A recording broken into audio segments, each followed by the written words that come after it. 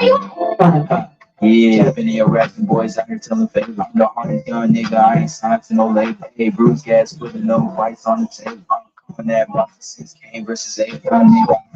No latest shit, Bruce Gas. No Bruce Gas. Yeah, we gon' blow it down. We gon' smoke hella weed. Yeah, we gon' blow it down. Two slipping hella shots. With the people, little Glock on my side, but it hit just like cruise. Shit, I'm mad, chat, real shit. That's my fucking dude. We always cooking on the pan, strapped to my side. I ain't talking about no sand. Bruce passed me the blunt. I'ma light it like a candle. Hey, non-stop bars, man. I always spit flames.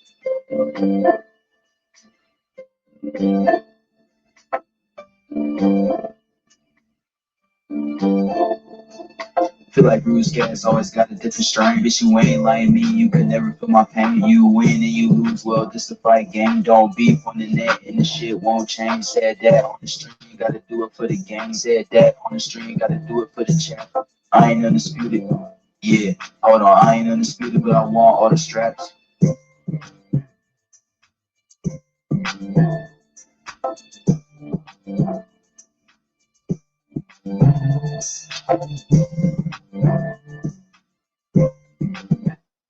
All right, man.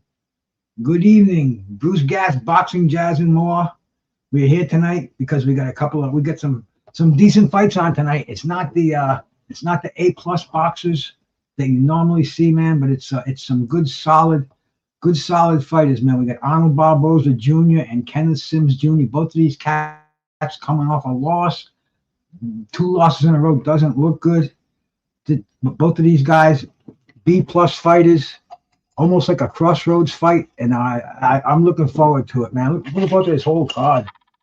I want to see Oscar Collazo, man, 105-pound little sack of dynamite.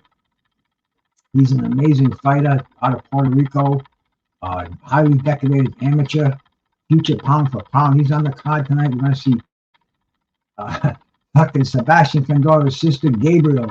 She's defending her title. She's a undisputed flyweight title in women's boxing, and she's tougher than Gabriel Fundora, man. She's taking on somebody named Viviana Ruiz. Hey, man, I'm not a big fan of women's boxing, but I'd certainly like to see Gabriel Flores. What do they call it? Pretty Poison, I believe. Alex Rocha and Jojo Diaz. That's on the card also. Joe Larate and Roch Dodler Marate. I can't pronounce these names that well, but anyway, this card's probably starting now. Let me make sure I can stream it in here. Shout out to everybody that came in here, man. Little Green Eyes P, my sister, always showing love and support. Scotty 420, bro. Good to see you in here, bro. Thank you so much for stopping by. My man Yankee Kyle, always showing support. Appreciate that, guys, coming in early, man. I don't know who's going to come in here tonight, but there's live boxing on the zone. I'm into watching it, man. And first of all, let me make sure I got a stream going so I can see it. I don't have the zone, so I have to use all my powers, the powers that be over here. I think we do. Thank you for sharing that, Kyle. You always do that, bro. Appreciate that, man. Thank you. Scotty 420, man. I got some nice butt I'm working on tonight too, bro. Let's see what I'm gonna start off with here. This is some. I can't even read my own writing on here. This is the jet fuel gelato. This is a nice little strain here. Maybe we'll pop a little jet fuel gelato in our system tonight. These are some beautiful nice little sponges here, man. A nice little jar of these bad boys. Oh yeah, very, very nice pungent. Kind of I could smell that diesel smell in there.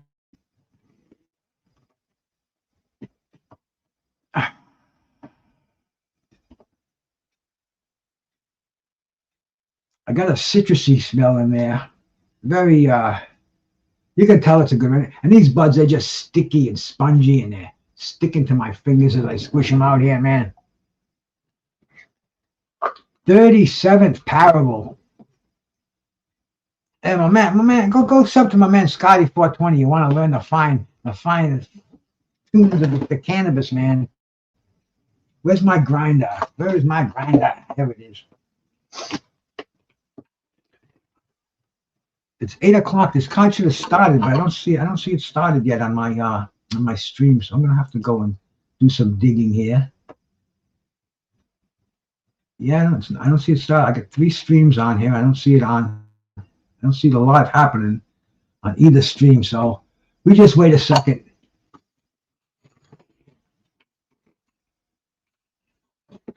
Grind this up, man. We like to put that through the torture chamber here.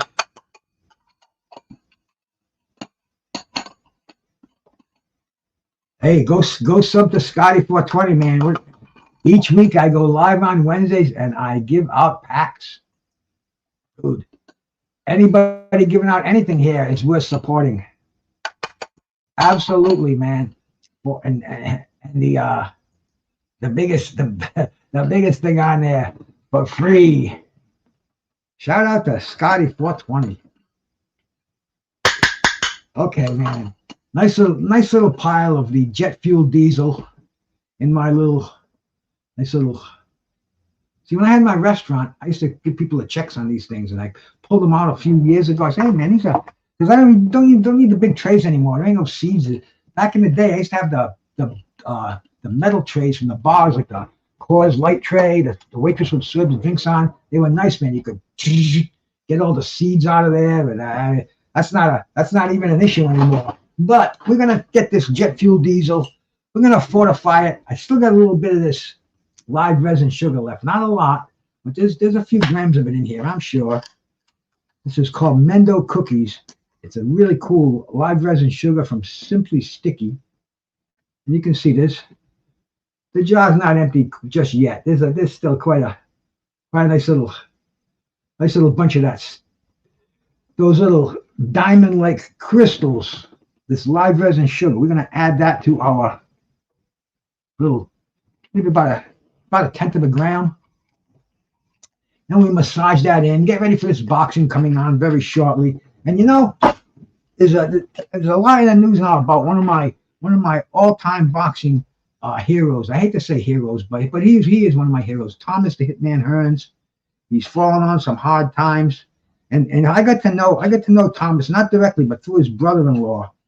And Thomas watched my show. He saw a special I did on him, and he appreciated it. You know, he got back to me. He sent me 2 autographed pictures. You can see that above my shoulder there. One for Bruce Gas, one for my real name, Bruce Goes. He sent me a hoodie. He sent me a couple of T-shirts. I mean, you can see in the back an autographed glove from the Hitman Hearns. I mean, this was some serious stuff. And now he's got dementia. He's been hit so many times. Hey, my sister, Green Eyed Peas. Salute to you, man. Thank you, man.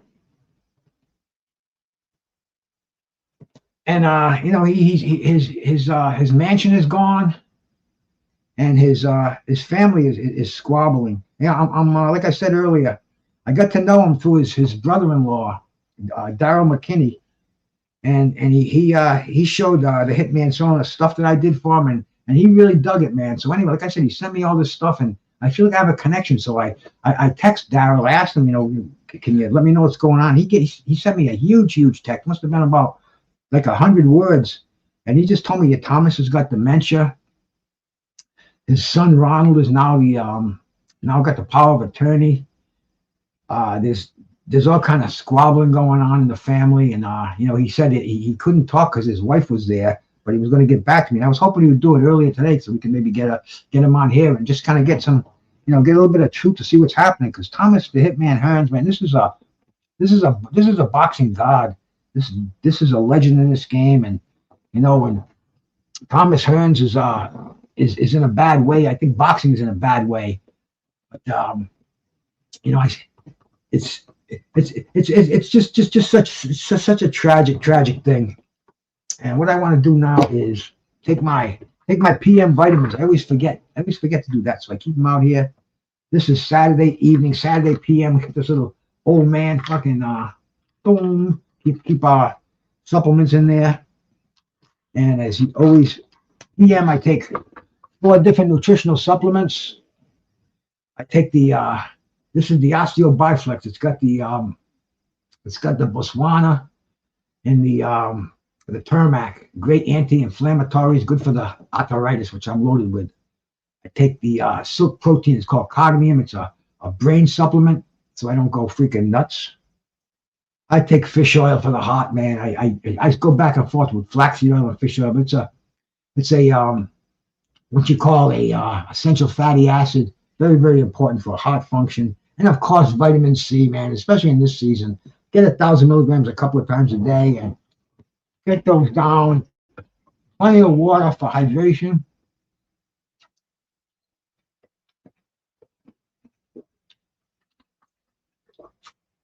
But right now I have to go. I have to make sure that this fight, that I'm getting this fight tuned in here. Let's pull out a let's go. Let me go back to this channel here. Strikeout. Boxing. Arnold Barboza, Kenneth Sims. Let's see if the card started yet.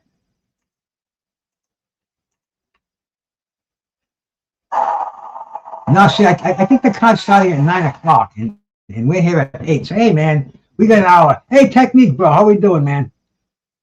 Yeah, sure, bro. It doesn't start. It's not starting till 9 o'clock. It's on. It's you know, they're showing shit now. They're showing all the interviews and stuff like that, and what we're getting ready for. Let me copy that. And hey, Gold Eye, bro, good to see you in here, man. Thanks for stopping by. Yeah, here you go, man. This is a pretty good link. You can use that one. I'll leave it there I'll leave it there forever. Who cares? But what I'm looking forward to too, man, we got some great heavyweight fights coming up in the very near future. Starting off on Saturday, man, we're gonna have Moses Atuma and Jermaine Franklin. That's that Magnificent 7 card. And hey, heavyweight boxing, Moses Atuma, IBF heavyweight champion of the world. No, I'm sorry, Moses Atuma's not the champion yet. I was thinking of freaking Fabio Wardley. Moses Atuma, one of the youngest top heavyweights out there right now, taking on veteran Jerome Franklin. They put the card off earlier. It was, I guess one of them got hurt or something, but it's back on again, and it's coming on Saturday, the 28th. It's a great UK heavyweight fight.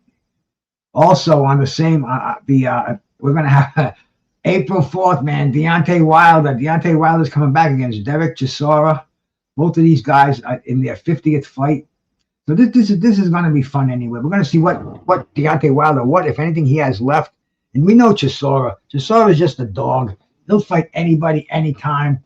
Yep, Franklin, yeah, he went 10 rounds. He also gave Anthony Joshua a good fight. I mean, he's been in there with some of the best. He's an excellent fighter. Pigeon, behave yourself in here tonight, man. I heard you did some nasty things in last week, so be good tonight, bro. Be good. Behave yourself.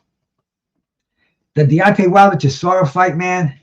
After that, even this fight may not mean anything, but this guy TKV, he put on a good fight against David Adelaide, I believe it was. Interesting fight. It's going to be on April Fool's Day, Saturday, April 1st. That'll be from UK, so that's going to be on 5 o'clock on my time. I love it, man. Keeping with the tradition, man. Justin Hooney and Frazier Clark. That's going to be interesting, man. You know, because Justin Hooney, he just got beat. He's coming back again. He's a hell of a fighter. Did he get beat? Let me check out Justin Hooney here. Go and look at that. Let's check out the Justin Hooney.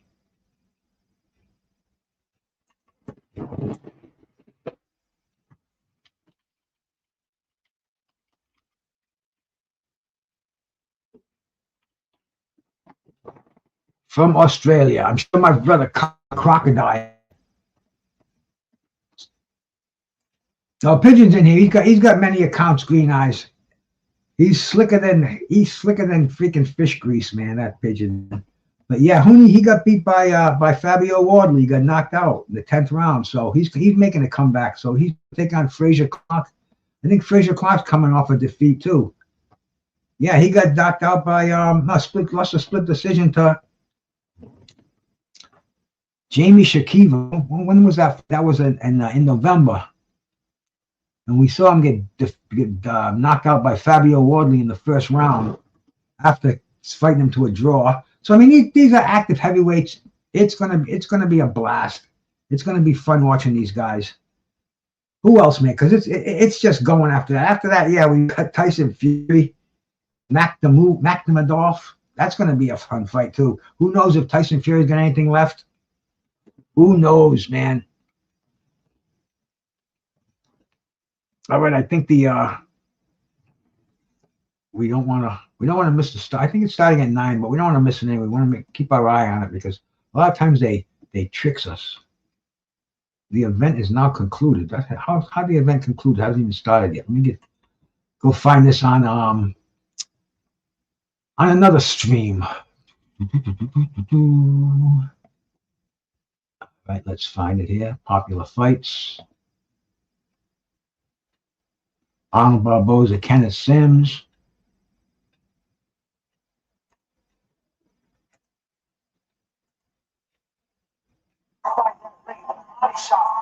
Okay, yep, it started. Joe Larate is on. Joe Larate, I think he's taking on Jojo Diaz.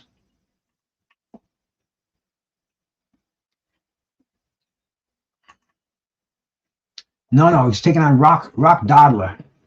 Joe Larate. This is welterweights, and we got the card started. So here we go. I know, man. It's late there, man. You know, see, that's why I love boxing from the UK because it's on at 5 o'clock. It reminds me of the old days. It reminds me of the old ABC Wide World of Sports days. But hey, man, I feel for your green eyes peas. I stay up till 1 o'clock watching these, and I think I'm putting my body through some serious stress. But hey, it's the way it is, man. When those Japanese fights, those are the ones that kill me when I have to get up at 4 or 5 o'clock, if I do. But this one's coming in nicely. What is this for? It's a middleweight. I see a WBA belt back there. I don't know what that is. That's all about. Let's see if there's any belts on the line in this fight. Joe Larate. Let's look at the record of Joe Larate here. Joe Larate is 9 wins, no losses, 8 knockouts, so he's up and coming. Fights out of Bakersfield, California. And Rock Dodler Meritel. He fights he's from Haiti, lives in California, 17 wins, 2 losses, 1 defeat. He's been stopped twice. He's been stopped by Kenneth Sims, of all people, who we're going to see later on in the card. So, Arate undefeated. Arate he's probably, this is a moving up the ladder fight for him, but he's got a tough opponent, Rock Mertel. He didn't have his last fight was in 2023, so he's coming off a couple of years, 2.5 years of inactivity. It was in August, so he's been on the shelf for a while, and it was a draw in his last fight against somebody named Jesus Ramon Garcia, a 9-5 fighter. I think he's been there to give Joe Larate another notch on his gun. Let's see if I'm right. Let's see if this is going to be I'm predicting a quick fight. Arate is 9-0 with 8 knockouts. I think he's looking for another knockout, and Rock has been the victim of 2 defeats with a knockout. Let's see what's going on in this fight here, man. We're at the Honda Center, and where are we? We're in California. We're in Anaheim, California. That's where Disneyland is, I believe. I was in Anaheim, Christ, back in 1975. Wow. Whew.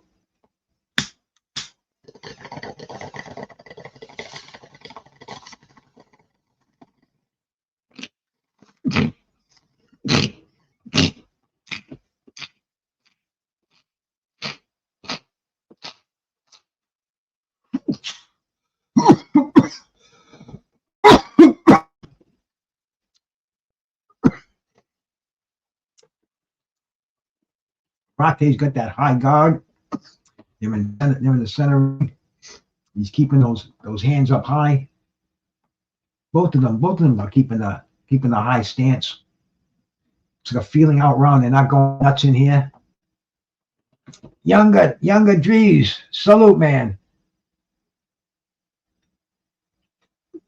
Younger Dries, who are you, bro? Tell me who you are, cause I can't figure it out with all these new fucking hats they're putting in here. Is that looks like it's pigeon again?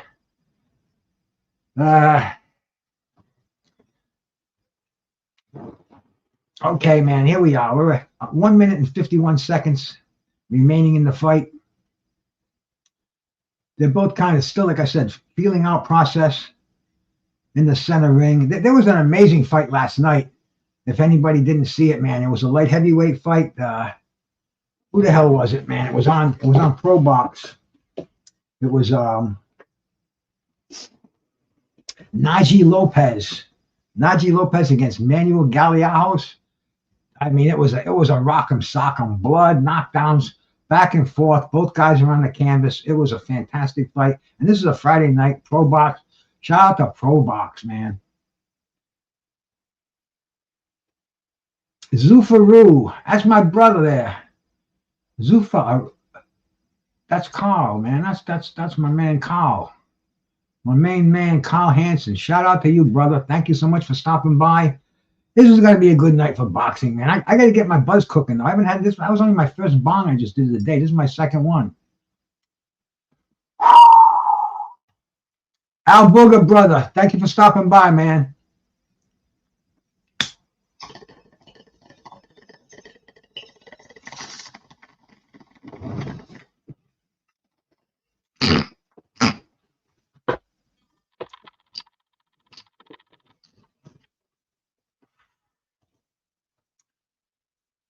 This first round is winding down. It looks like it's a feeling out process.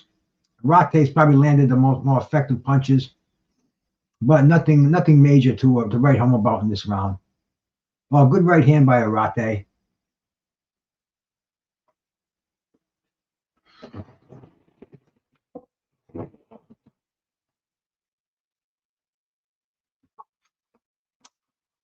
Good morning, Carl. See, we're international over here. We got my sister from Liverpool. We got the pigeon man from the UK. We got Ireland in the house. We got America here, man. We're like I said, international board. I like that. I appreciate that.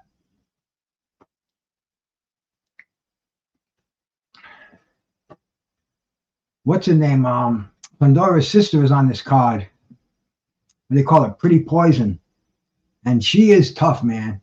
I'm not a huge fan of women's boxing. 10:30 a.m. on a Sunday. Hey. That's about the time I'm on a crazy schedule. Sometimes I'm up at 6 o'clock. I'm out there walking the streets by 8. Get a good mile and a half in there first thing in the morning. That's the way to do it. You know, you tune your body into burning fat. You just kind of get that circulation going on. I love it, man. I love if I don't get at least 3 miles a day in walking, I feel like my body's starting to seize up on me. And believe me, at my age, every week something's failing on you. It's an accepted fact. You know, it's in a different stage of life. My dog is in the same stage of life I'm in. Oh man, I'll tell you, it's tough to see the dog get old like that too.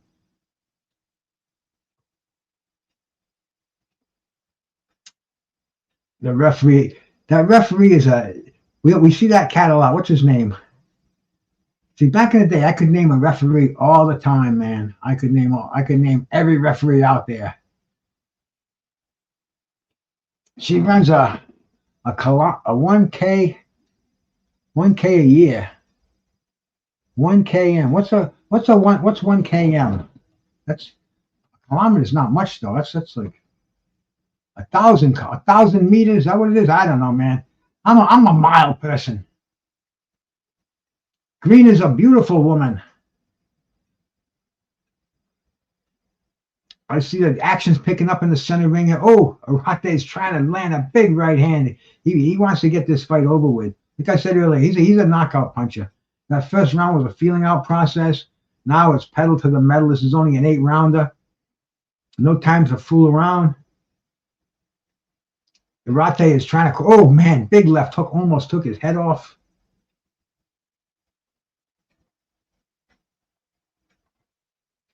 Right hand. You can tell he's doing damage with it because he's landing some serious power punches. He's got the leverage. He's got Myrtle on the back foot. Oh, big right hand. And he's trying to cut the ring off. He's trying to get him stationary in the corner to unload on him.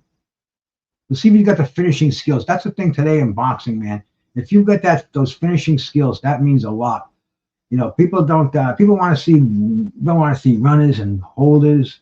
They don't want to see 12 rounds of dancing. They want to see a boxing exhibition with finishing skills. Oh, Arate he looks like he just got hit with a counter punch. Martel found a soft spot there. There's nothing like that explosion in the game. You go, oh, Martel is trying to freaking end it with one shot, man. He's throwing a Ernie Shavers right hand there.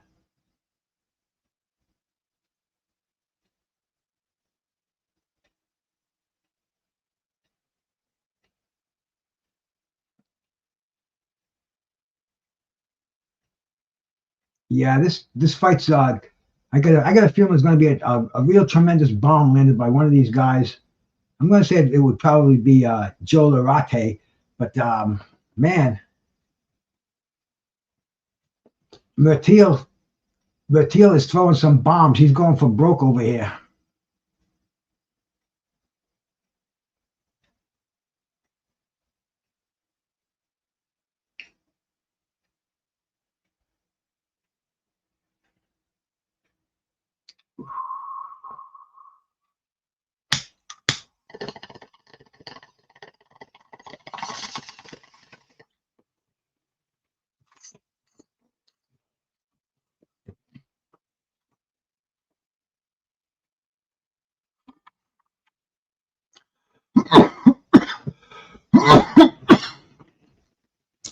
Hey, Jim, behave yourself in there. I'm gonna have to block you. And if I do it, I'll do it on StreamYard. You know that hits the IP, fucks everything up. Please behave yourself out here. We got enough trials and tribulations in this world.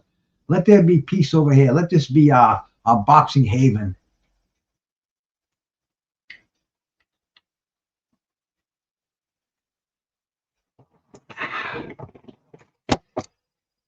We are in the third round. And like I said earlier, man, the 4 fights that I said were going to be real interesting hasn't even started yet. Oh, this grass that I just fortified with the live resin sugar, whew, it's creeping in. The pooch is getting old, man. You know, he's in another stage of his life, but he's great though. I mean, he's cool as can be, but he just slowed down a little bit. And I used to take him for those brisk walks with me, and I thought he had Lyme disease last week. I brought him to the vets. I had him do blood work. I swore he had Lyme disease. You know, I was just gonna, if I could have just gotten the antibiotics, I would have went that route. But they said no Lyme disease. But it looks like he might have injured his back. He might have slipped on the ice. So they gave him some muscle relaxers, some painkillers, and he's back up again. But he's just old, man. You know. I don't know. I got it on the internet. Who knows where it's from, man? I didn't look at the tag. Everything is from China, unfortunately. Joe Arate. He just landed a beautiful left hook. Come on, let's see some action on the screen over here. Martel is kind of just moving side to side. I think he's kind of resignated to the fact that he's not going to win this fight. Oh, he just got hit with a big jab. Walked right into it. The right hand followed. Arate is looking for his. Oh, and Arate got nailed with a jab. I think he was looking to land a bomb. Let his guard down. Boom. Arate's trying to check left hook. Didn't land. Another left hook coming back at it.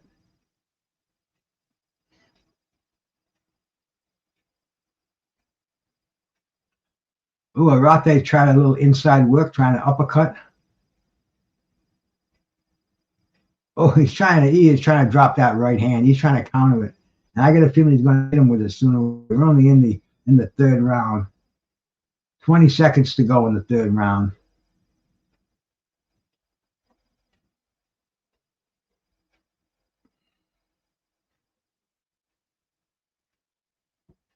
The Arate throwing those uppercuts on the inside. That's a very, very tough punch to throw in that position. He could get nailed with a counter punch. End of the round. It's a fairly interesting fight, man. It's only the first one of this card. We got some good solid blue collar fighters fighting tonight. You know, you're not going to see the $1 million fighters. You're not going to see Devin Haney. You're not going to see Shakur. You're not going to see, you know, the Ryans. These guys are blue collar, 9-to-5ers, punching the clock. Lord knows what they're making. They're probably lucky if they're coming out of this fight with 6 figures. But they're putting their dues in. And the interesting thing is about the Sims and Barboza fight, they're both coming off a loss and staying in contention. Showing the act in slow motion. Yeah, they're showing that counter punch, man. The wild counter punch that Mertal landed. It's like a straight left hand. You can see they're showing the Honda Center. They're in LA, so in not LA, Anaheim, south of LA.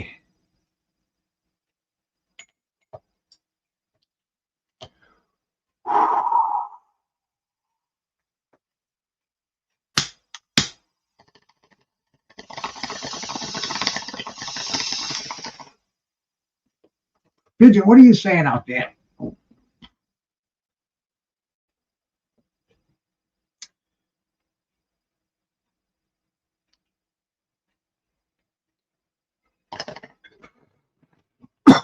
You know, technique, I don't really care who promotes the cards, man. Who is promoting it? Is this a Golden? Yeah, this is a Golden Boy card. Hey, man, he's got to get the thing Oscar's got to do on this one. He's got to wean out his second shelf fighters. Let them fight each other. Who did Sims get beat by? Duarte? Oscar Duarte, and then the other one is coming off a loss to Arnold Barboza is coming off a loss to Teofimo Lopez. So neither one of these guys. I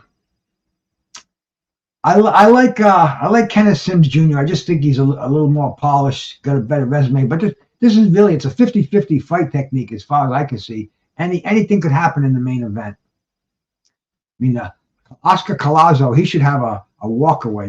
When you see Oscar Collazo, you're going to be impressed as hell with this guy. The only problem is, man, he's only 105 pounds.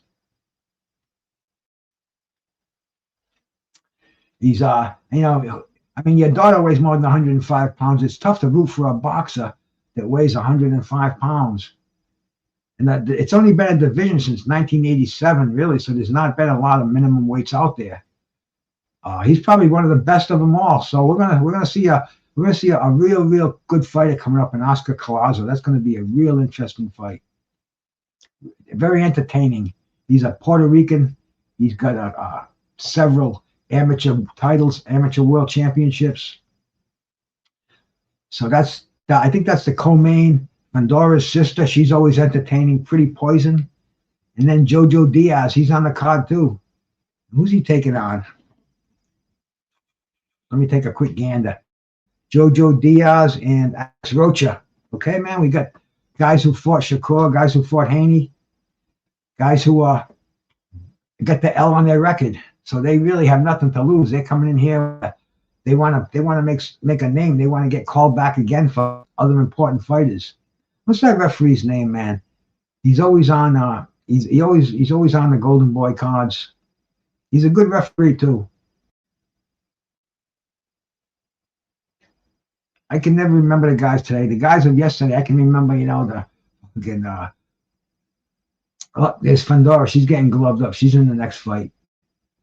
You know, the referees of yesteryear, who can not remember the guys like Arthur McCanty, you know, Mills Lanes, the Carlos Padillas, the Tony Perez's. But these guys today, man, Thomas Taylor. Thank you, Al Booger. That's the man, Thomas Taylor. Yes. Good referee. I don't know what it is, Al Booger. I don't know if it's too much in my head from already that there ain't enough room for new stuff in there, or if the brain cells are all sizzled from the things that I have nourished it with throughout the years. But it's tough for me to retain things today. That's why I take that brain supplement. You know, I try to exercise my brain by reading. Oh, dude, somebody sent me the other day, man. I got a package in the mail.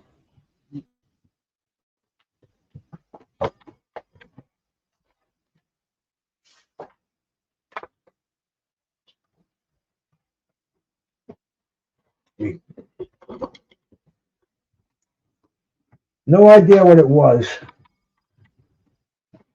And I opened it up and it contained the new Ring magazine. They make this on wicked expensive paper. I could go pull out an old Ring magazine, and the paper they use on the inside was what they used to use for the covers. I mean, this thing is it's almost like a coffee table magazine, all laminated. But I mean, this is some good reading. The old Ring magazine ratings. Oh, my stream went down. I got to refresh it. Give me a sec here. Refresh. Oh, come on. There it is. Got to shut the volume off. Put it on full screen. Oh, I lost a couple of minutes doing that. But anyway, man. I mean, this is good reading. I was really glad to get it. I grew up on Ring magazines. It had this big poster in the middle too, man. This was one. It came with this very cool George Foreman, Ron Lyle. It was a January edition. This was January 24th, the 50th anniversary of the fight. So anyway, man, shout out to my man Remy. He sent that to me. Always supporting me. He sends me stuff all the time. And I got that fucking magazine. I was like, wow, how cool is that? You know, I'll put that in my bathroom for the morning. Hello, Davis, brother. I didn't even see you out there, man. Good to see you, bro. Yep, the live resin sugar. There ain't nothing like that to fortify it. And the thing is, I'm to the point where I don't use it like on a daily basis anymore. I respect it. I keep it for the weekends. And I've been getting some dynamite herb too lately. I mean, dude, I got the COA on this, the last batch I got. Where is it?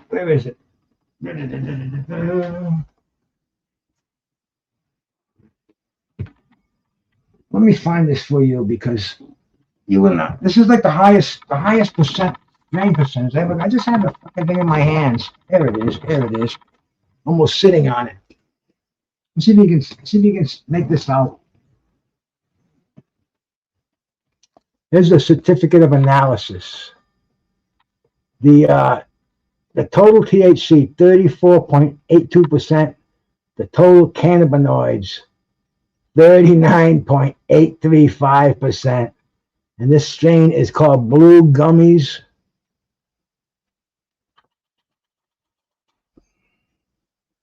All right.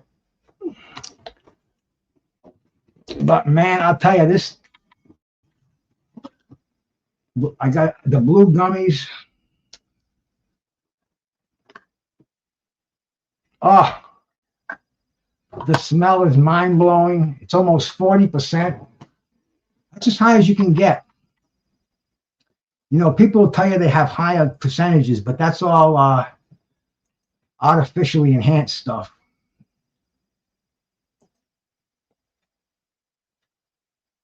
We get this freaking fight card going again. I tell you, it's tough when you gotta stream these suckers. Every once in a while they go down.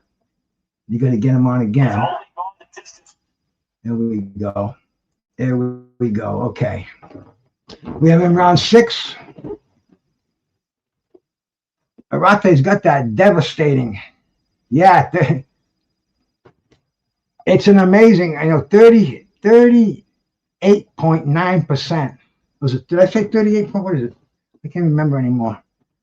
39.8%. That is fucking wild. And it's fresh as can be. Hey, my brother Ken on the Boxing Channel, man.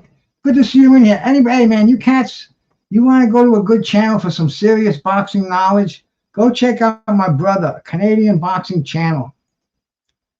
Pleasure to see you in here, sir. Thank you much for stopping by, brother. Hope you're enjoying these fights tonight.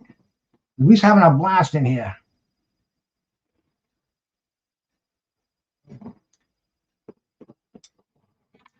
Hey, technique, they're tough, man. There's other ones out there. Just Google the damn streams on there. They'll tell you how to Google a fight. Mertels looks like he's getting a. Did they stop the fight?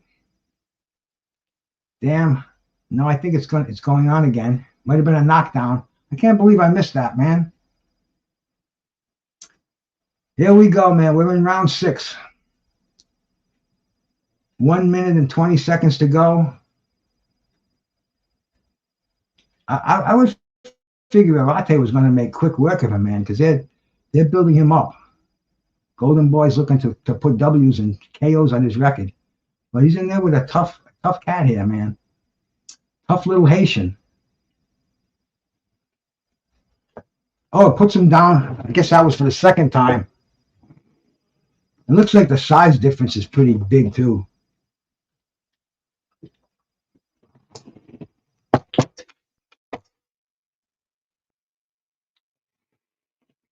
And if referee's letting it go on, it looks like it's a formality, really.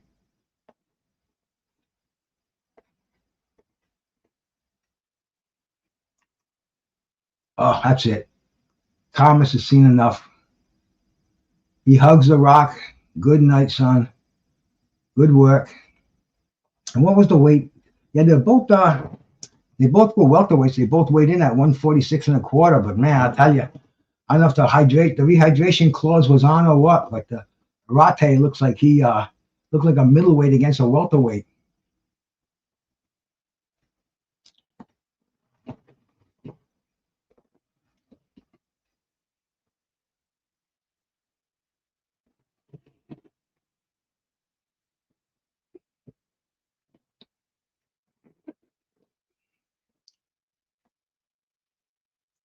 Susanna, thank you so much for stopping by.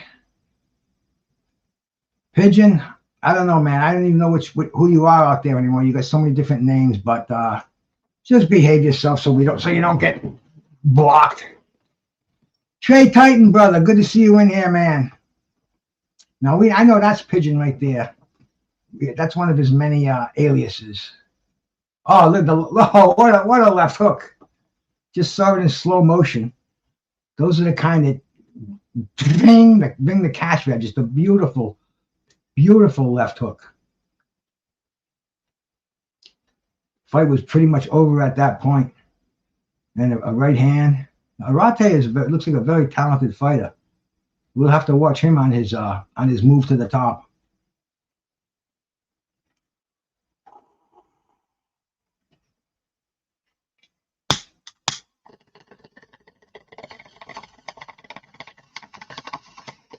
I think we're going to see Fundora's sister next. Pretty poison.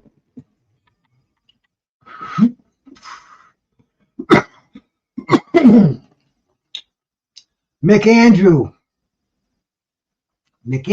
Oh, and Andy Heinrich, bro. Salute, man. See, not since YouTube put these names in here, you can go in and change them too. A lot of people don't know that they're sticking with the name that YouTube gave them. But my brother Andy Heinrich, man, thank you very much for stopping by, bro. Appreciate that.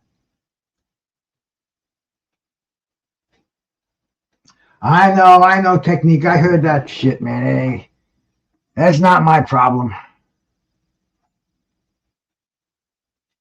I'm pretty picky about where I stop these days anyway. So I don't go into too many of these wild channels that just have open panels and everybody's screaming at each other. Much better things to do.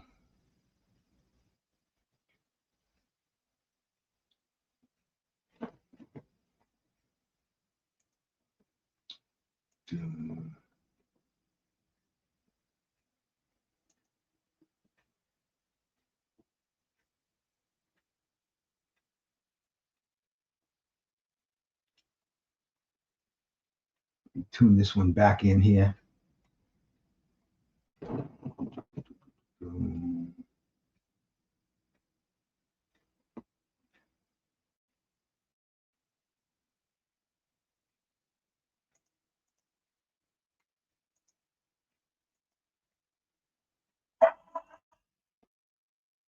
Okay. I'll try this stream for a while as we get ready for the next fight. Yeah, Gabby Fundora, man. I don't watch much women's boxing, you know, but I'll tell you, it's getting a lot better now. But women's boxing of yesteryear, there was just too many mismatches, and I just didn't like to see those pretty gals get beat down by other women. So anyway, I kind of don't. I wasn't a big fan of women's boxing, but now, man, the women have gotten more serious. It looks the competition is keener. They're having better matchups, more entertaining. So yes, man, I will watch some women's boxing, and Fundora, she's tough. She's entertaining. Now Clarissa Shields, her talking about wanting to fight Rolly. I mean, come on, that is just fucking retarded. Anybody that wants to see that, I don't know what you're into, man. That's just nuts. She already got stretched out by that other character, man. That Russian guy, right? And then she wanted to go get a knife and this and that.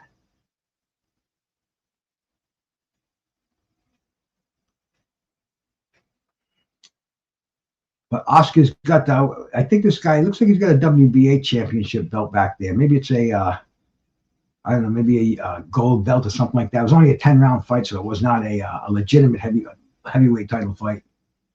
And there's so many belts out there today. I was watching the fights from Ireland today, man. They had a decent card on there, the St. Patrick's Day card, and a lot of IBO titles out there. And IBO that's like probably the fifth most recognized organization after you take away your top four. You got the IBO, and what's after that? Is there any other ones that I mean, we got some that say, yeah. So he's got a WBA something belt on over his shoulder.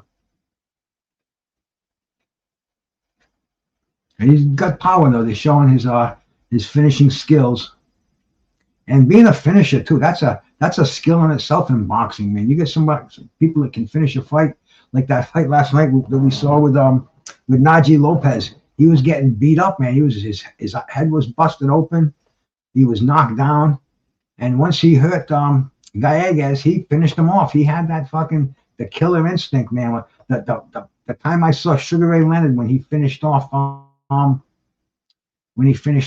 Mayweather, Floyd Mayweather Sr., it was like the look of a hawk when a hawk catches the rabbit, and that rabbit's not going to get loose no matter what happens. And that's what I saw last night with Yaji Lopez. Definitely keep an eye on him in the light heavyweight division too. The Zuffa belt, I don't know what we're going to do with that. That's just kind of crazy, Al Booger. You know, all those freaking titles, all those organizations. I don't know. You think Zuffa's going to try to take over? You think Zuffa's maybe trying to underhandedly go inside, buy these? See, the other organizations though, they're run by nepotism. It's like a father's president passed down to the son. Jose Suleiman to Mauricio. With the WBA, it was Carlos Mendoza to I forget the son's name, but anyway, you get it. You get my drift, man. You know, they weren't like duly elected panels. They were run by families, and Lord knows how the accountability of the money. So you know, when are we going to say, man, screw these organizations? They're not necessary. You know, it should be like a basketball scene, like the NBA, Major League Baseball, where you really have the one organization that shines. But, you know, boxing, it's just too bastardized.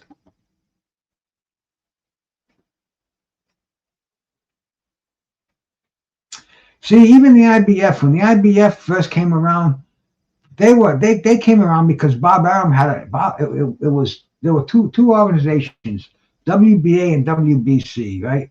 There were two main promoters, Bob Arum and Don King. Don King had the WBC in his pocket. Bob Arum had the WBA in his pocket. the WBA, they didn't like what Bob Arum was giving them, so they had an argument. So Bob Arum started the IBF with a former WBA, the U.S. representative. His name was Bob Lee. He was the first president of the IBF. That was based in the United States. He ended up taking bribes. He had to do prison time. This is a brand new organization. So I'm telling you, man, they're all crooked. The IBF is no better than the WBC, the WBA, the WBO. They're all out there. They say for the betterment of boxing. It's come down to these crazy sanctioning fees. And like I said, man, the nepotism is abundant. The rankings are shit. They're not necessary anymore, but they will be around boxing because they can be. Hey, Dr. Paul, man, thank you so much for stopping by, brother. You're up late tonight, man. I appreciate it. I think Zuffa will end up just being another. Yeah, there you go, man. Another option for boxers. See, the thing is, man, all these organizations, what they do is they devalue the belts. You can be like Floyd's fought fucking 50 world champions, and that was 20 years ago. Now you'll be fighting 100 world champions. The belts are so cheap, they're so meaningless. But yet, they're what makes boxing. They're the ultimate your ultimate compensation for your boxing career is to get these belts. It's crazy. Boxing needs to crumble right down and be built right from the ground up again. One brick at a time. The old one organization, man. It's a dream, but it's the way it really should be.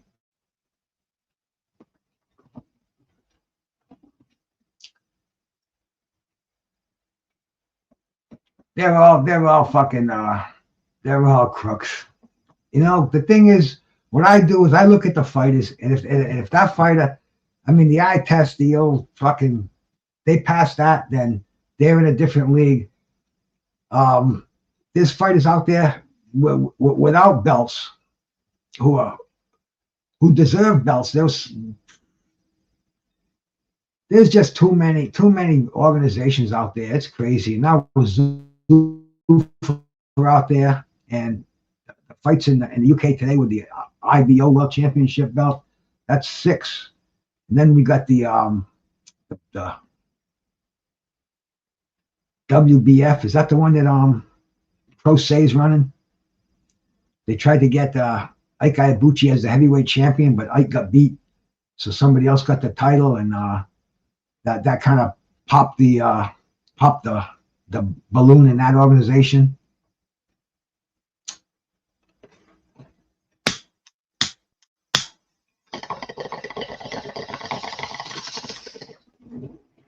Yeah, waiting for Gabriela Fundora to come on, and I'm ready to change my bong water, so bear with me for a flash. I'll be right back.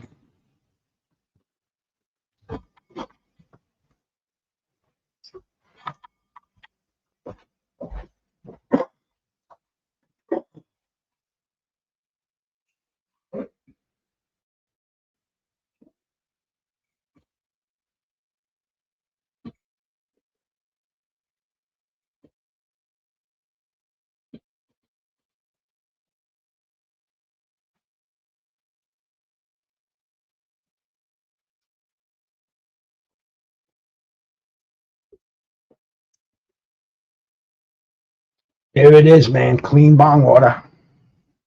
Nothing quite like it.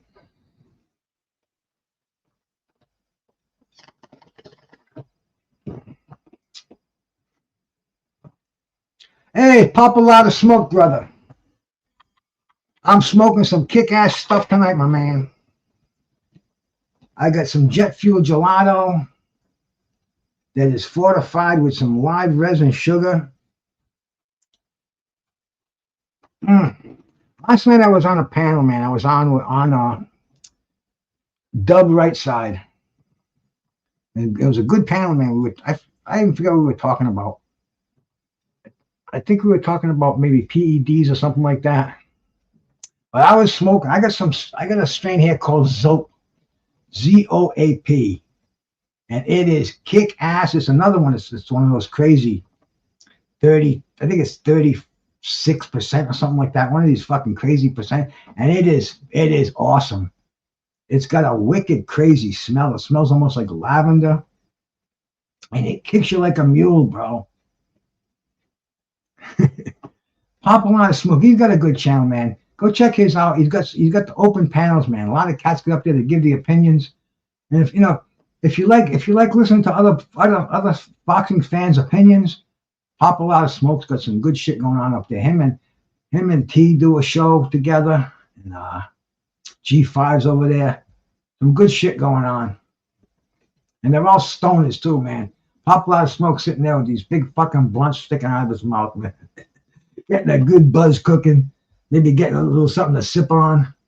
But yeah, here we go, man. Gabriela Fundora. And she's a former cop, too. I wonder if she beat up anybody when she had in uniform. She had to.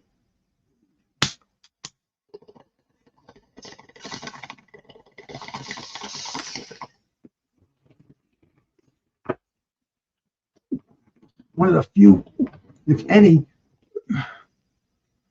undisputed champions in the game. And make sure you're drinking a lot of water out there. Water is so important, man. You know, we talk about rehydrating boxers. This hydration bullshit it's gone too far. You know, you're dehydrating vital organs in your body. You know, all for the sake of cutting weight and then replenishing them, rehydrating. You know, going up 10, 15, 20 pounds is crazy shit. But drink a lot of water and you won't have to do that. Always stay hydrated. Try to put down the sugary shit, man. See, I'm on this thing since 2022. I stopped drinking everything except water. I stopped drinking juice. I stopped drinking coffee. I had long ago gave up alcohol, but I drink nothing but water. That's it. I put protein powder in there in the morning. I make a protein shake. I throw 2 scoops of whey protein in the water, and I drink that. Aside from that, it's just water. Blood Boxing gave me this tumbler. I fill it up about 6 times a day. It's got Marvin Hagler, Miles Davis, Curtis Anderson, all my boxing bros on here, man. But try that. Just give yourself the 30-day water test. If you can do it for 30 days, you're gonna feel it. Well, excuse me. The opponent she's fighting is 43 years old. Fundora is 23 and Ruiz is 43. That just don't seem right, you know. That almost. I think we're gonna see a mugging here. I don't think this is gonna be pretty.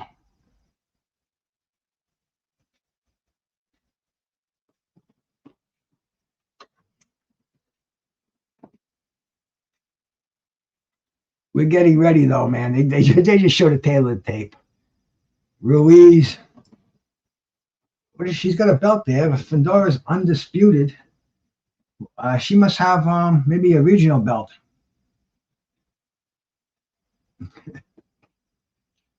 Hey, bro. Every day I do what I got to do to survive it. You know, it's like hitting this point in time is a funky thing, I'll tell you. You know, there is no alternative, but there's a lot of things you have to accept. There's a lot of things you have to try to work on every day. You know, just moving around is one fucking thing. But always keeping up the good smoke. The good smoke is number one, numero uno.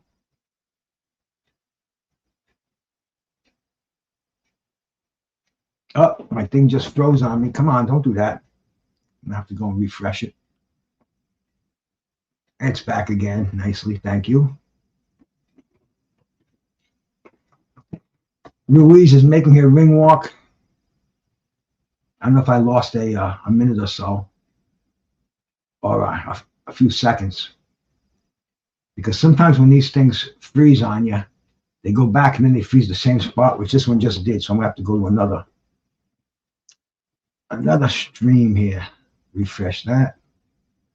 I miss anything, and I won't. Believe me, I'm well prepared for this.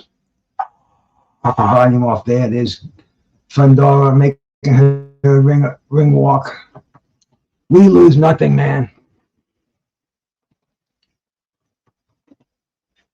20-year age difference. Imagine male boxers coming in with a 20-year age difference. That just don't seem quite right, does it? I mean, damn. Barroso was about 15 years older than Rolly. He was slapping Rolly around too, and they freaking they put the skids to it. But 20 years, I don't know, man. This is a young person's sport. I think that 20 years is going to be a little too much.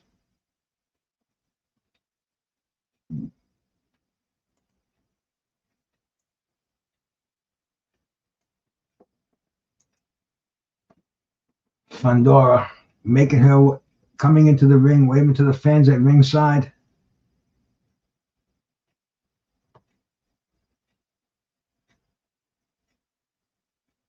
Yeah, she is built just like her brother, like a beanpole. In fact, he's at ringside. He's got all her belts over his shoulder. She's got 1, 2, 3, 4, 5, 6. Yeah, she looks like 5 on there, and in the Ring Magazine belt. Crazy, all this hardware. It's like the bling.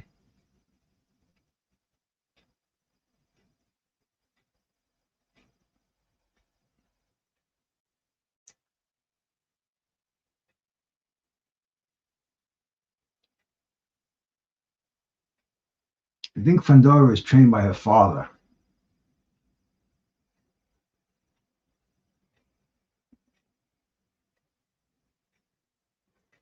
Ruiz looked like she did a big fat line in the dressing room. She looks like she's ready to go. She's amped. Let's see what's going on here, man. Yes, Undisputed. Yes, Dr. Paul, man. She is the one of the few, I think, in the women's divisions that is in any division, any fucking boxing now that can put all these crazy that we were just talking about, all these crazy organizations, put them into one freaking thing.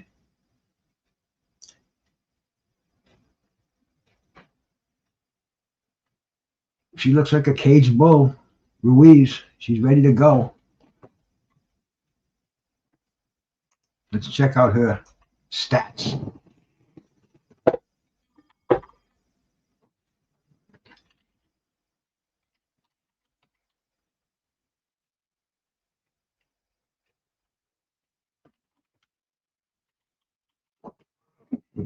Go.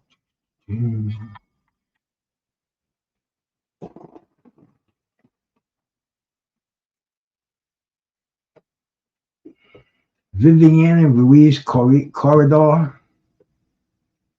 She's 10-2.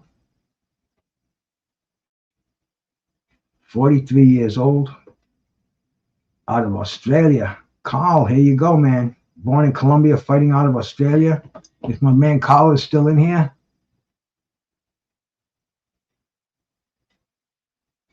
And let's see, she ever been knocked out?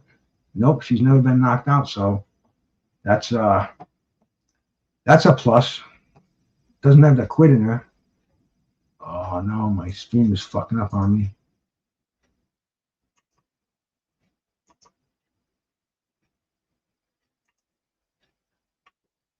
Let's get it back on here.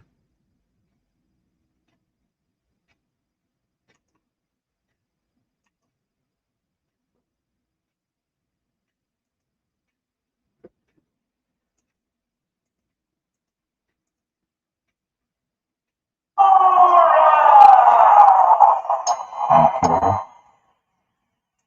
Watch that. Okay, we're back. We're back on track again. Lost a few seconds, but we are back on track again. These are the things we have to do when we stream. And here we go. They're touching gloves, getting ready to ring the bell for round number 1. We'll do a blast before this starts.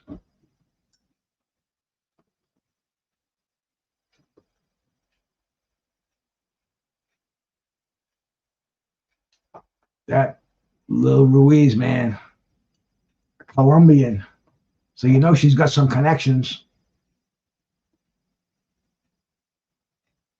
She's small. Look how small she looks compared to Ruiz. What is she? She's 5'2", and Gabriela Fundora is 5'9". So she's got her by 7 inches in height. Oh, and Fundora is throwing these wide shots. I got a brother who's 6'5", and I used to box him back when I was a kid. And man, he had the jab would keep me at bay. And plus, he was about 240 pounds too when he was in his prime. But anyway, looks like Gabriela Fundora is got Ruiz at the end of that long jab at the beginning of this fight. See if she follows up with a right hand. She just did. Nothing really behind it. This fight's it's only 2 minutes into it, so they kind of like to feel that, oh, she threw that uppercut from the outside, dangerous punch to throw, but I guess she feels confident that Ruiz isn't going to get in there, getting very close.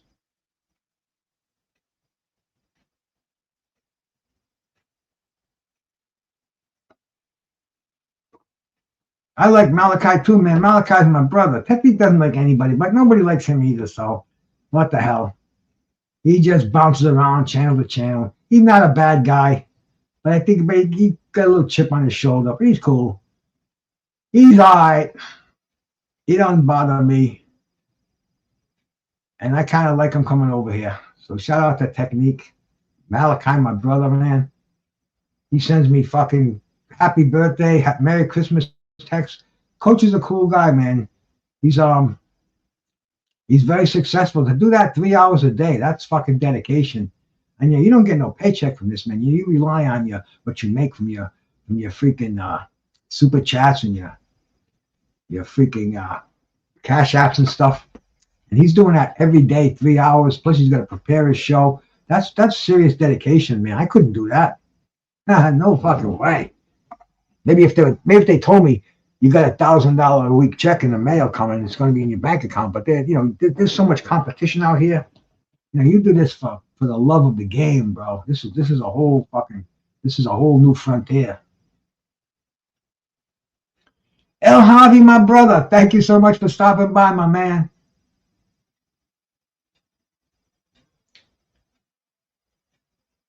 Oh, I'm a mod I think I'm a mod in almost everyone I go.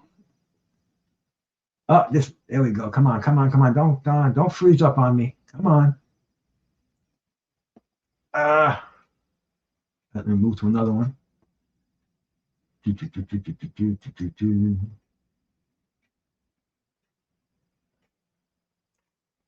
we go. Okay, we're back on.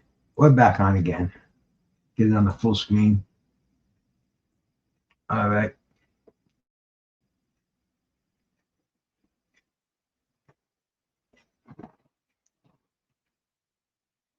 It's just showing some slow-mos of Ruiz trying to get inside.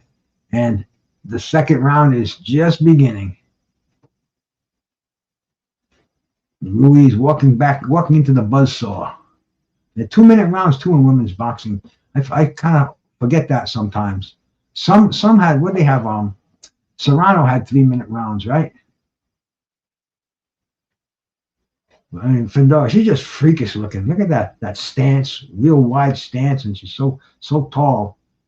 She's fucking very tall for a woman.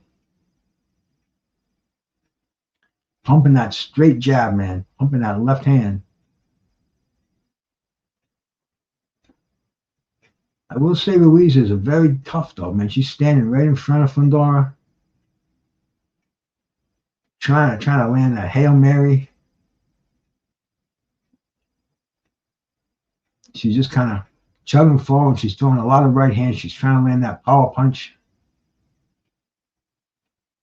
Every time she throws that right hand, though, she's susceptible. So right now, I guess she must have caught a few of those counters. Oh, she got nailed, but she got a good one of those right hands landed.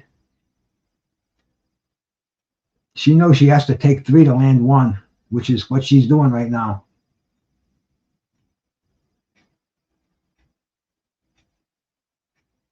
And Fundora is just trying to swat off this pesky fly, man. She's just kind of up, up, up, up.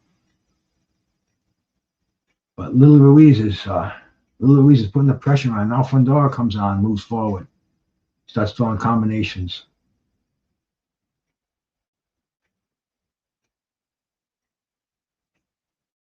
I mean, this is like looking at Sebastian Fundora with a bra on. You know, man, it's like it's just so you can tell they're cut from the same cloth, as they say.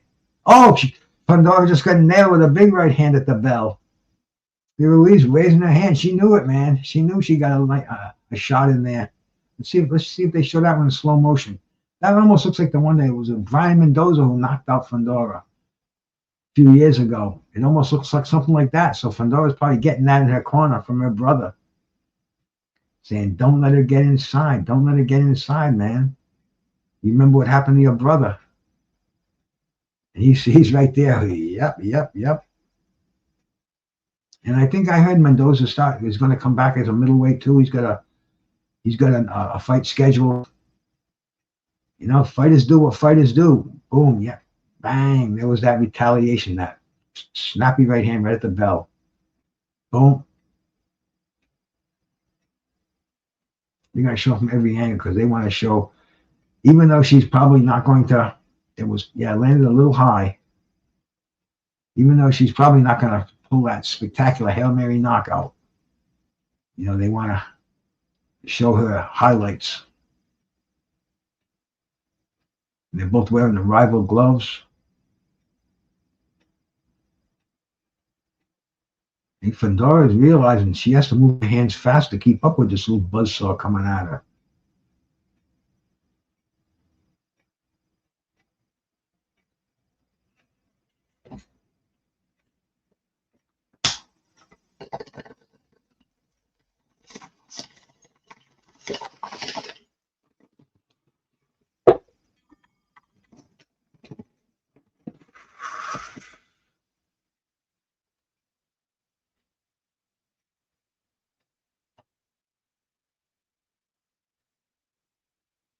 Fundora, the jabs, right hands. Ruiz bouncing up and down, standing right in front of Fundora. Look, I think she's going to get hit with one of those big right hands, kind of like the one that Fundora knocked out Tim Tszyu with. You know what I'm saying? I can almost see it happening. Oh, he just got nailed with a combination. She's trying to throw punches, but Fundora can just keep her so far outside that she really has to take a couple of real hard smacks to get inside. And when she does, Fundora, smart enough, won't be there.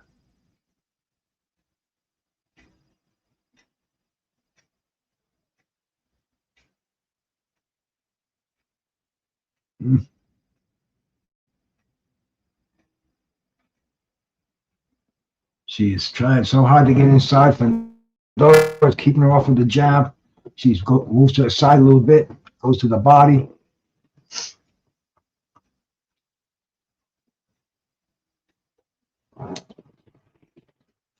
She is definitely putting on a good little show there.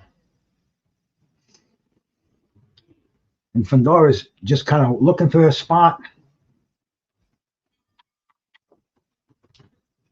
What's the weights on these? Let's see what they weighed in on. Yeah, that's the whole thing about weight bullying, man. You know, I come from the school of the same day weigh-ins. And I remember the year that they changed it, man. And I remember why. There were reasons from the advertising point of view, and there were reasons from the fighter's safety point of view. Let's see, man. Fundora weighed in at 110.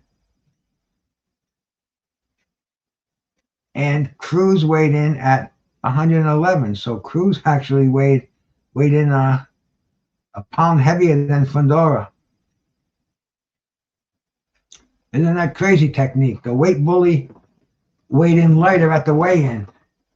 And this is, well, see, I was told that the IBF rule doesn't pertain when there are other organizations involved. So this is a freaking, there's no rehydration clause. But look at how skinny Fundora is, man. How could she possibly rehydrate?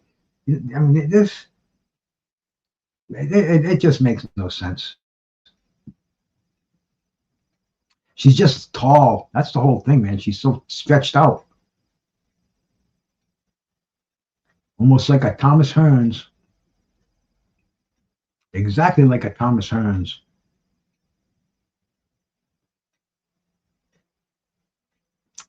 El Javi says she talking about going down in weight classes.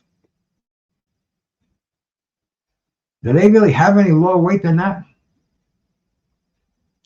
What does she weigh? 111. So they have the 105 pounders in that. That's the minimum weight in men's boxing. They have that in women's boxing because like we're going to see. Is it the next? No, next fight's going to be the That's going to be the JoJo Alex Rocha and JoJo Diaz.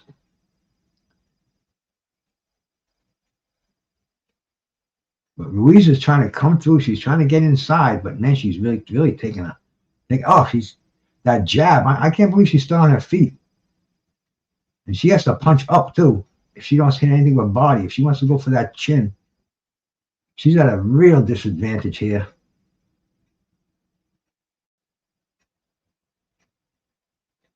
And we haven't even mentioned, man, she's 20 years older. Oh, she's down. Yeah, that's a knockdown. She's saying it wasn't. I mean, she's definitely the lowest for women's is 105. That's the same with the men. So that's minimum weight. So if she wants to go down in weight, that's crazy. She'd be like a skeleton in there. She's like a skeleton now. Damn.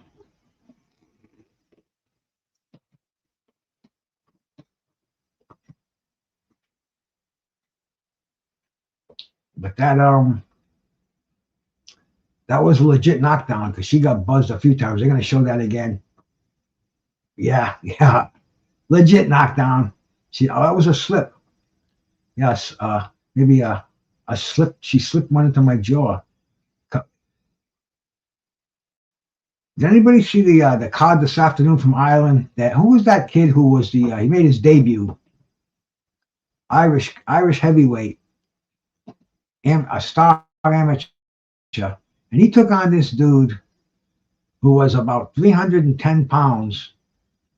He knocked him out with behind the head punches, really ugly first round. This was pro debut, and if you go back and catch that DAZN card, it's it was an ugly fight, but it just shows you, if you're not prepared, if you're getting hit with these illegal punches, you're going to get knocked down. You get knocked down twice, and not one punch to the jaw, behind the head. Oh, man. Ruiz just got knocked on her heels again. I think the size advantage is just too much. The age advantage.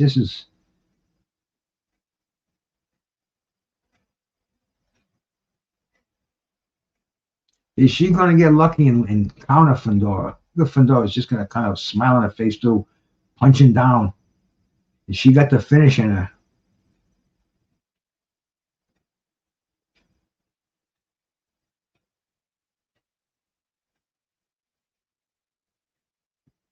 Oh, just threw a haymaker and had to pay for it. Missed with the home run ball and got nailed with 3 singles.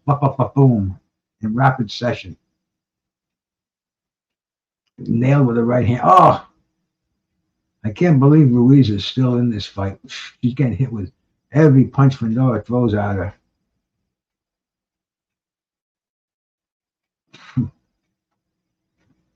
Yep, Paulo Gabby is trying to hurt her now, man.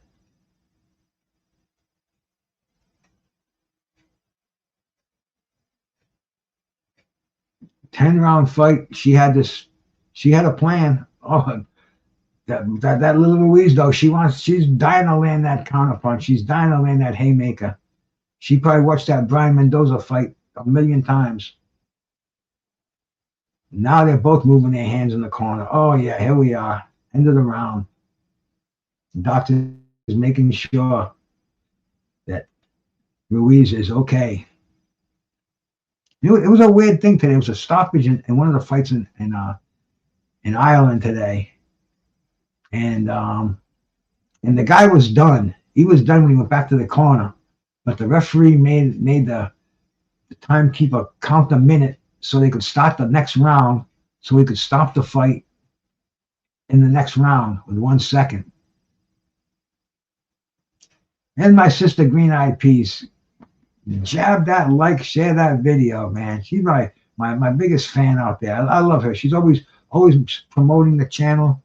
She's always letting people know, hey man, if you're gonna be here, hit that like button, man. Hit that share. Let people know what's going on. Right? We know what we're doing over here. You got Bruce Gas smoking the finest Hoonage available. Not only that, it's fortified.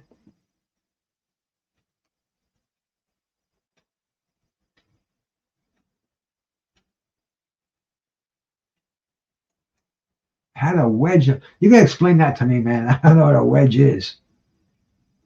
Hey, Jay Ruse, man. Jay Ruse, my man. He told me he'd be stopping by later today. He didn't know there was boxing on. I says, oh yeah, there's boxing on, bro. We got some B class, B plus fighters. We got Fundora right now, man. The lovely Pretty Poison. She is punching this girl. She's got her by 20 years, man. She's 7 inches taller and she's 20 years younger. Is that like a mugging or what, man? But my man Jay Ruse, great guy out there, man. One of my good friends. He's been out here a couple of times, been on a live with me, and he's got a great channel. He knows his shit. He's a good man out there.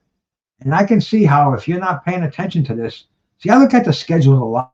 I go check out what's going on every day, man. A big bet. Okay. Oh, a wage. I'm sorry, a wage. I get you, man. You must forget. Oh, there, Fundora's finished. You're going for the finish right now. Oh. That's it. Fight's over. Great finishing move by Fundora. Woo. Pretty Poison. That was fucking beautiful. You're a little ahead of me, huh, Howard? Okay. You bet big. Hey, who did you bet on, bro?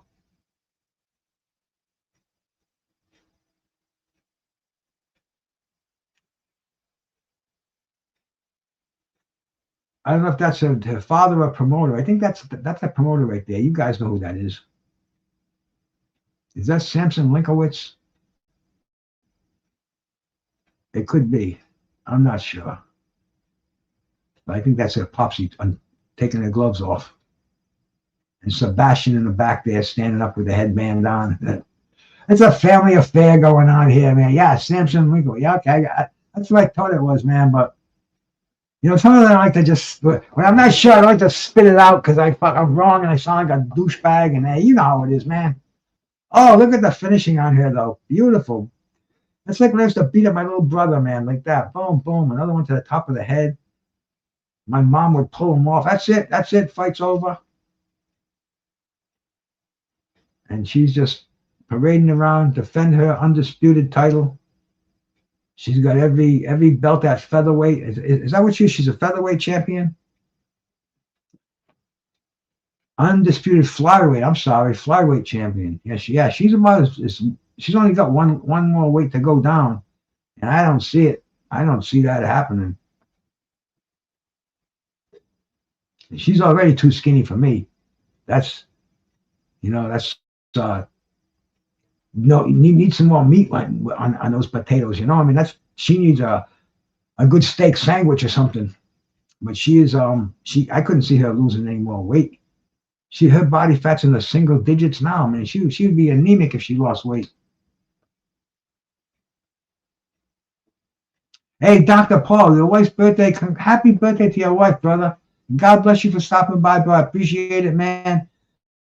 I know it's late up there, bro, and damn, I appreciate it from the bottom of my heart, bro. Thanks so much for stopping by, bro. Peace out to you, brother. Good night.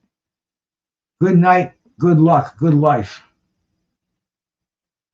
My wife's in bed right now. My wife goes to bed early, but I mean, my wife is great. She's my biggest fan. She'll make sure I get a clean bong when I'm on the air. I mean, she's just beautiful. She does everything, and it blows my mind. You know, we're both in that stage where, you know, it's crazy.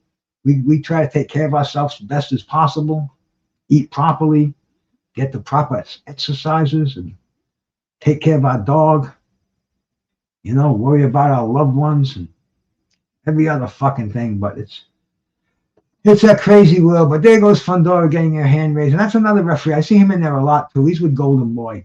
What's his name? Al Booger, you would know.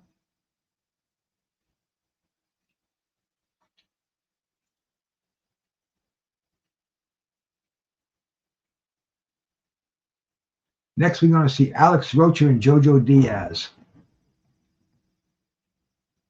Now, both of these guys, what are they? I think they're both coming off losses too. Let's check and see. Let's check and see.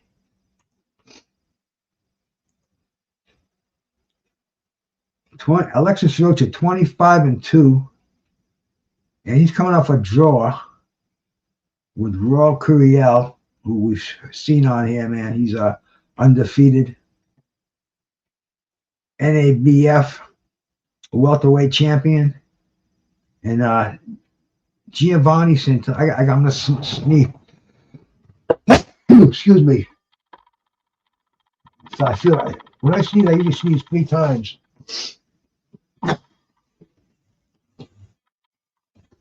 That was 1.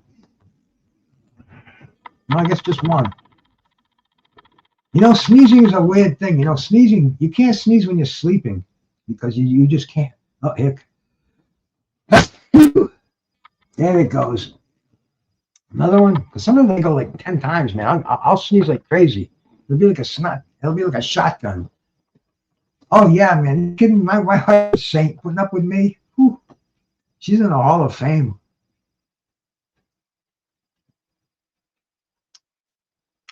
I go out for a walk every day. I come back. She's got a protein shake made for me. It's nice and cold in the refrigerator. 2 scoops of whey protein and a tub of yogurt. I drink that. It's my first thing I drink. But I don't even have to worry about making it. She makes it for me. And then like 4 or 5 hours later, she'll make me eggs with some potatoes and a couple of Ezekiel muffins. Great lady, man. I'll tell you, I hope I die before my wife does, because I'll be screwed without her. I think about that a lot. They're showing Fundora once again in the corner. I love the way she's finishing off with those wide hooks to the body, then coming upstairs. It's just, I don't know if she can do that to anybody that's her size. I guess there is no woman. You're not going to find a woman, a flyweight, 100 and what? 111 pounds, 110 pounds. That tall. That's like a broomstick. Oh, devastating fighter though, man. You wouldn't want to say that to her face, because she's fucking turning that broomstick on you, man. Oh yeah, bro. Salute to the old lady. She's my fucking guiding light. I think tomorrow I may take her out if it's a nice day. I'll take her we'll go for a ride. I got to put some miles on my car anyway. I put an O2 sensor in there today. I got to put 100 miles on there if I get it inspected. So tomorrow will be a good day to do it, I guess. We'll see. But let me take a look at the bay. See if I can get it on my on our thing here. See what it looks like out the window. Let me see if I can put it on here.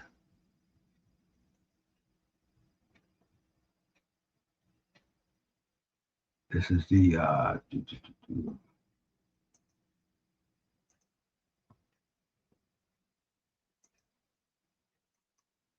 this is what I'm looking at right now. This is the Monho Bay.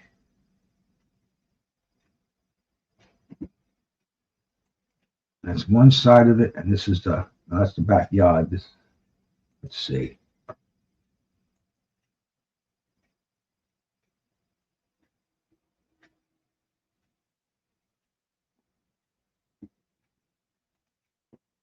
That's the city of Fall River right there.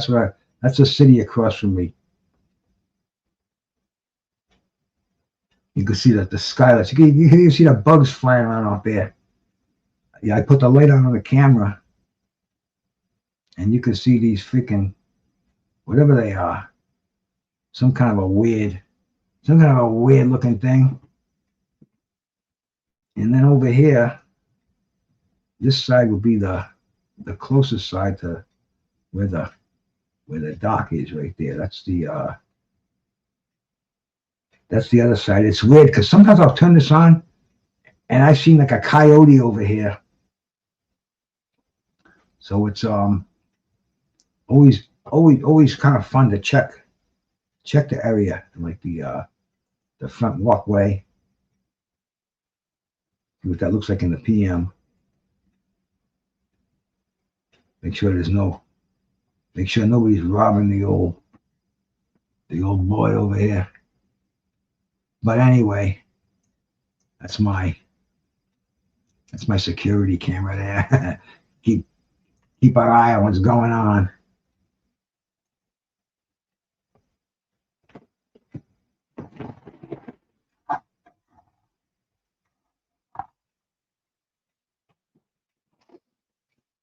That's my volume right there, Booger. Do I do stream? Oh, hey, CJ Rich, my brother. You speak? How you doing, man? Good to see you in here. I didn't see you. Sorry, bro.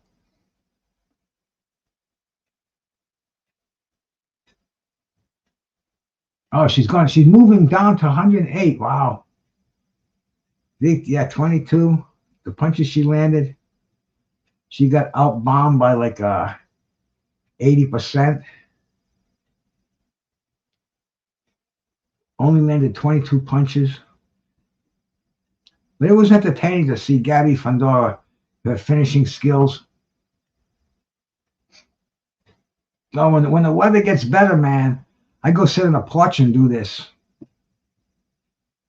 When it gets real warm. Yeah, here we go. Alexis Rocha, Jojo Diaz. Check this.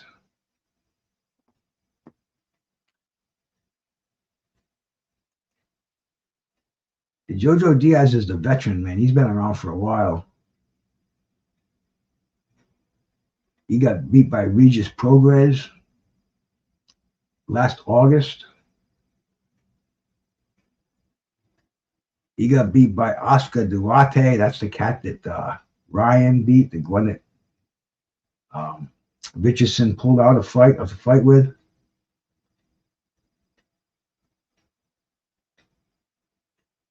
He's been beaten by William Zepeda, Devin Haney, Javier Fortuna. He's got a victory over him. He's got a victory over Tevin Farmer back in 2020. He's been around for a long time, man. When did he stop fighting? 2017. So he's got an 11-year career. That's Jojo Diaz coming back off a loss to Regis. Regis has got a big fight now coming up in the UK. Who's he fighting? He's fighting he got a fight with somebody. Somebody coming up. Is it official? Yeah, Conor Benn. There we go. Conor Benn and Regis.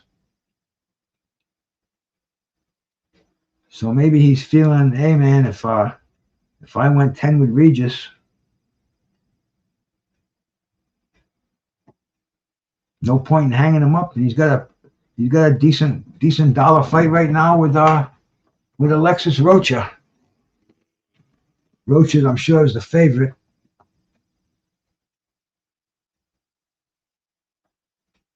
And when did Diaz last fight? That was just last August. So he's for today's fighters, even though it's been 9 months, he's still considered active by today's standards.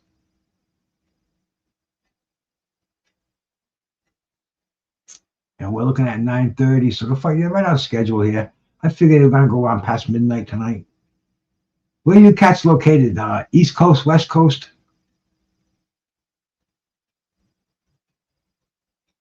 Yeah, this is. Do I do StreamYard? Yes, I do StreamYard, and then I got the other one for the trivia. But StreamYard, I'm just gonna get the basic one. I'm not gonna pay the $45. I don't use StreamYard that much. So I use the free version.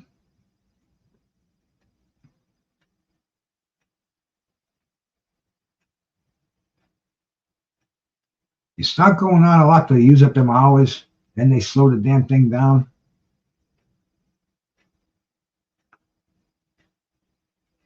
I couldn't even tell you who the women boxers are at 108. I couldn't even tell you the men boxers are at that weight. You know, I know Collazo, but that's really the only one. You know, first of all, you know, man, in my mind, I forget him anyway. I admire watching tough fight, man. You know, I just always I always admired bigger fighters. The little guys, the flyweights. I don't know, man. Just too fast, too much action. I don't know what it is, but I was never a huge fan. The biggest division I really got into, I started watching the bantamweights back in the days, Carlos Zarate days, and then like Wilfredo Gomez, the super bantamweights, and Sanchez, all those fighters back in the early 80s. But lighter than that, I don't know. There was the Michael Carbajal. He was I think he was a junior flyweight. He was a flyweight. He was a little guy. He was pretty big. They were pushing him for a while. All the heavyweight fights coming up, the ones we were talking about earlier, man. The Usyk fight, though, Usyk and Rico, May 23rd. I don't know, man. Usyk's like a diva. He don't want to fight anybody anymore. He doesn't want to fight fucking the German Caballero. He's doesn't even mention Wilder anymore. I don't know. I'm kind of giving up on freaking Usyk.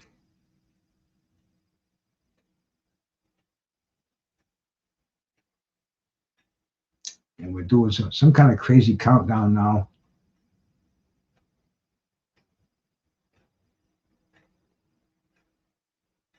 They're showing all these heavyweights that this is the return of the heavyweights, though. That's one thing about this era right now. Heavyweight boxing is hot. If we were one of the big ones I was looking forward to, man, Frank Sanchez and Richard Torres. That's been postponed. They didn't say it's off. They said it's postponed. And that's because Sanchez re-injured his freaking knee. He just had surgery on it. And Sanchez, he's a Cuban fighter that they're not sure what his age is. I think he says he's 42 or something like that. Or whatever it is, man. You don't know exactly how old he is, and you look at him, and he looks like he's got, if he's in his 40s, he's got 40 hard years on him. So I don't know if he's going to come back or if he's already damaged goods. So that's one of the fights that's out the window as far as I can see. But the other ones, let's get. I told my friend Miles Bailey. Miles is the manager of Mike the Bounty Hunter. I said, Miles, go scream for the fight with Torres, man. This is an IBF eliminator. Hunter's ranked in the top 10 in the IBF. I mean, come on. He's got some fucking lawsuit going on with Don King right now. Crazy shit. Michael Hunter's already 40 in his 40s. He's already in the twilight of his career, and if he doesn't do something, he's gonna blow what little he has left. So, I mean, I should give Miles a call right now, get him on here between fights, and maybe ask him a little bit. That's one of the cool things about. In fact, let me do that. That's one of the cool things about being in the driver's seat over here, right? Let's see if I can find that. Find Miles. Let me see. Miles Bailey, there he is. Let's see if I can get him. See if I can get him on the phone. Let's see if he'll pick up.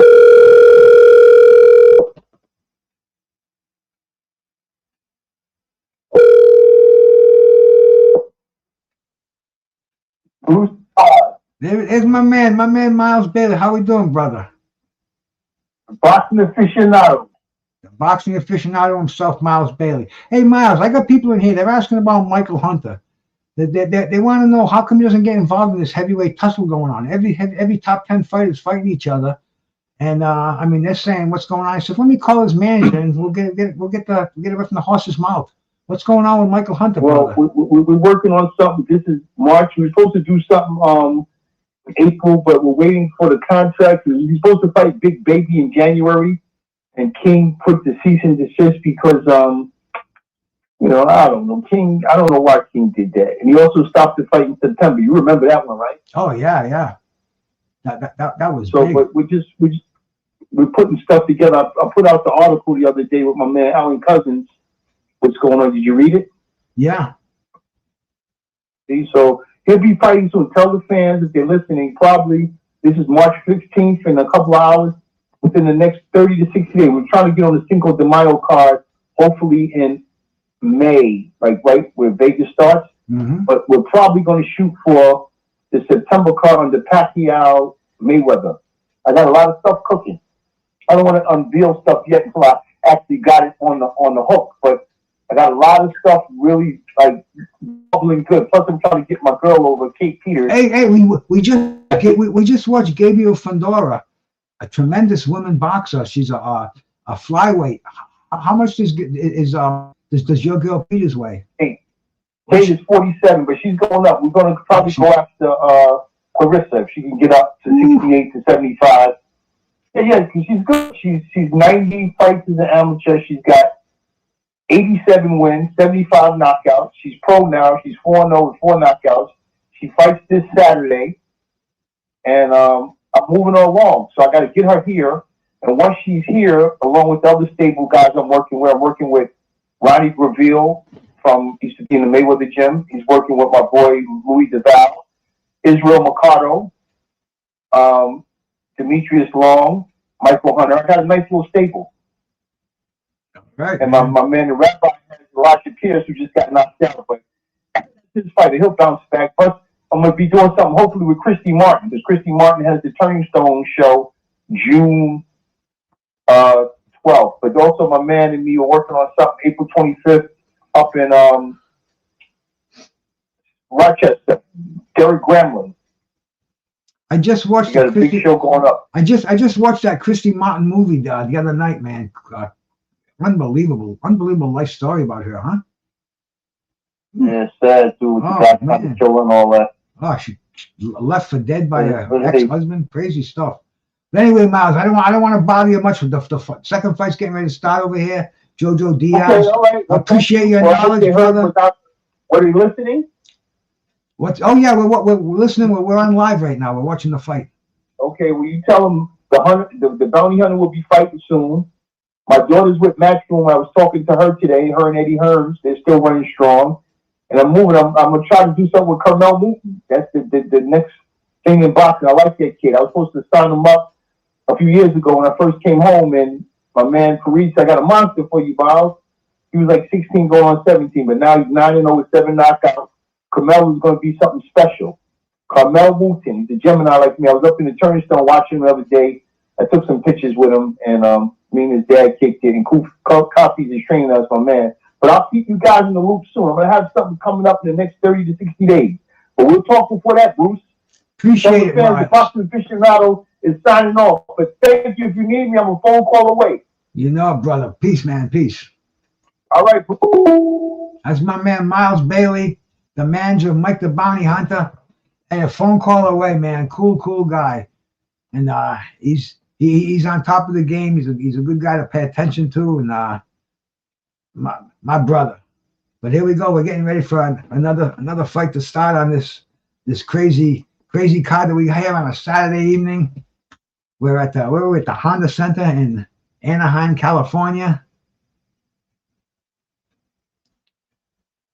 We got Jojo Diaz.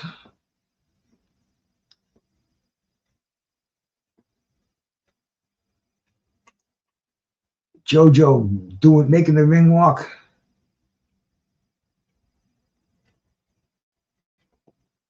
Alex Rocha with the green robe on. This is another fight that's two beef fighters. Neither one of these guys are ready to put on a world belt or past their prime, but they're entertaining. And Golden Boy, like I said earlier, he's probably got these guys on a loser leaves town contract. It's after this, it's either Pro Box or maybe Zuffa or whatever. But we see what's going on, and they're getting ready to rumble. Yeah, I definitely, evenly matched. This is what we want to see. 50-50 fights, both experienced veterans, both capable of ending a fight. Let's see what the knockout ratio are. Ojo Diaz is a 44% knockout puncher, and Rocha's got the advantage. He's got 16 knockouts in 25 fights, 25 victories. He's a 64% knockout puncher.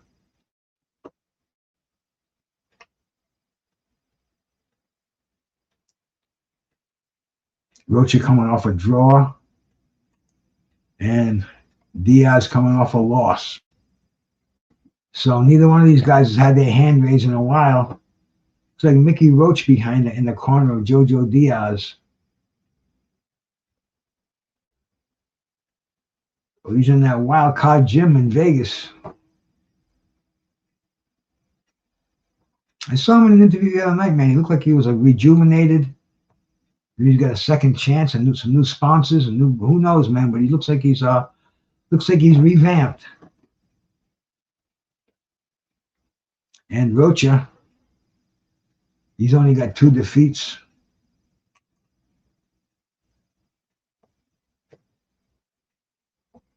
Santilli and Rashidi Ellis.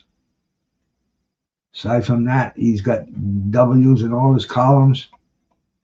And a draw, his last fight, the draw with Raul Curiel. So both of these guys something to prove. Do you see anybody in that judging? See, I don't have the volume on. Otherwise, I get in trouble. So I just kind of have. And I don't really like the freaking announcers half the time anyway. The bias. Some of them are like terrible, man. Really, really bad. But here we go. I don't know if I'm behind or anything, behind you guys. Usually I am because, we can't. We don't have the access to the zone like you subscribers do. Someday when I get rich. But here we go. Here comes the start of the fight. Ding, ding. They're both in center ring.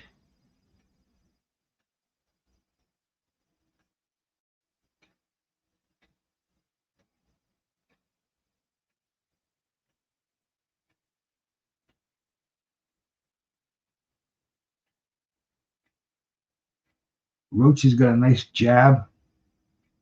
Diaz looks like he's kind of figure out what to do. Hasn't really thrown a punch yet.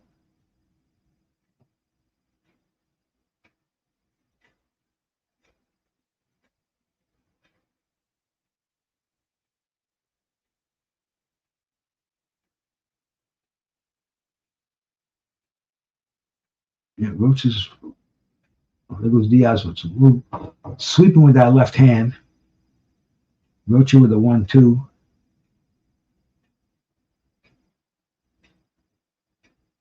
Rocha with a right hand.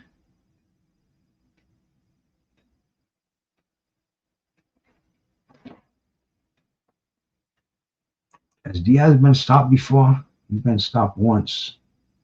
And let's see. Oh, Oscar Duarte knocked him out at 140.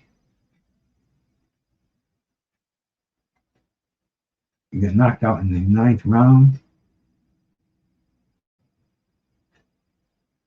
He was behind on points. And that was in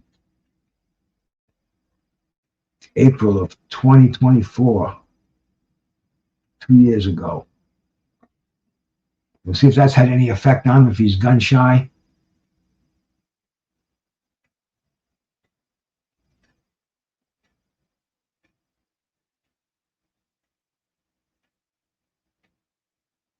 It's like Duarte wants to get inside. He's trying to figure out how to get around that long reach of Rocha. He just got inside the jab there. Trying to slip it, get inside. Rocha with a nice right, nice left hand.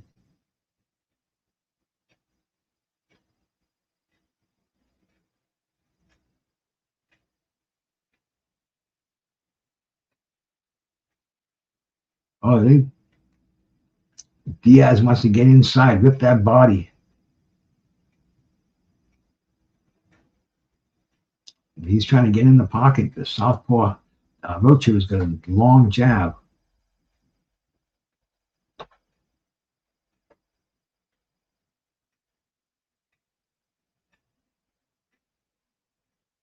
End of the first round.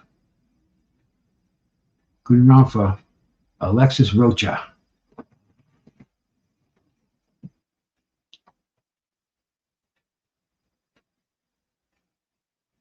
We see, man, he's got a good corner. Green Eyed Peas, you're still around, man.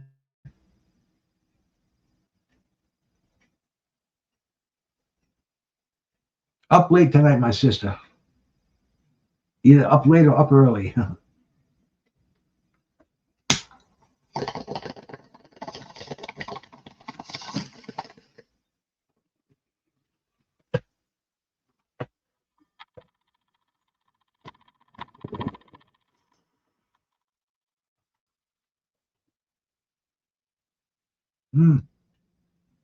That Mendo cookies, the taste. I may have to pull another butt out before the main event comes on. If I do, it's going to be the Zope. I was getting head rushes on that last night. I mean, hardly ever achieved those. But one never knows. We'll have to change this bong water again shortly. We still got a little bit to finish up here. Yeah, Rocha's moving in. He's moving in behind that long, lean right jab. He's got a short, compact, straight left hand. Just went downstairs and boom, nailed him with a straight left. But like I said earlier, man, Jojo Diaz has got that Freddie Rocha. Oh, he just got nailed with a beautiful right hook. He went around that left hand. And Jojo wants to hit. Jojo's the only place he can do, he's got to get into that pocket. He's got to bang the body. Rocha does not want to let him do it. Rocha's got the jab. He's got the left hand to keep him from doing that. Can he do it for 10 rounds? That's the thing. Oh, Rocha, good combinations. Oh, downstairs. And then, Diaz gets inside. Diaz rips him with a combination. Rocha with a combination. Rocha, big left hand.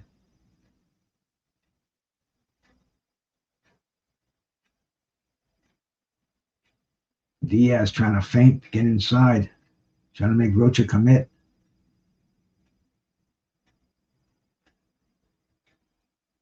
Rocha holds him. Rocha hugs him when he gets inside.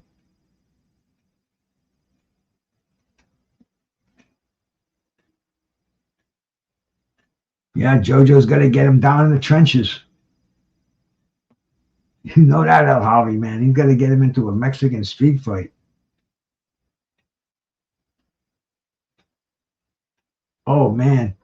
Rocha's got nice. He's got a nice balance. He kind of gets back, sets himself up. He measures Diaz.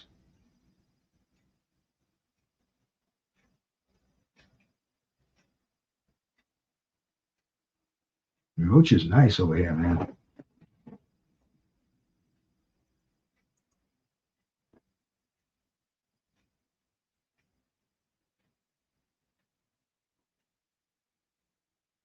Stopped by Giovanni Santillan. And Santillan was undefeated. He got knocked out by Brian. Santillan, in the meantime, got knocked out by Brian Norman. But he's come back after that. He just had a fight in January. And a unanimous decision over Courtney Pennington.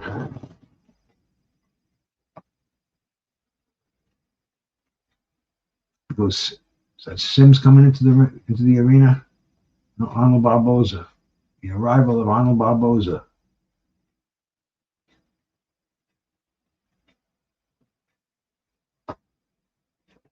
And so we'll have, after this fight, we got the Collazo and Oscar Collazo fight.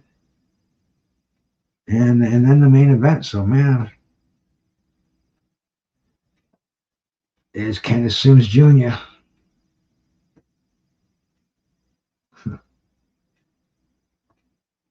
Got the bling, got the Rolex.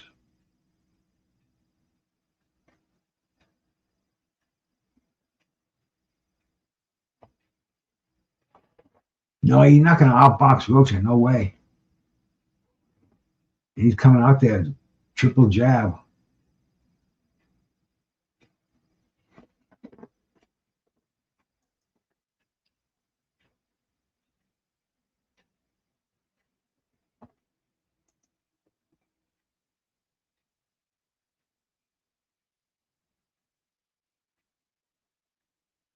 Rocha hasn't fought in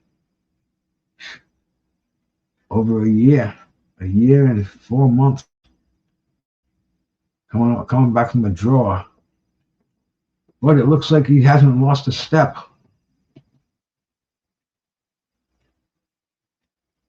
Ripping JoJo's body from the outside.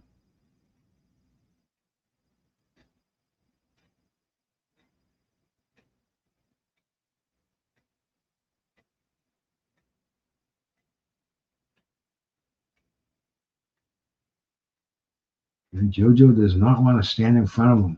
He does not want to box with him. His only chance is to get inside.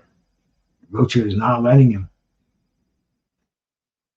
Yeah, JoJo's trying to come. JoJo come inside. Rocha got inside, pushed him off. Rocha hits him downstairs to the body. Combination upstairs. JoJo can't hit him with a solid punch.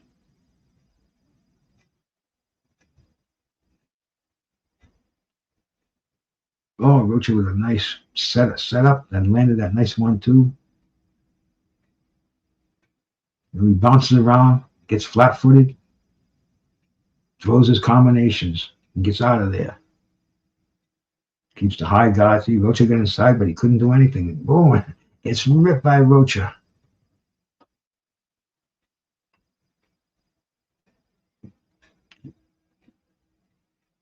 JoJo tries a right hand.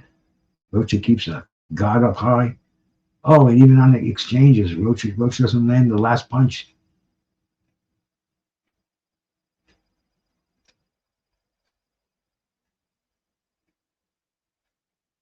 Yeah, Rocha's placing his punches well. Tell he's staying, he's keeping his. Oh, there goes Diaz with a nice combination on the inside. But Rocha punches it off. And goes in there, man. He doesn't just punch him off. He goes after him, makes him pay for it.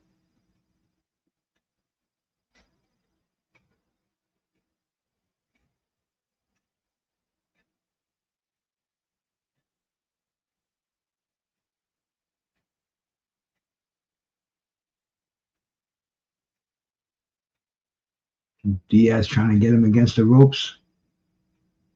End of the round.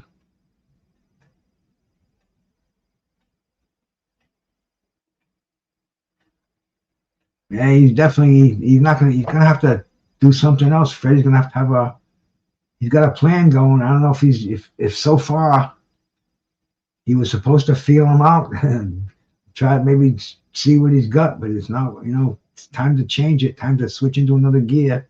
He keeps following around like that, he's gonna get stopped.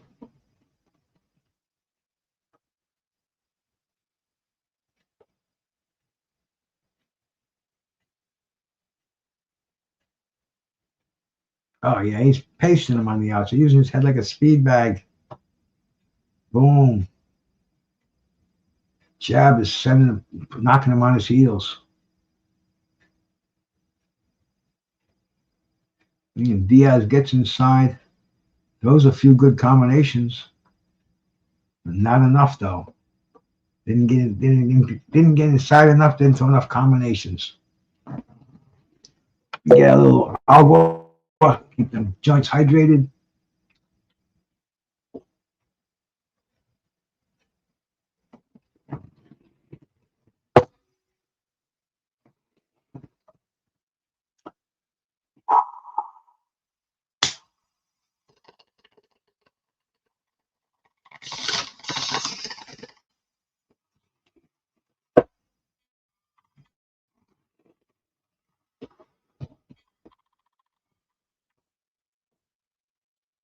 And here we are in the fourth round.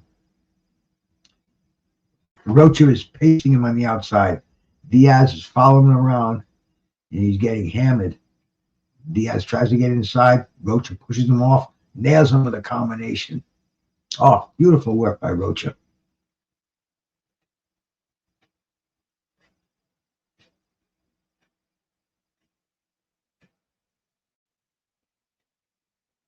And Diaz just has to plow forward.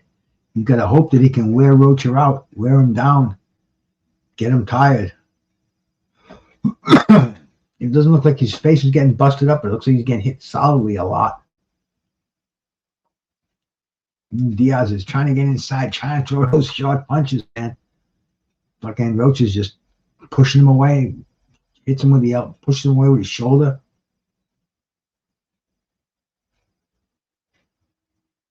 Fucking Diaz, though, coming forward. This guy. Pure heart, man. He's just walking through his body. Nice combination upstairs by Diaz. Rocha comes back, clinching.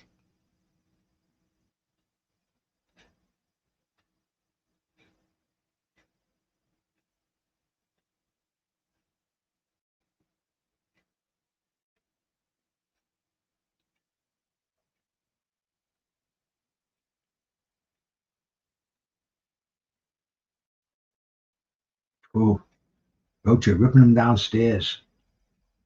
Diaz will land his shots, and Rocha will counter, land more shots. That's what it is, man. JoJo is definitely pressing. Is referee going to have the doctor take a look at him? Is he behind the head? Yeah, he's warning him, hitting behind the head. Dangerous.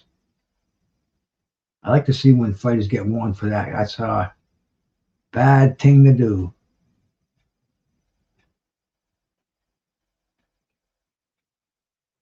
Look at Rocha sticking his chin out. End of the round. I give every round so far to freaking Rocha.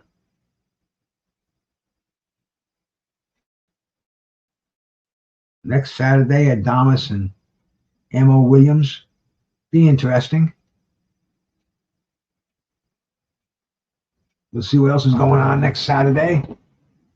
I love boxing on a Saturday night, man. We had a couple of Saturdays we didn't have any, and it was kind of boring. If you recall, I forget what I did. Maybe watch a movie or something. Maybe there was a WWE show going on. I've been watching movies once in a while, catching them on one of these same streaming channel I'm watching boxing on right now. They got first run movies.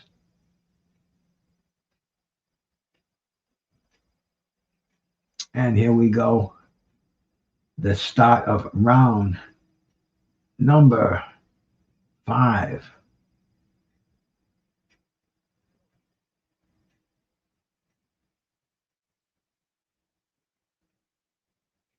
Diaz is trying to walk forward, but Rocha wants to walk forward too. So the difference is Rocha's walking forward. He's moving his hands. Diaz is coming in, trying to get inside. Judge has got it pitched. An unofficial ringside judge has kind of got it scored like I do. A shutout so far for Rocha. And Rocha's he's just volume punching. He's overwhelming Diaz. This is what Diaz has to do, stand toe-to-toe, but Rocha doesn't let him. Rocha just pushes him off, nails him from the outside. Diaz is trying to get inside and hook to the body. Oh, he wants to go for that liver shot. He wants to go for those uppercuts.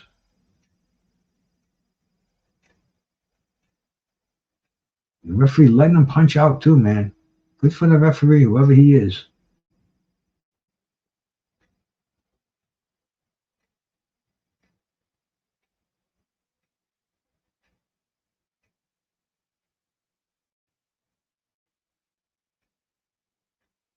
Rocha once again downstairs. But Diaz, he never stops coming forward. He's trying to get inside, trying to land. He's trying to turn it around, man. Second half of the fight. Rocha hasn't had any fights for a year, over a year, so he may be not have the conditioning. Maybe that's what Diaz is counting on. We never know in boxing, man. That's why it's 10 rounds. Things can change.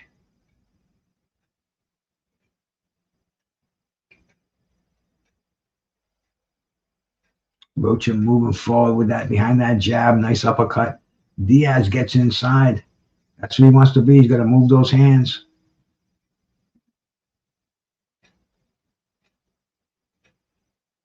Oh, there goes Rocha landing on the outside. The combinations upstairs.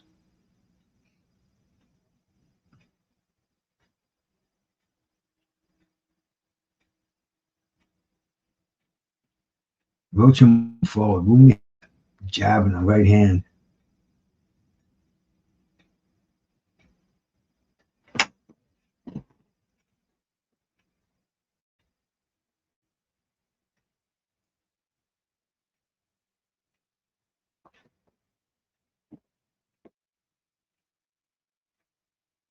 There goes the little pocket rocket, Oscar Collazo.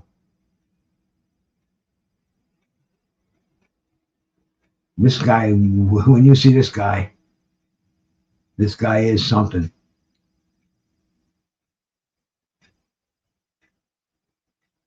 The smallest weight in boxing, a unified champion.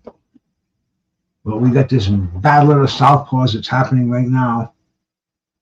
We are about halfway through, and they're showing his opponent, Jesus Haro. I saw him yesterday. He's from Mexico. I watched the American living from Mexico. Anyway. He had a big tattoo on his chest. He didn't come to lose. This is going to be a good fight. Both of these guys are extremely fast. The talent you're going to see by Collazo. But right now, man, once again, the fight at hand. Alexis Rocha pitching a shutout against Jojo Diaz Jr.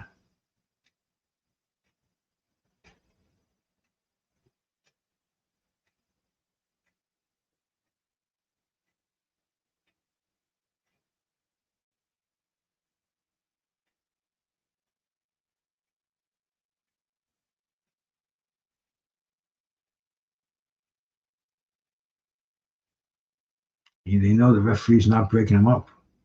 So they punch out. That was one of the rare breakups by the referee. But he's letting these guys go in the clinches. You know, I think Diaz has got everything going for him, but he just can't get inside. The referee's giving him that ability. He's not breaking up the clinches, letting Diaz do what he can do.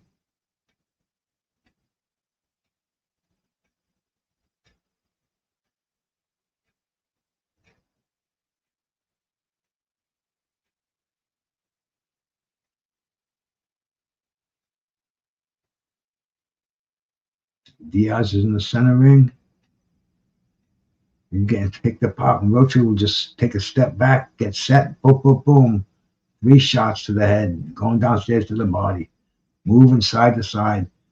I don't know, man. Jojo Diaz just doesn't seem like he can keep up with Alexis Rocha in this fight. Rocha moves him backwards.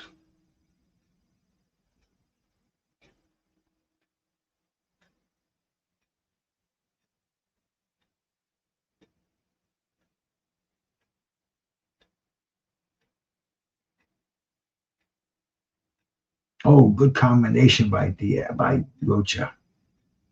Diaz tries to rip that right hook.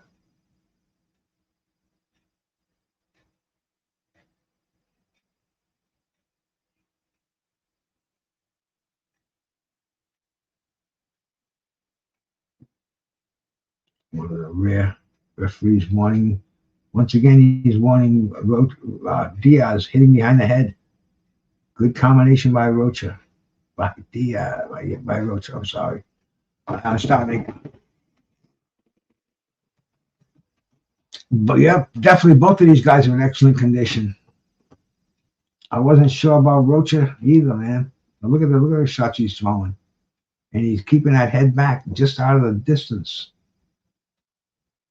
You know, Diaz isn't doing any boxing. Diaz just wants to come in to the inside, and he's taking a tremendous beating trying to get inside there.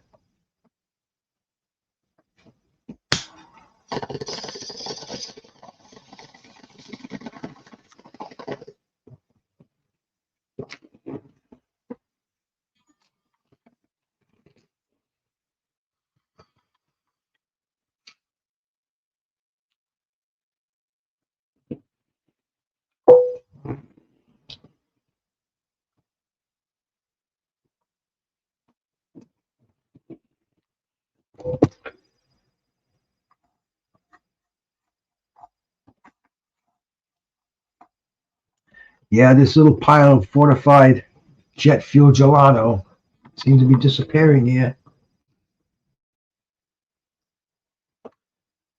A little slow motion, the work of Alexis Rocha.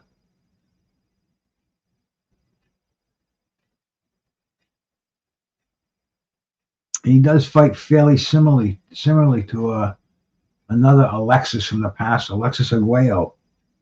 You know, that same precious style, classic boxing.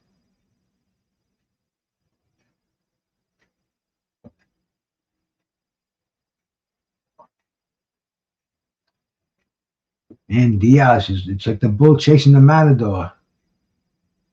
And the matador's winning this one. But that bull,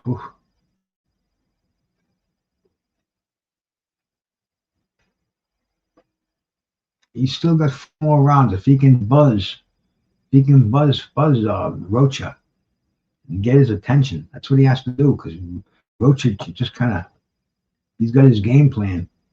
You know, keep him away, nail him with combination. The unofficial ringside scorer has got this fight a shutout. It's an interesting shutout, but if Diaz would land a couple of shots to get the buzz, definitely brings some more interest to this fight. Oh, the thing is, man, that Rocha should show his finishing powers.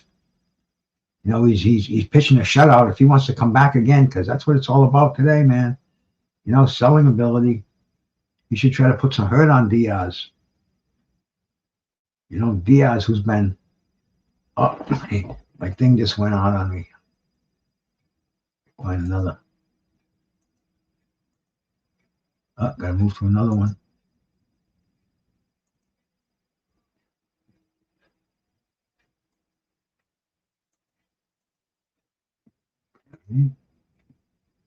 Here we are. Okay, got another stream here. Good thing I got 3 different streams set up.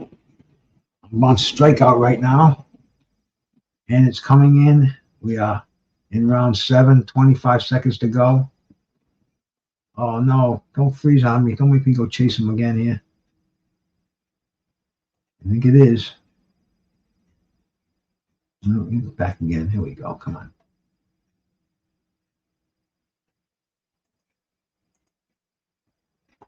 All right, there we go. Yeah, see, Rocha has got that fucking right hand jab down by his knee, like he's carrying a suitcase.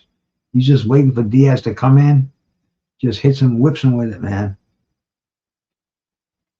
That's what Diaz has got to go for that knockout. He's getting shut out. Yeah, but it's amazing though. He's got some serious tough skin. You don't see any cuts on there. You don't see any swelling. Freddie Roach is giving him his game plan, and Freddie Roach is a damn good trainer.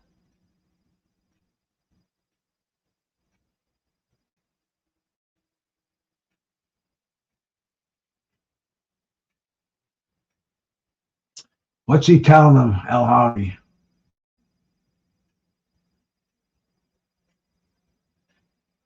Oh, I mean those beautiful kind of fights like a Subido Pedrosa. but a clean version. See, Pedrosa would be following those wide hooks with elbows, hitting them with butting them on the inside.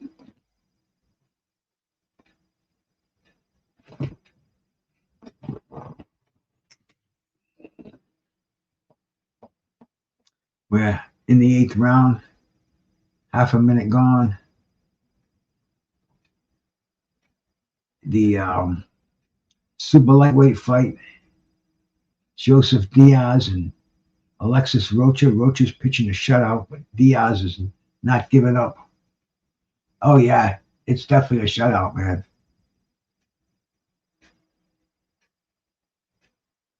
You might find one judge that might get, they see those rips by fucking Alexis. Amazing. They stopped Diaz right in his tracks, and all he can do is absorb the freaking things. And it looks like Diaz is slowing down too. He's missing a lot of those shots.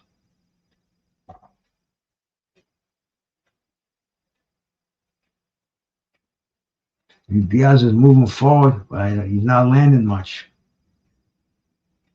And there goes fucking Rocha. He's on his toes. We're in a little boxing clinic now.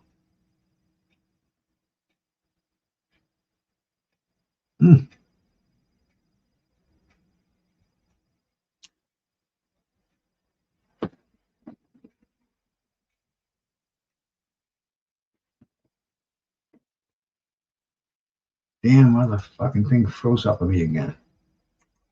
See if I can get it on my other.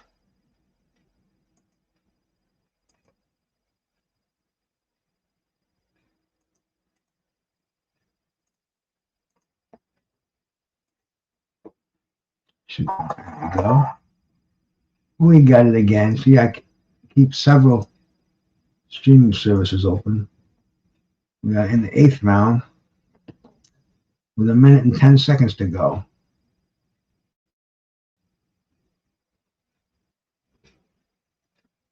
I mean, Roach is going to be desperate. He must understand if he doesn't produce, if he doesn't score a knockdown, if he doesn't do something, he's just getting picked apart to death on the outside. He can't get inside.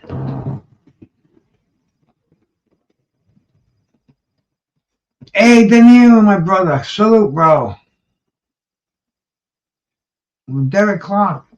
I thought it was De Niro. Derek, my bro. Salute, my man. Good to see you too, bro. Good to see you in here. I don't see fucking Alexis getting any slower. I see Diaz getting slower. Referee's trying to let him punch out of it because, like I said, man, he's trying to give Diaz every opportunity.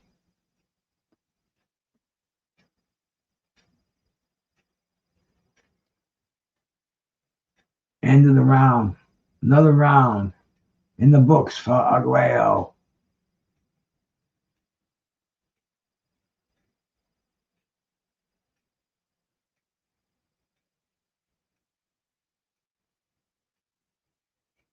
And do you think Freddie Roach will stop this fight? I don't know, man. There's really no reason to, right? He could get lucky, land one of those haymakers from left field.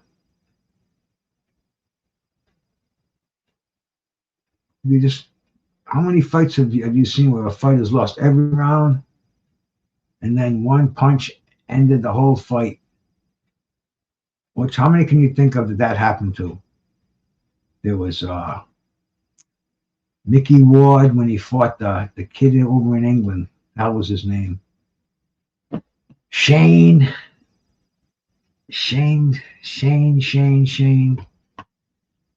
But anyway, he was getting his ass beat and he landed one left hook to the body. Using a couple of fights Mickey Ward landed. Or the infamous John Tate, Mike Weaver fight.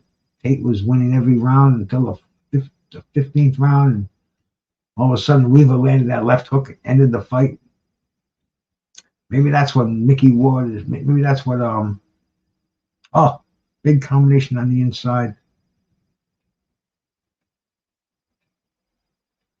And Diaz looks in slow motion. Oh.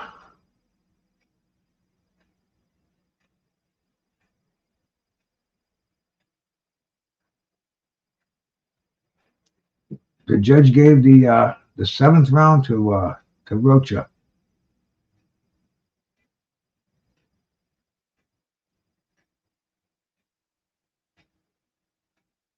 The unofficial ringside scorer.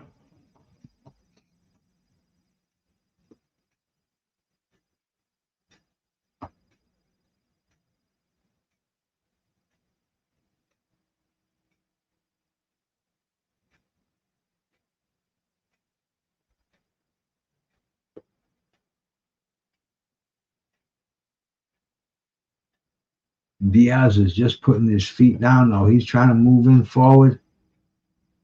He is trying to score that haymaker, score that lucky punch.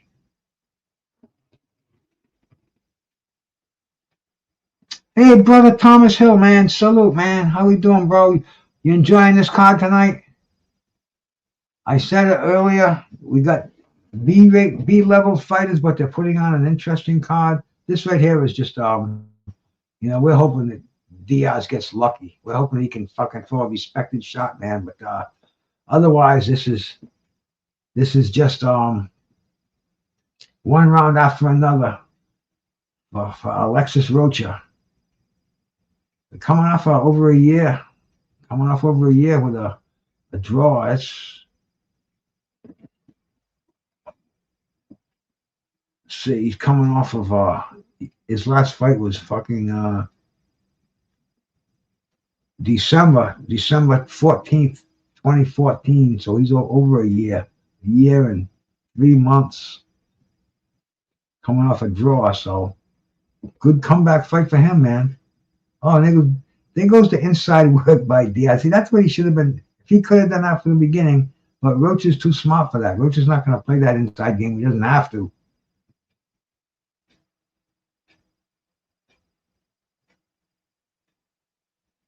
End of the round.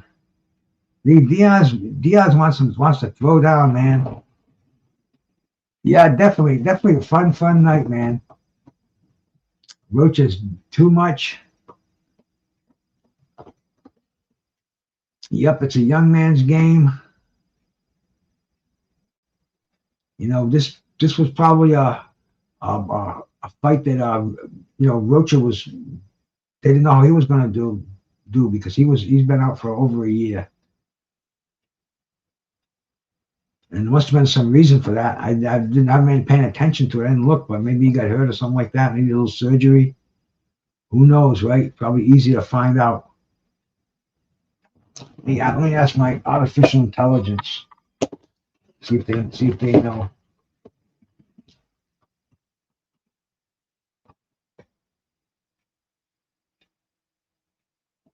Why hasn't Alexis Rocha fought in over a year? According to Facebook, Rocha hasn't fought since December 2024 and pulled out of a rematch with Raul Curiel this past January due to issues with cutting weight. Ah, the crazy cutting weight story. Wow. So he was going to fight Raul Curiel. Well, I don't know, but he doesn't look any less for the wear over here. He's on his toes right now in the 10th round. I would have to be real generous to give Diaz any rounds in this fight. And Rocha isn't even letting up in the last round. Diaz trying to land that one punch. Just got hit on the break.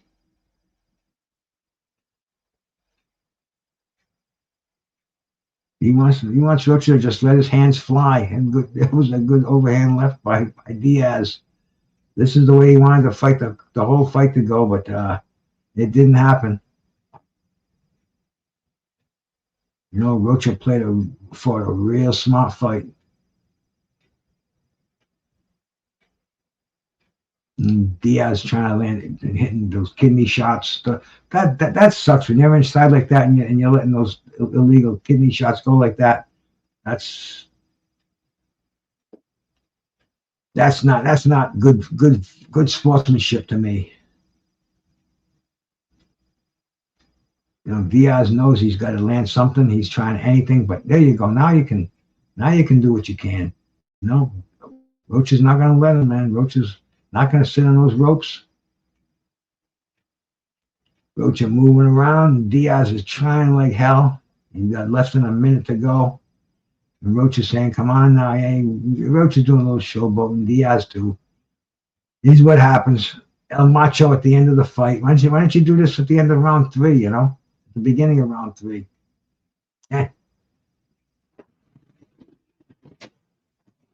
Oh, the Bud Files. Salute. Thank you for stopping by, man. Always appreciate your support. Rocha's raking him on the ropes once again. And let's see if JoJo just turns into the bull for the last 20 seconds. He's trying. He is trying.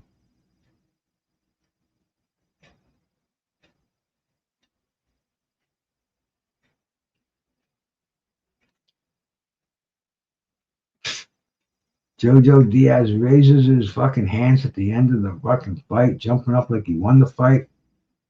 Crazy.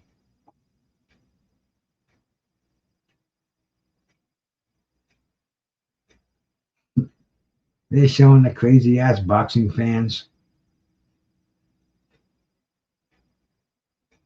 You know, they both hug, sign of mutual respect.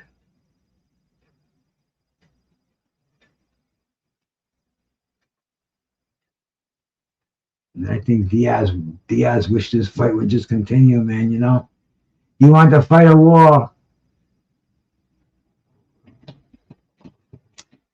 Technique. What did you think of this fight? Must have put you to sleep after that 3rd round, that 4th round. We were waiting for Diaz. Let's see what the judges score this one.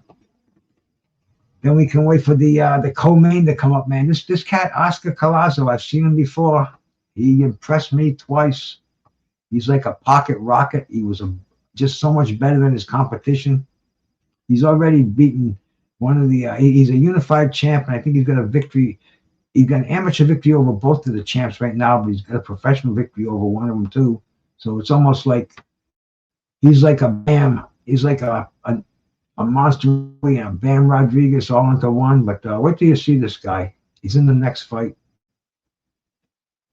That they're showing some highlights of this fight. It was mostly a beautiful display of offense by fucking Alexis Rocha, and Diaz is like he didn't want this fight at all. He didn't want to have to chase him around, get nailed as he moved in. He wanted to go into the trenches. It did not happen. I should have even see if we can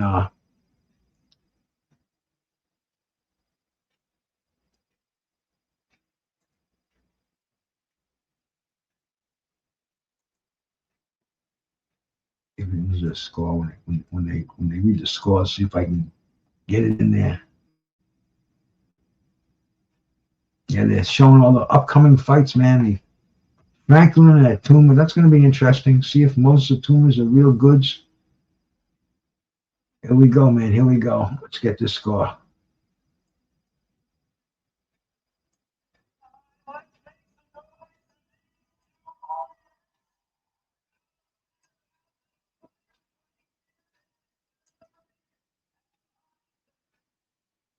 All right, man. Let's see what they scored this as.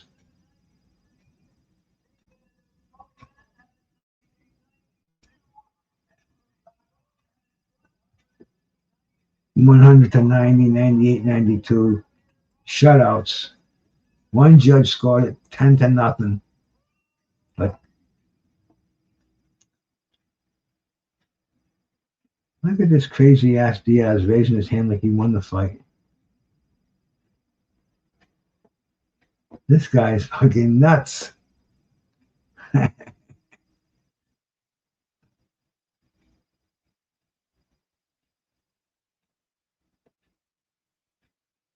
He kind of didn't really give a fuck, right? Jojo Diaz. He's up on the top ring like he won the fight. But hey, Albuga, you got it, bro. 10-0, that sounded about right, man. That was. I'm gonna go change. Well, I got another hit in here. Let me blast this one off. Go change my bong water. We come back. We get ready for the co-main event. It's still early around here. It's still only 10:30, and I can almost guarantee you that Collazo is not going to let this guy last more than 3 rounds. I'm not going to say I guarantee you, but I've seen this guy a couple of times. He doesn't fool around. And the thing about these younger weight, this is minimum weight. These are two fighters that their daughters weigh more than these guys do. They're 105 pounds. They don't step back. They just they come at each other, bang, ding, till one of them's done. So it's going to be a war. Little giants. You're going to see it, brother Albuga. He's laughing.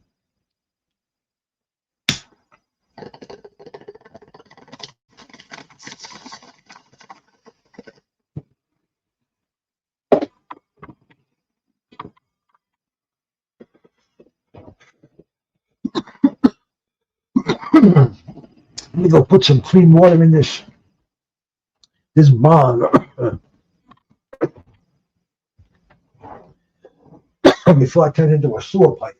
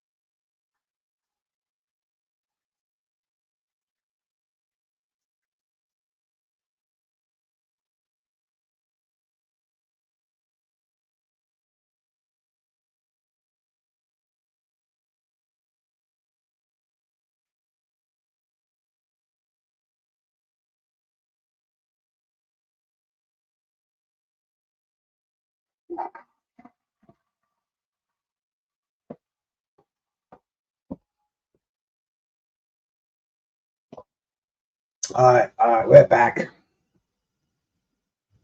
We haven't missed a thing. We got the bong cleano over here. And you notice all the fighters on my jacket here. It's an 80s boxing hoodie. It's real cool, man. Check this out. It's got everybody. You see Michael Nunn, you see Sugar Ray Leonard, you see Thomas Hearns, Iran Barkley, fucking Aaron Pryor, Salvador Sanchez. I mean, Wilfredo Gomez, Pernell Whitaker, Mike Tyson. They're Marvin Hagler, Michael Spinks, Michael Nunn, George Foreman. People come in here and if I wear this and somebody starts talking about the fighters on here, then man, we're gonna have a conversation. We're gonna have a cup of coffee. That's one of the cool things about this, man. It's unbelievable. It's got every fighter in from the fucking 80s on there. Rolling with the punches, my bro. Salute, man. Thank you for stopping by, brother. You watching the fights, man? We're getting ready for the co-main event is coming up, man. I is telling you, this guy, Oscar Collazo, he's in the smallest weight class in boxing.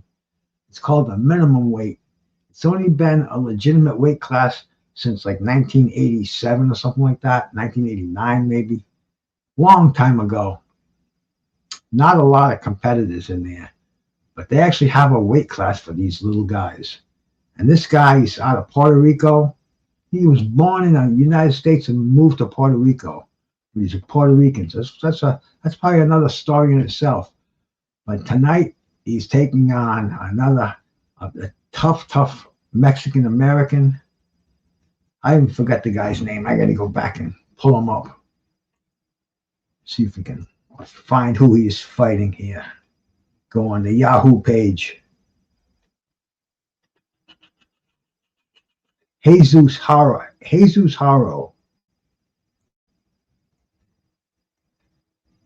Let's look up the record of Jesus Haro. Yeah, like I said, fights out of Merced, California.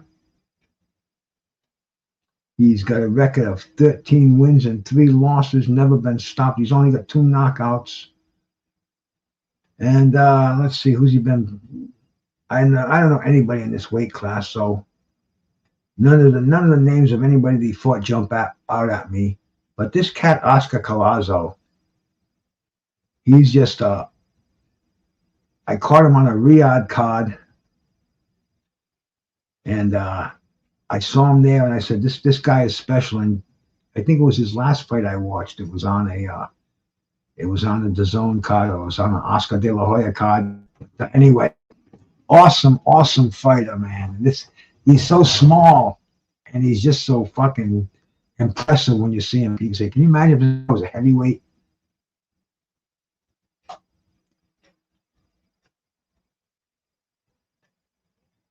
Yeah, rolling. He definitely he ran into a buzzsaw there.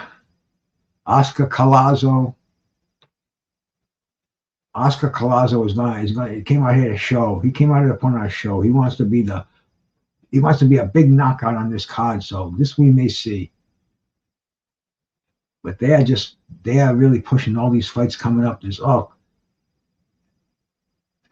and Williams next week, Atuma and Franklin the week after, Wilder and Chisora the week after that. You get Smith and Morrell. We're going to see David Morrell go and take on Cal Smith in the UK. Boxing junkies, we're doing good.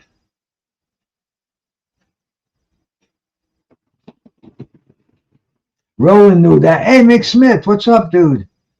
What'd they do? Shut down the tavern or something? Roland pulling up in here. My main brother, Mick Smith. Hey, Mick Smith, I got this bud the last couple of days. Check this out. I even got the COA that came with it. See if I can find. I should find it amongst my stash here. No, it's not this one. No, it's not this. Solid blue. This is a nice one, but it's not this one. Not this one. It's this one. It's called Zope. You ever heard of this, brother? Hey, you came at the right time, McSmith. We got a little fight coming on. These motherfuckers are 105 pounds, bro. And this guy impressed the hell out of me. I've seen him a couple of times. Oscar Collazo. And I don't hardly ever watch little guys like that, man. They're just too fast and too small for me. It's called Zope. Smells like lavender. Beautiful, beautiful bud here. I'm gonna break up a little so I can puff on it with my Toka too, just the right amount. But man, I put it in these jars. I get my high blood pressure pills in, and man, the smell of this stuff is it's almost indescribable. But let me show you the. It comes with the COA, the certificate of analysis, whatever the hell they call it. And I cut it out.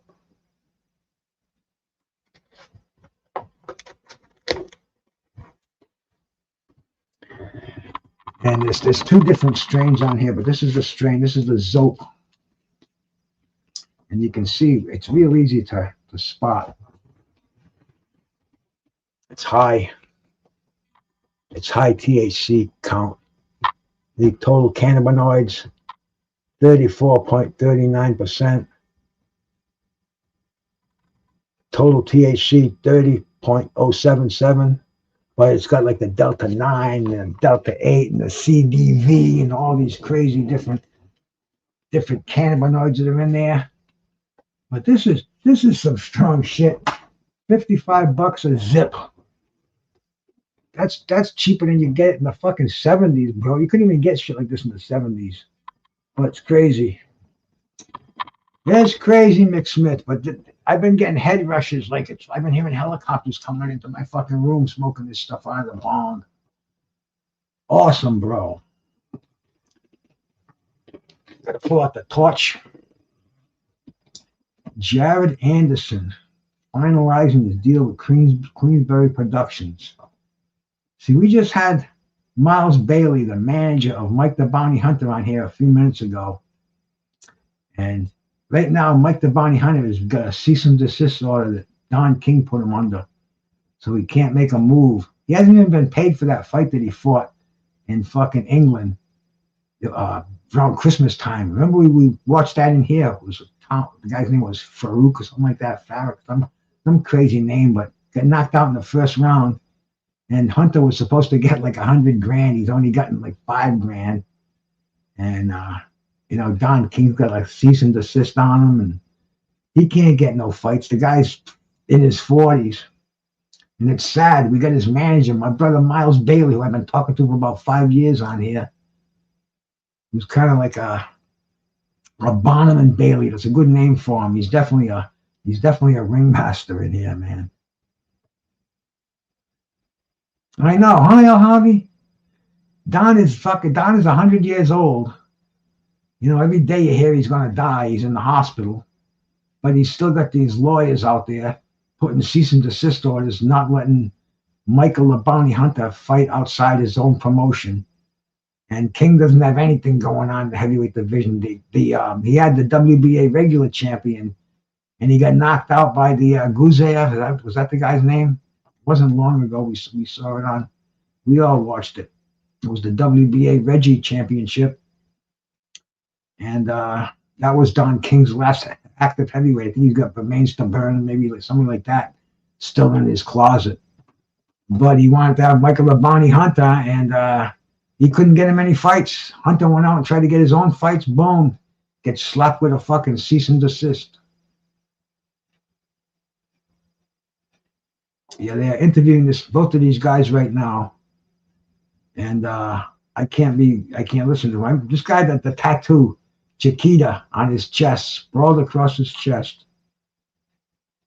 They're both going to. This is going to be like a fight of two pit bulls. They're going to both be coming at each other, and this dude Collazo is the tougher breed. He's just he's a killer. He just moves so damn fast. The times I've seen him fight, he blew my mind. I said, this guy. I wish he was bigger so I could pay attention to his fights. But they're throwing him into. He's in our face tonight. It's got to be kind of interesting. He's out of Puerto Rico. I did a thing the other night on my trivia a couple of weeks ago. We did Puerto Rican boxers, and he popped up on there on a few questions. Look at how small the fucking guy is. This is crazy. How tall is he? Let's take a quick gander over here. Let's see. 5'2". That's pretty small. The duties. That's Miss Smith. You would be fighting. You in your prime, bro. This would be your weight division, man. You have to diet down like a motherfucker to get there, but you could rule these guys. And the other dude is 5'2" also. So these are little men, but they are fucking fast and deadly. Even their trainers have to get down with them. Like fucking battling munchkins. Look at these fuckers, man. Oof.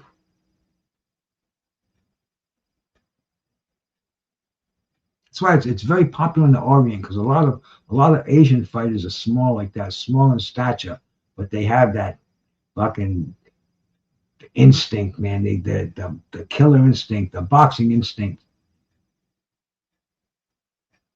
Used to see a lot of the flyweights back in the day, Orientals. Now,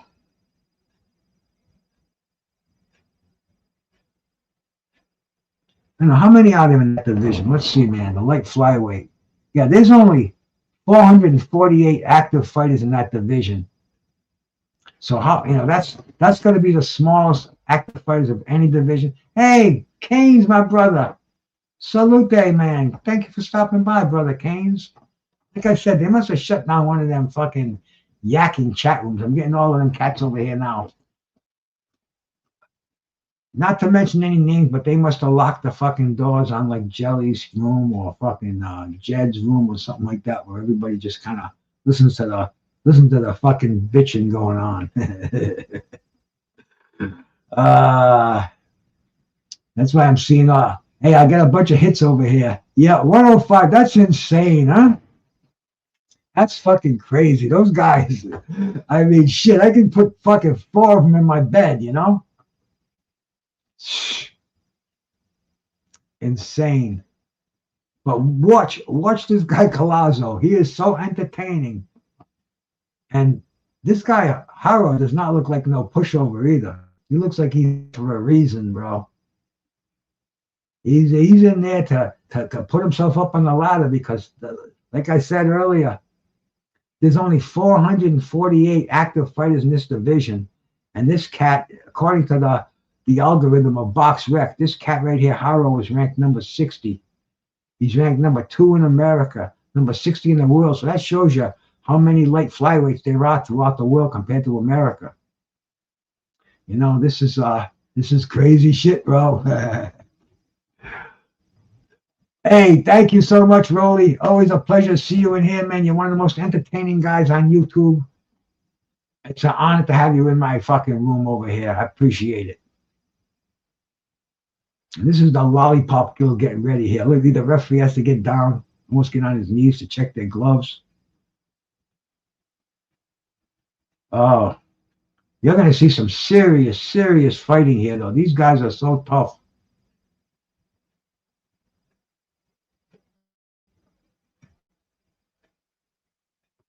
Is Collazo ranked in the top 10? Is he moved into the top 10? Well, we'll see. We'll see now. Technique. See if he can earn that spot. Here we go. This is Prove It, right?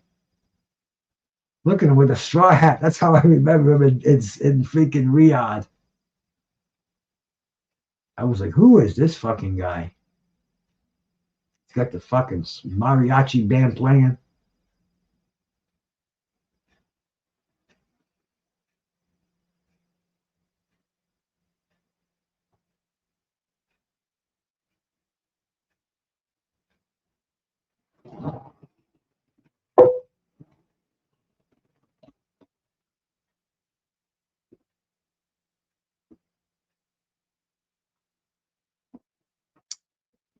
Always stay hydrated. I had this weird meal tonight, McSmith. The old lady took Thursday's meatloaf and chopped it up. And she threw a can of beans in there. And she threw a can of corn and some peas. And was there anything else in there? She was going to put rice, but she didn't. I think that was kind of it. And she just let that simmer for a while. Threw a bunch of spices in there. And it was actually good. I thought it was going to suck. And it was fucking good, man. I was surprised. And I started to decipher it. Loaded with proteins, man. You had the pea protein. You had the beef that was in the meatloaf, which was a big slab of it in there, all chopped up. And the very low carbohydrates, a little bit of corn, a little bit of peas. But with the pea, you even got the protein, and you get the protein with the beans. So that increases your protein count. So it was truly a healthy meal. And on the plus side, it didn't taste bad. Because me, the way I eat almost the same thing every day. And I almost don't care what it tastes like. But thankfully, my wife is very, very on top of that. And she makes sure it tastes good. And I don't even like to put salt and pepper on anything in, but she'll put the salt and pepper shaker there just in case it's not up to my spice-wise specifications. But anyway, this freaking leftover meatloaf was a good thing, man. If you can ever put together a meatloaf, you can get at least 2 meals out of it. Thomas Taylor, good referee, man. This guy refereed earlier. He's kind of been a regular around here. I forget names, but I don't forget faces. So this dude right here, he's a very fair referee. And we've seen him in there with heavyweights. So let's see him in there with these minimum weights. Is that what this is called? This is the light flyweight, minimum weight, straw weight, maybe. I don't know. There's many, many names for this lightweight, this weight class. Jesus, Chiquita, Haro. He's got Chiquita sprawled across his chest. Big fucking tattoo, man. Huge. And what do these guys use? You think they use 6-ounce gloves? Let's ask the old AI about this one.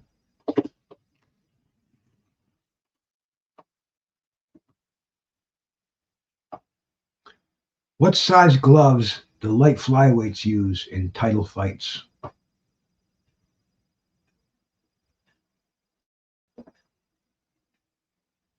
Eight-ounce gloves. Wow. I would figure they would use smaller ones, but nope, I guess 8-ounce gloves are the thing here, man. Let's see how big they look.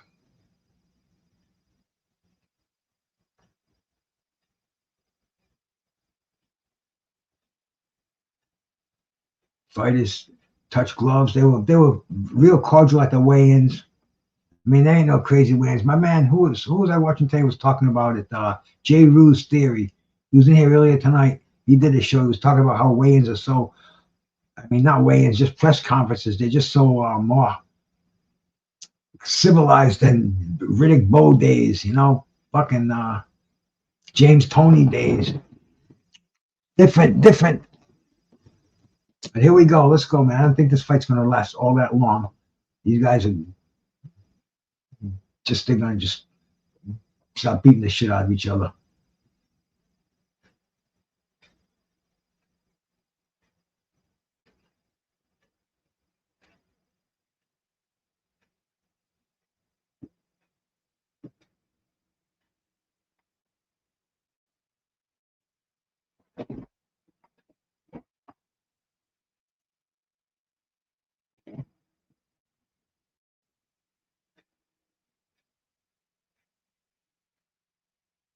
And Collazo's got the right jab, too. He's a southpaw.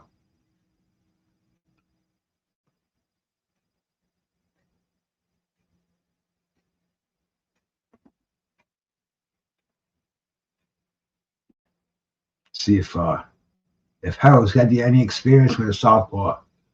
He's going to get a buzzsaw. When Collazo gets cooking, it's a guy with 10 knockouts in 13 fights.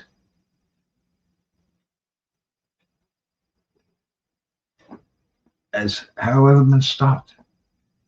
Nope, he's never been stopped.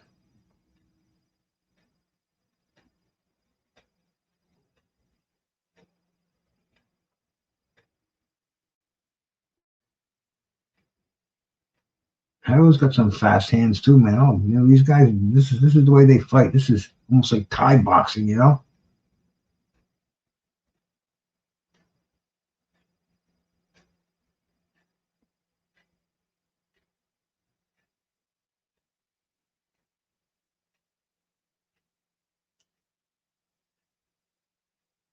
Haro's popping out the jab.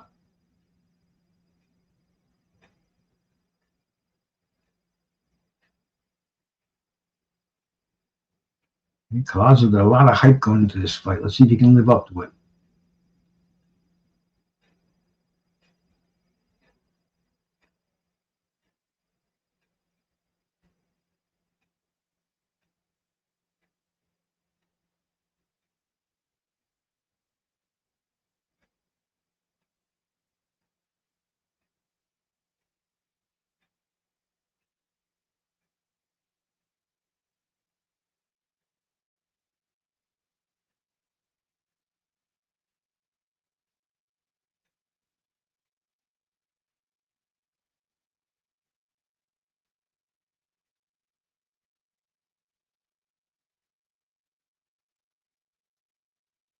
End of the round.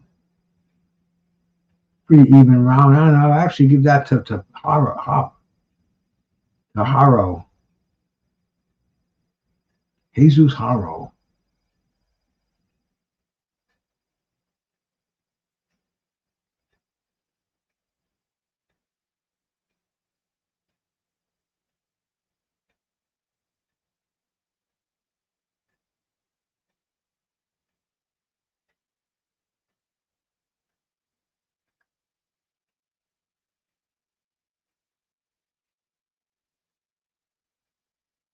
Collazo went from, he was born in America, he lives down in Puerto Rico, so he must, and now that he's successful professional, unified world champion, I guess he could live anywhere he wants to live, and he prefers to stay in Puerto Rico. Smart fighter.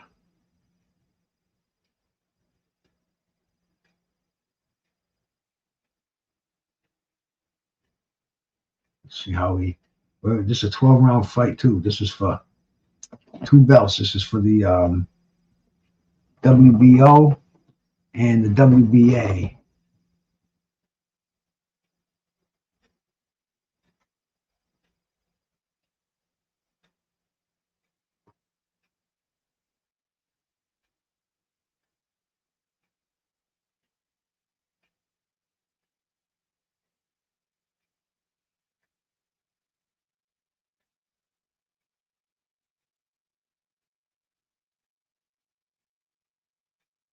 Going back and forth. A lot of stiff jabs.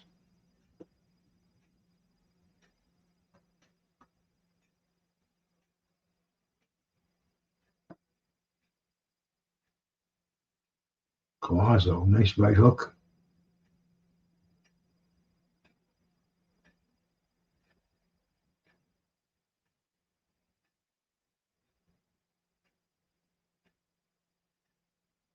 You guys, they just throw fast punches.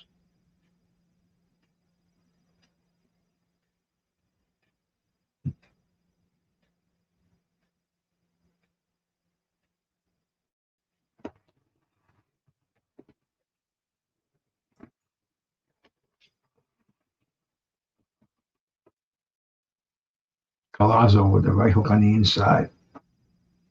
But there, though, this Haro, he doesn't stop. He just keeps moving forward. Oh, he gets nailed with a straight left hand.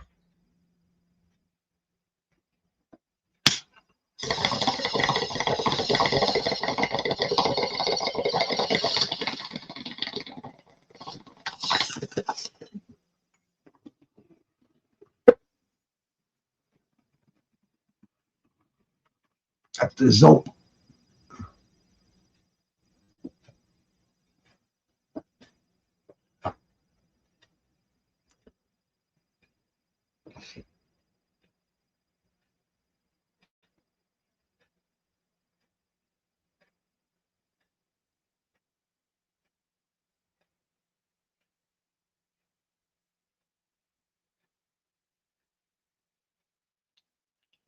Haro's holding on. Oh, Collazo, big uppercut on the inside.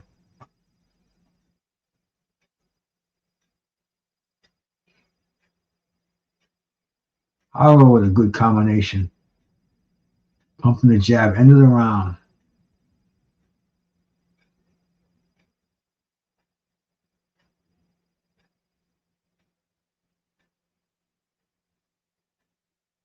That was more. I would have to go with Collazo on that round, so it's 1-1.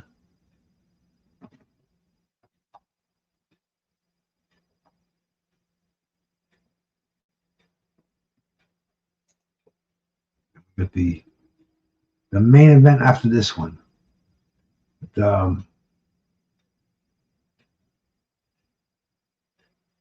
Haro, tougher than I thought he was. I thought he was going to come out there as a sacrificial lamb, but nope. He's fighting tough. He wants to win this fight.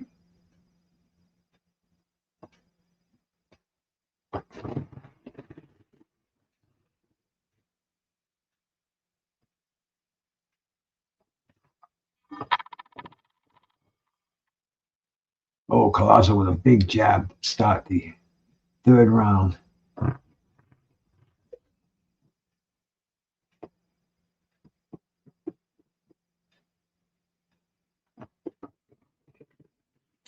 Good combo by Haro, man. Haro's he's hanging in there tough, punch for punch, not folding.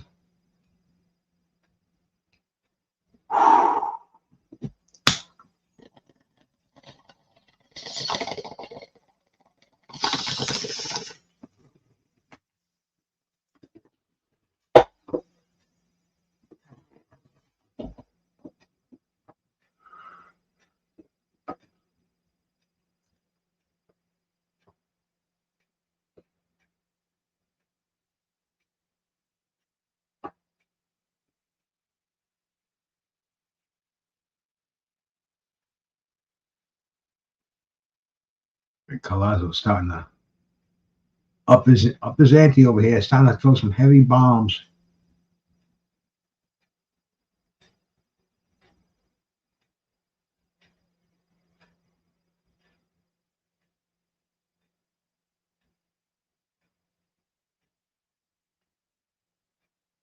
And he's got Haro going backwards.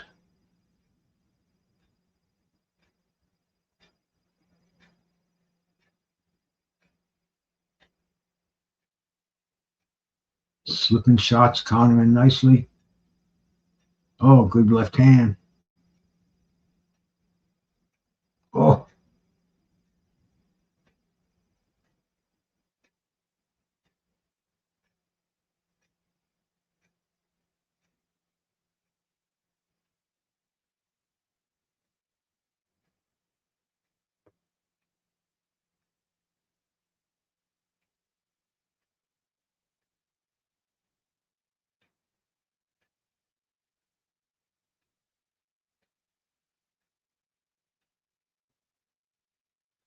Collazo is trying to push him into the corner, trying to unload, stepping back, avoiding the counter punches.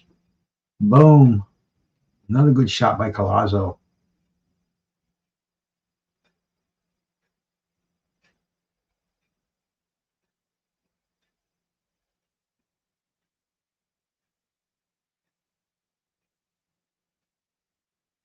Let me check that footwork out. I know both of these guys are good boxers. You know, they're both boxing nicely.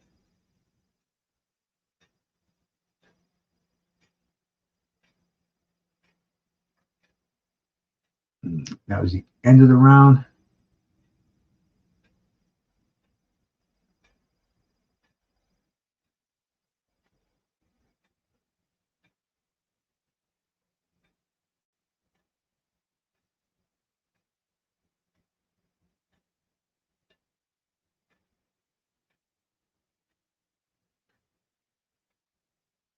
Collazo getting his instructions in the corner. Yeah, I think he is, man.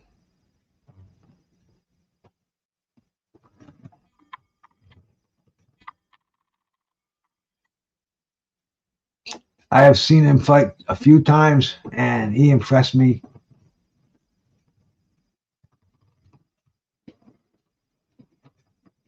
He fought in Saudi, so he's, to bring him over there, to make that investment. Yeah, you can see him. He's definitely he's moving around. He's trying to escape.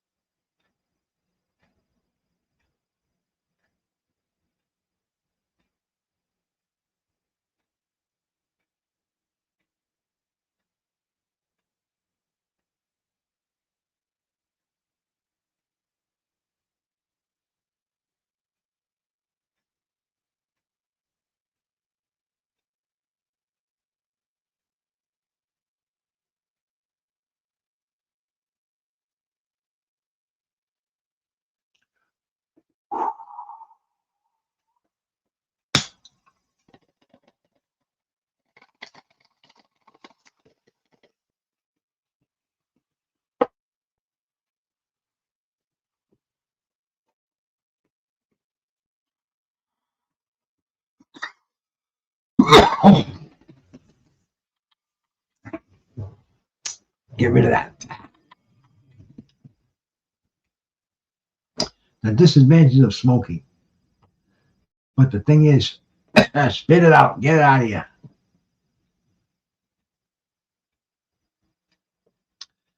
Collazo has got him in the corner right now. Is he going to take advantage of it? He's trying to keep him there.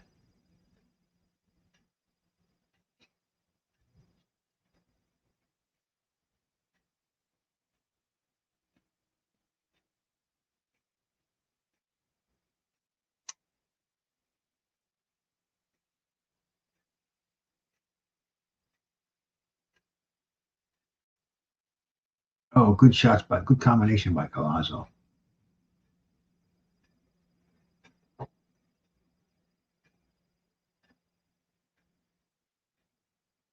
Haro holds on. Referee breaks him. Collazo coming forward again, ripping him and ripping. Oh, good return fire from Haro. But Collazo doesn't let up. Doesn't let up at all. Eats the punches.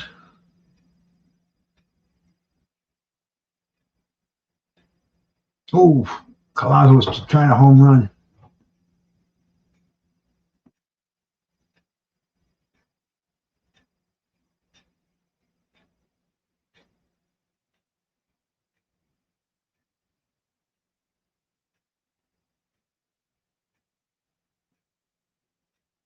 Collazo trying to throw his heavy stuff. End of the round. Well, I think the over-under was 3 on this one.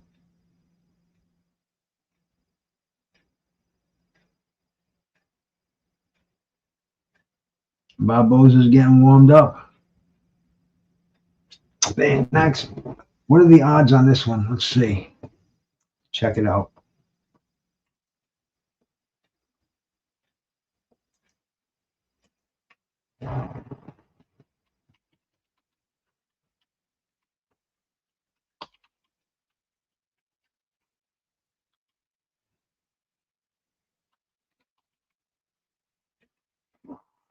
Okay. The odds on the Collazo fight tonight. Oscar Collazo was a massive favorite to defeat Haro. Yeah, okay. Ooh, minus 5,000. And Haro is a plus 1,400. So what does that mean? I never saw odds that high before. That's a money line. Let's see here. Collazo is heavily expected to win with a $100 bet on him. Returns only $2. Whoa. Whoa. $100 returns only $2 profit. Referee hasn't they haven't pitched in a shutout. Yeah, he's landing hard, man. He's just landing the more devastating punches against the ropes. But Haro is trying though. I got Haro. I had Haro win the first round. But Collazo's showing the authority now. He's trying to keep him in the corner. He's a slippy one. Boom. Collazo tried to move him fast. Don't give him a chance to clinch.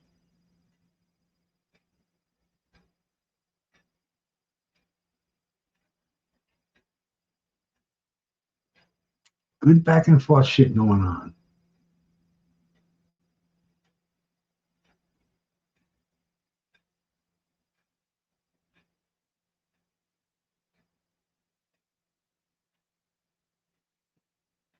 Collazo concentrating on the body now. Give him the flat tires.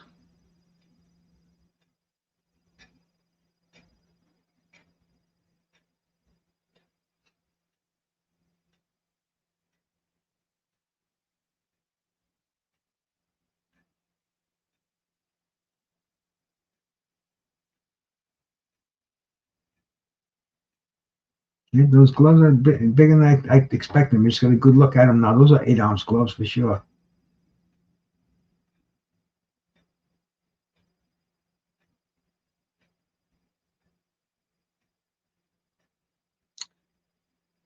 Roland stinks.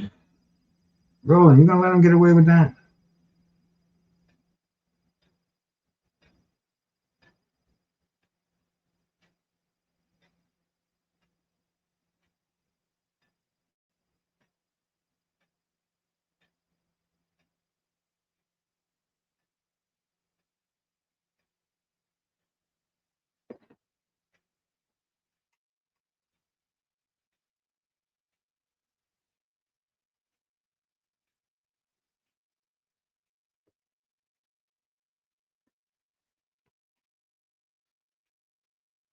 Oh, good straight left by Collazo on the outside. Collazo starting to nail him. And they hear that 10-second whack go down at the ring apron. They just open it up. I wish they would do that the whole 3 minutes, but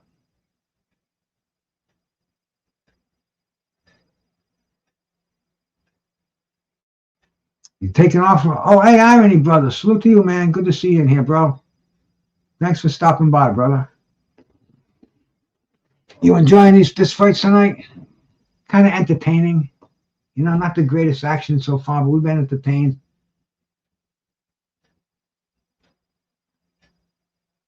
Fundora fight was probably the best fight on the card so far.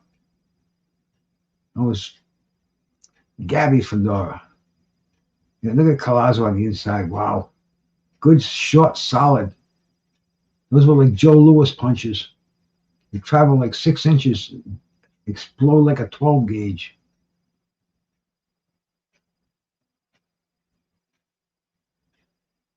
And here we go, man. The start of round 6.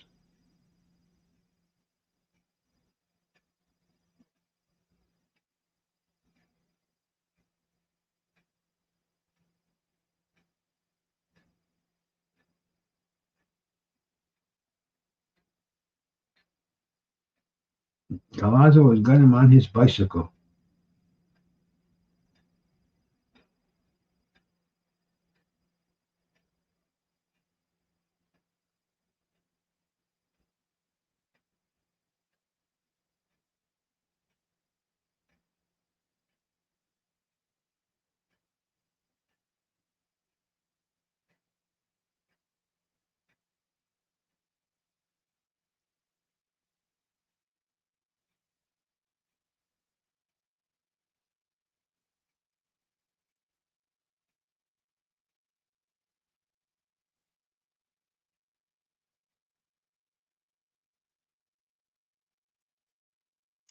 Collazo is not letting him go anywhere, man. He's keeping him in those ropes.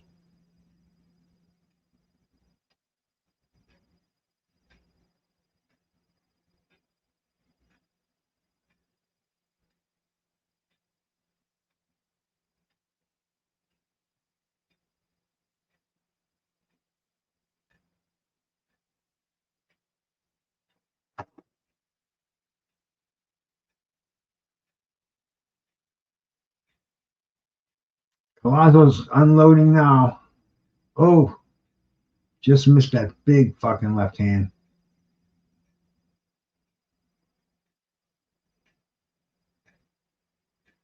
He's looking to land some damaging blows. You got Haro against the ropes. He's got him trapped. He's not letting Haro escape this time. Hitting him to the body with the right hooks.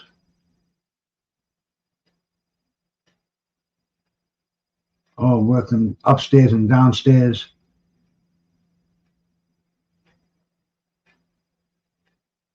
Oh.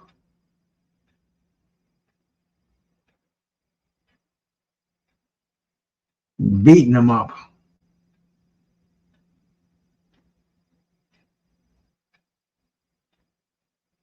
I mean, this is now he's in gear. Hey, salute, bro, from Brooklyn, New York, man. Hi, hey, Django, 2006, man. Salute, bro. Welcome. Oh, Collazo is fucking destroying him against him. He's got him in the corner now. Is he going to go in for the kill? That was the end of the round. Woo. In his own corner. Game. We got to see Collazo's finishing skills now. Thank you for the sub, bro. Hope you did sub. We are on our way to 3,000 subs over here. Figure I'll hit that by sometime early next year. We are.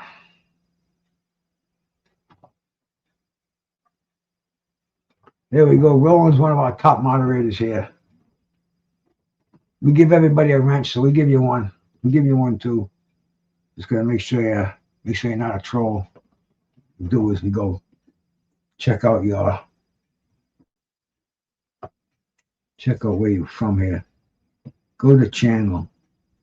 Let's see what it says. Oh, no fucking content there. Created the channel November 2006. You've been around. Your channel's been around for a while, Mr. J Sharp. We will definitely we'll mod you right up over here, bro. Appreciate the sub. See how we can do that again. Do that here. Oh, there you go. You're safe here. Nobody can delete you from the channel. I don't have it yet, Roland. I'm working on it. One sub at a time, bro. If they stopped the fight, what the fuck? I missed it. Damn it, man. That's all your fault. That's all your fault, Django. Let's get that replay of this. Did the referee stop it in the corner? RTD. Retired on his stool. Come on, let's show the slow-mo again here. I can't believe I missed that. I was modding up my latest channel member here. My latest channel subscriber. I don't do memberships. People got enough fucking to do with their money than to be a member of a channel. I'm a member of one, but it's not to a channel. It's to a cause. It's a youth boxing thing. But I think you're fucking dope. It's hard enough, and YouTube takes most of it anyway. Let's see the end of this fight. Was it referee stopped? Was it stopped by the referee, or was it? Here we go. Let's see it here.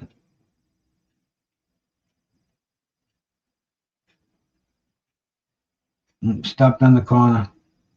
Referee stops the fight. At the end of, what was it, 5 rounds? Just wore him down, man.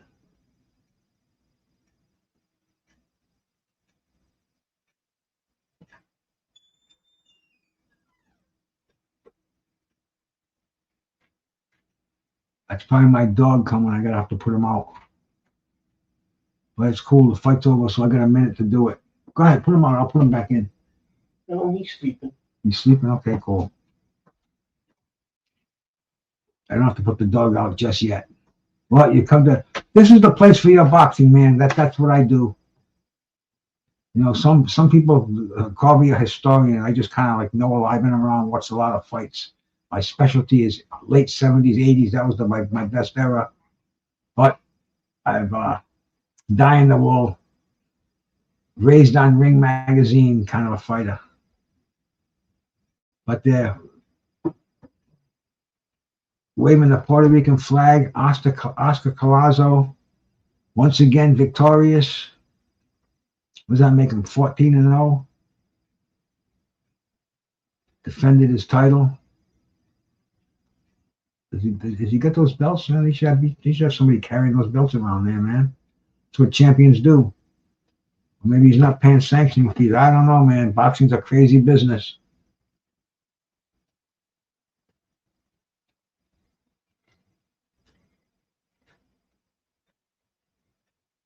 And officially, referee stops the fight.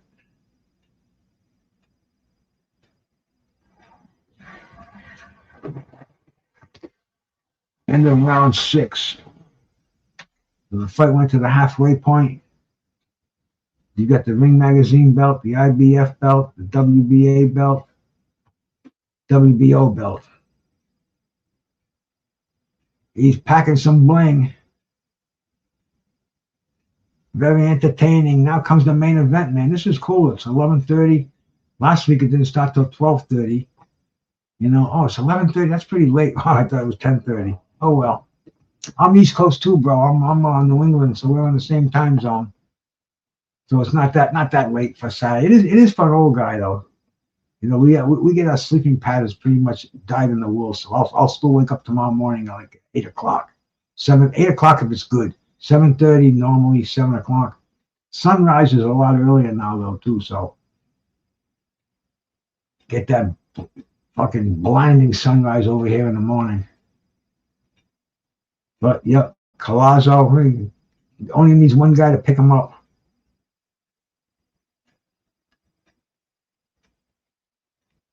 Chisora Wilder, that's going to be an interesting fight.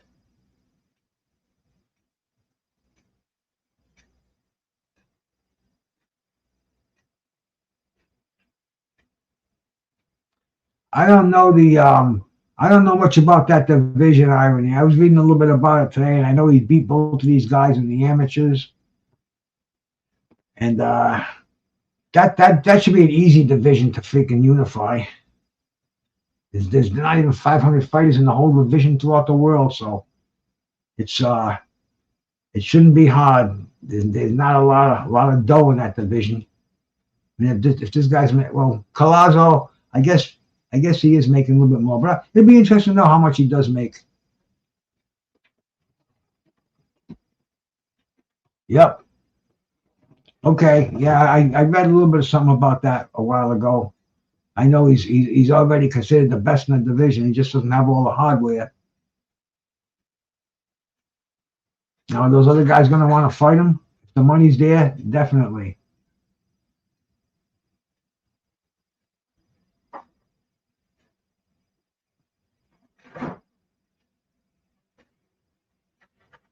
They make their money in the Orient, man. It's big in Malaysia, Thailand. There's a lot of those minimum weights out there. A lot more.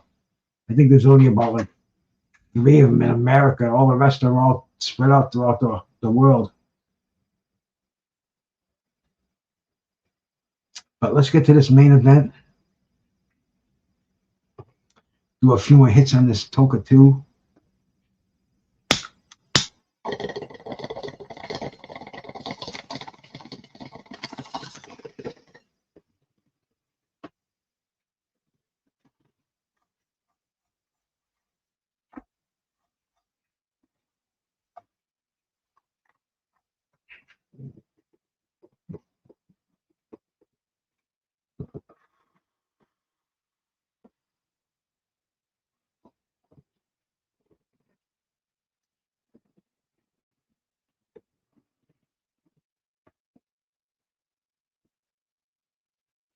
Collazo getting interviewed, and where's he going to go? So he wants to unify the titles. My man Irony, he knows this division.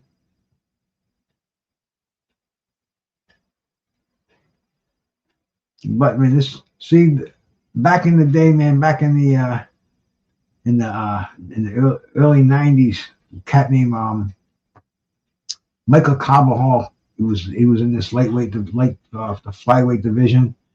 And he brought this excitement to it. He made some money. Made people recognize that there's action in these lighter weight divisions, man. And Collazo's doing the same thing. You know, a lot of Puerto Rican boxing fans, and he's just so good. But finding competition for him, that's going to be the hard part. I don't know if he's going to move up or what. It's just you can see these guys. How can they move up? They have to get fatter. Boxers don't want to put on muscle.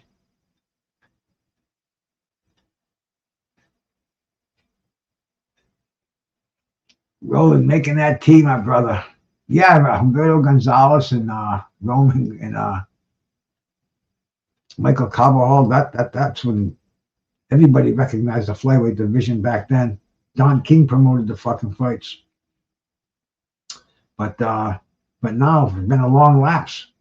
And only the hardcores, the real hardcores, man, not me, the real hardcore boxing fans, they follow these minimum weight, raw weight, you know, the little men.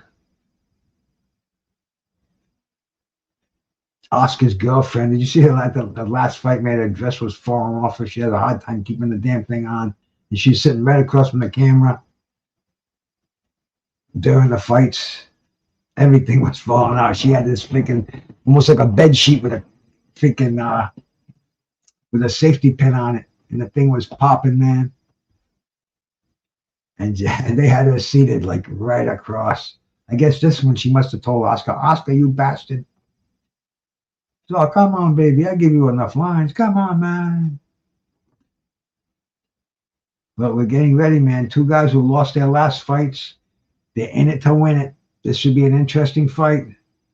I hope everybody who pulled up, I appreciate it. Do me a favor, hit that like button. It costs nothing. It doesn't come chase you or nothing like that. It helps me get the algorithm out, get more people to watch this. More boxing fans, more weed heads, more jazz fans, you know. There's a few of us out there. We get together, kick back, get some good trivia coming up every once in a while on Tuesday nights. I did so many of them, man. I ran out of questions. It's like, look, I hate to be redundant and start asking the same questions again, but I mean, I did like a year, almost every Tuesday night. And man, that's a lot of fucking questions about boxing. I can only ask you how many times did Mike Tyson win the heavyweight title, you know? You get the picture, but we gotta get the batteries recharged. We'll do it again. Green Eyes Peas, you're still out there, my sister. Ooh, I'm gonna give you a fucking medal over here.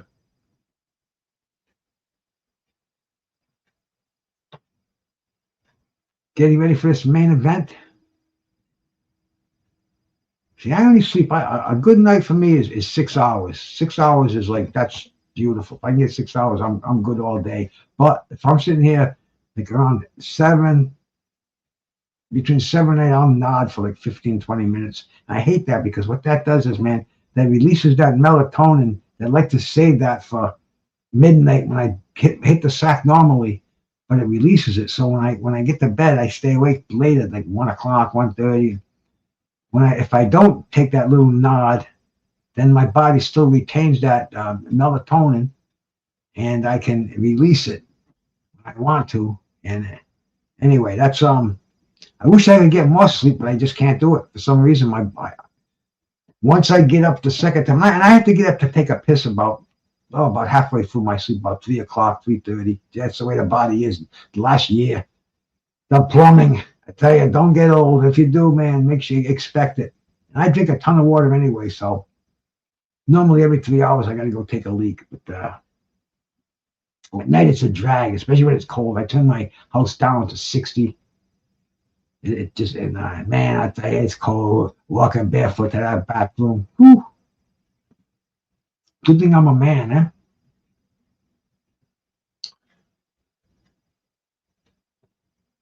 I don't know what they're showing now, but who's saving who? Canada Blood Services. I don't know. Oh, I must have a stream from Canada over here. Well, we're getting ready for the main event, man. Two dudes who coming off losses. And let's take a quick look. Arnold Barboza, he coming off the Teofimo Lopez. He went into Teofimo Lopez fight. It was kind of, that was like a pretty even fight. A lot of people gave Barboza a chance to upset Lopez. It didn't happen. A veteran of 32 fights. He's only got 11 knockouts, so he's not a fucking bomber. He's not a home run hitter. But he's got, you know, two losses in a row does not look good on a fighter's record, so they're not going to be going for that. This is big for both of these fighters. Kenneth Sims Jr., he's got 3 losses on his record, but his last, who did he get beat by in his last fight, man? Duarte, man, the guy from De La Hoya's camp, Oscar Duarte, who got beat by Ryan, who Richardson Hitchings pulled out of a fight with him. They're both coming off losses. 2 losses in a row does not look good on a fighter's record. It's not make you marketable. It makes you B-side. And both of these guys, they're classic B-side. Barboza was up-and-coming, undefeated, was looking good till he ran into Lopez. And now, both of these, this is an interesting fight. You know, these are both B fighters. I'm loving this shit, man. You know, we can't see Devin Haney every weekend. We can't see fucking we can't see these A fighters. We're not going to see Tank. We're not going to see fucking all of them. We got to see some of these fighters who got L's on their records. You know, this is the root of the heart of boxing. These are the fighters that some guys after one loss they start calling them gatekeepers and shit, man. No, this is the foundation right here. And these 2 fighters, they're fighting junior welterweights. Yeah, they're welterweight fighters. That was a glamour division at one time. Now you got 4 fucking hot fighters in there. You got a champion in England. You go make money over there. You got fucking Ryan and Rolly. You got some hot fighters in there. And Devin Haney, one of the best in the world. 147 is probably the most talented division in boxing. And Boots isn't even in the division anymore. Oh, 154, just as talented, but 147, that's like the glamour division, the money division. If these guys win, they're viable opponents for any of these big money fighters, any of these champions. The 4 belts, unifications, I just don't see happening with these guys, you know?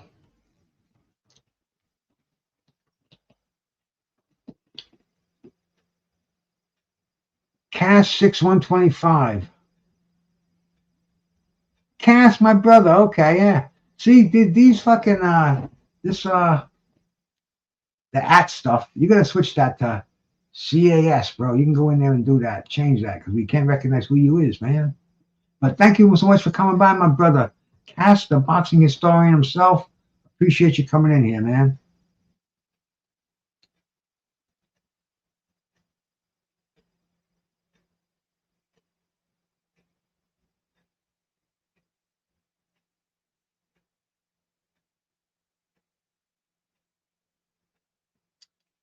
We are getting ready for this main event. Oscar doing his talking at ringside. What's that cat's name again, man? I always forget it. But anyway, man, let's get this fucking main event going here. Please don't make us wait any longer because, like I said earlier, my sleep is valuable. I didn't knock off tonight, which was good, so I can release my melatonin when I go lay down. I'll probably watch the news or something like that. Always something depressing. What's next for Ryan Garcia? Maybe it's Oscar Duarte, the guy who beat Sims. The guy who beat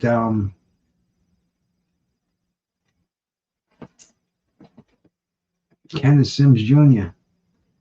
Got beat by Rolly. So, I mean, there's so many fights to be made at this weight class right now. And this is a pretty good one. This is like, you know, two guys coming off losses.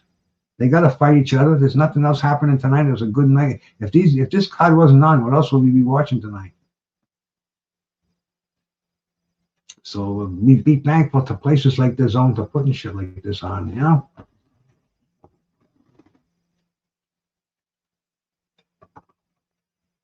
Floyd Schofield to face Lucas Bahandi for the vacant. Who's Lucas Bahandi?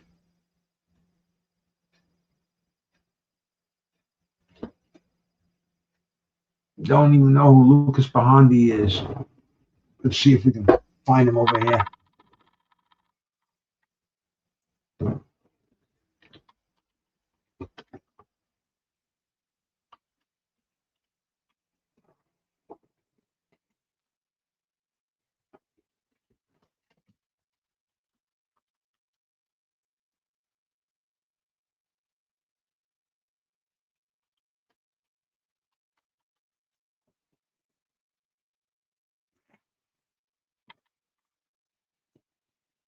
I missed that.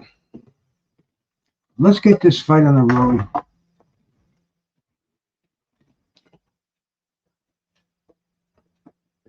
I hate when they do this downtime. That was one of the good things about boxing in the old days on the networks. They knew time was valuable. They didn't bullshit. They didn't do none of this shit. They showed fights. So let's see. Let's try a different strain for this fight. We already had the jet fuel gelato. We already had the Zope. I smoked a joint of this blue gummy this morning. Let's do some blue gummy though, because the other one is the sour diesel. Do a little bit of this blue gummy. The smell is killer. The THC percentage is mind blowing. Just pull a little bit off the bud. We don't need a lot because I'm pretty blasted, but just have that urge to be puffing when watching boxing. Something about watching boxing and doing bongs, man. It's like hey, this nice little piece of the bud that I pulled off, because this is beautiful, beautiful buds in here. You know, nice nugs like this. This little jar with it's maybe 7 grams or so in there. Definitely enough for a nice little buzz for a couple of days. But for me, it's variety. That's what keeps the pain away, man. You know, I could be begging my doctor for something for pain for my arthritis, because, man, believe me, it's when you get older and you have serious arthritis, you break down. It hurts. Stay stoned all day, and it kind of keeps the pain receptors in my mind from receiving the pain that's in my shoulders and knees and whatever else is starting to crank. Where's my lighter here?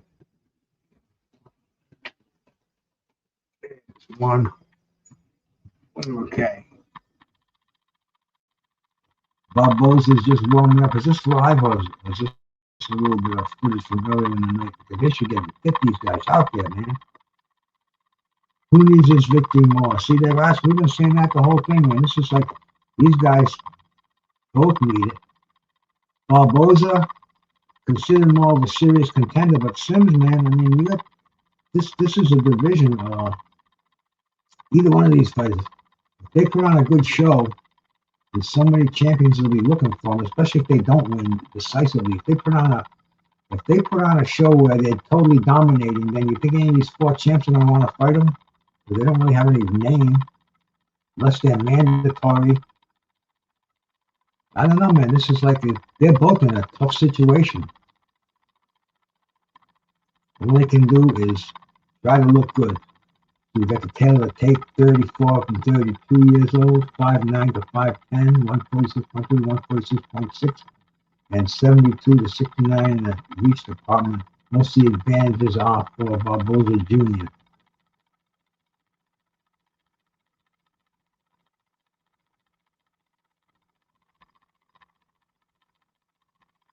And here we go, man. The ringside girls trying to get the crowd up. And what belt is this for? Is this for? That's just like some kind of a regional USBA or something like that. Go back and check it out.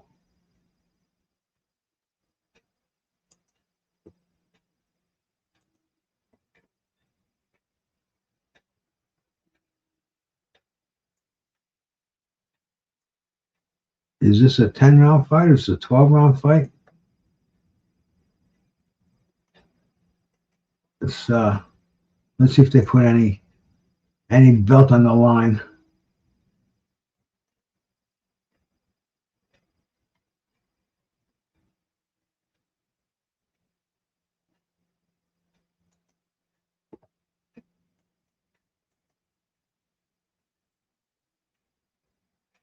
WBO Global Welterweight title. So this is a 12-round fight. I thought it was going to be a 10 round. I wasn't sure, but then all of a sudden the WBO said, let's put our global welterweight title on the line and turn this into a title fight. Schedule it for 12 rounds, get a fee. So there is a belt on the line. Sims kind of like got his denim stuff going on. Got a singer singing for him.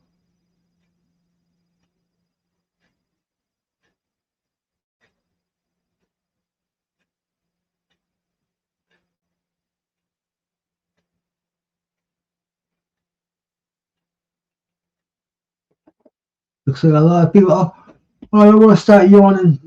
Don't let me do that. It's better be a good fight. If I start yawning, man, I'll be like, oh.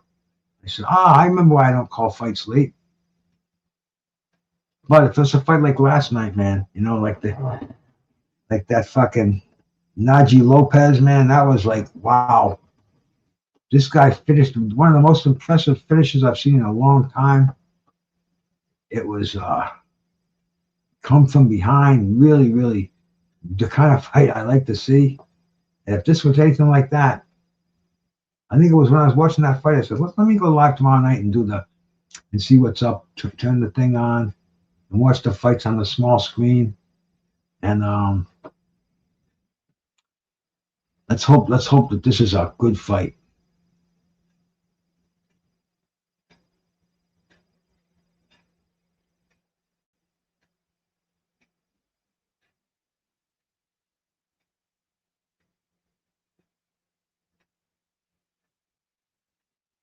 Kenneth Bossman Sims Jr.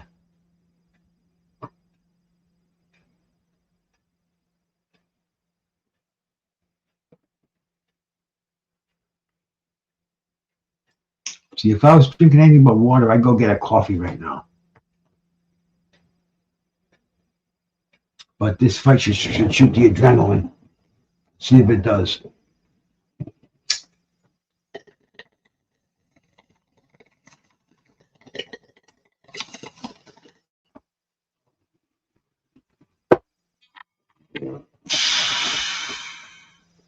What do they got these guys ranked as far in the algorithm here? Let's see. Barboza ranked number 8 in the world. And there's 2,689 boxes in the welterweight division according to the algorithm of Box Rec. And let's see. So he's ranked number 8, number 6 in the U.S. That's Kenneth Sims ranked. Kenneth Sims is ranked number 57 in the world. So 57 taking on number 8. That's I'd say Arnold Barboza is quite the favorite over here if you're going to go by what they're rated.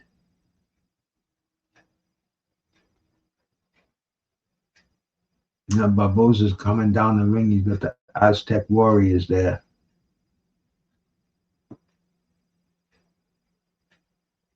Or Mayans, I don't know. Some weird bunch, man. Weird bunch of tunes playing in.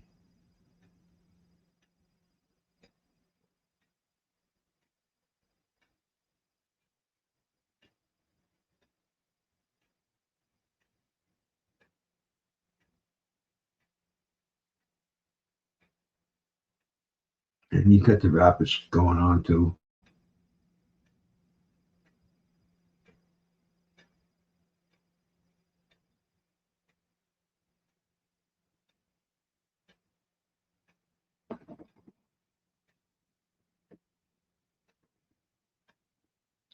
See, where's he from? Long Beach, California, Los Angeles.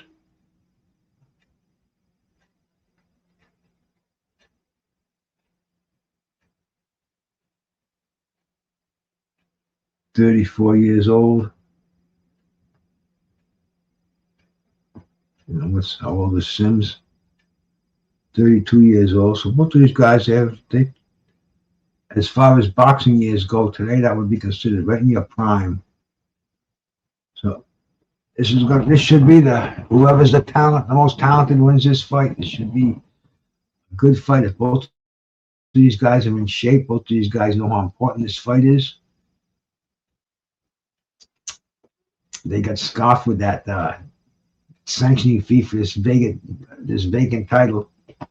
NABO North American, is that what it was? NABO Global, I'm sorry, Global. So what's the difference between the global and the world when you think about it? Does the global guy have a good right to say, hey man, I'm the global? Global. See, that's global bigger than world.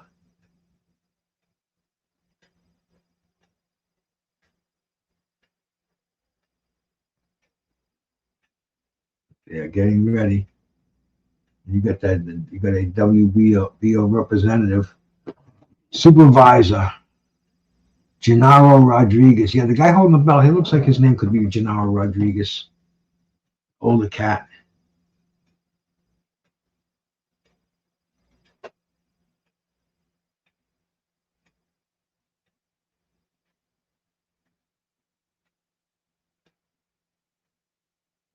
Barboza getting last minute slabs of Vaseline on his face.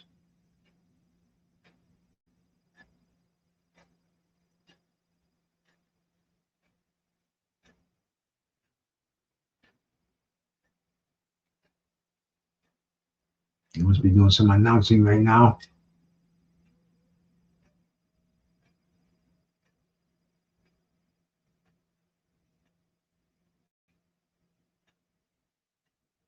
John McCarthy, the referee, the guy from the UFC, is a boxing referee now. Wow. I didn't know that.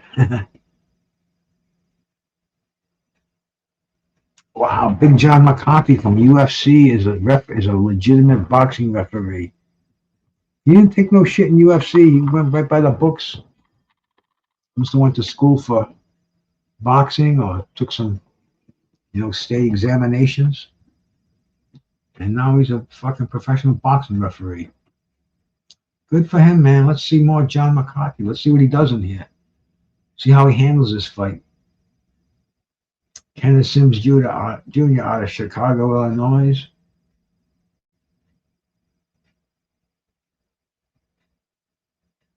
Working on the crowd.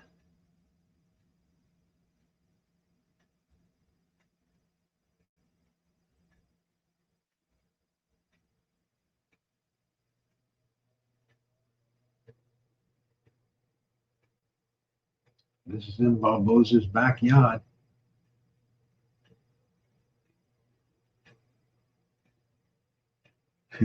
Got the heavy taps going on.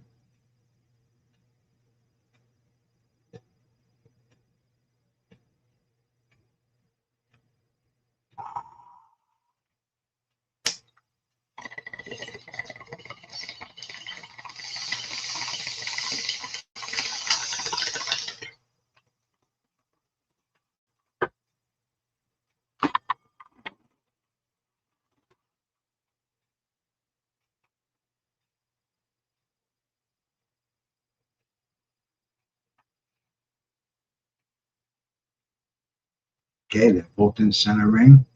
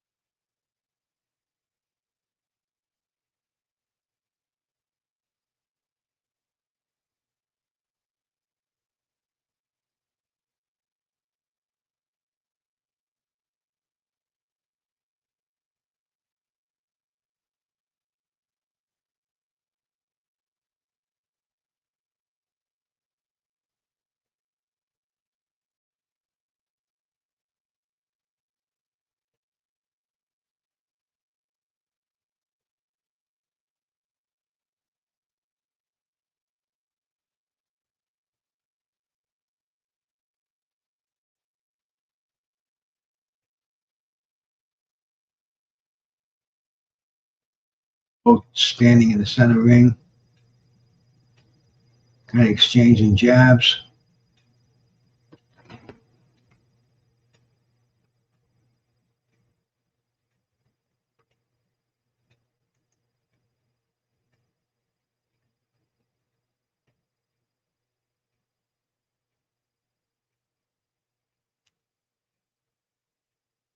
Definitely a feeling out first round.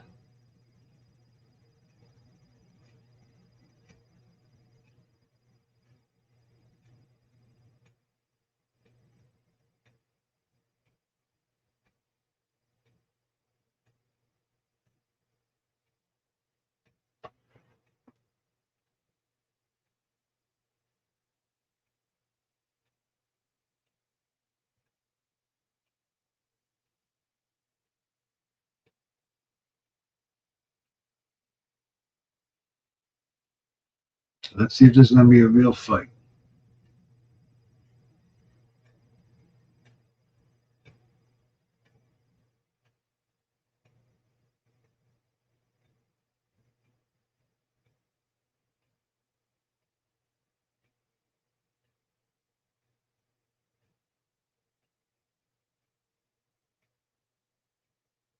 I think Barboza is trying to get inside, shooting his jab.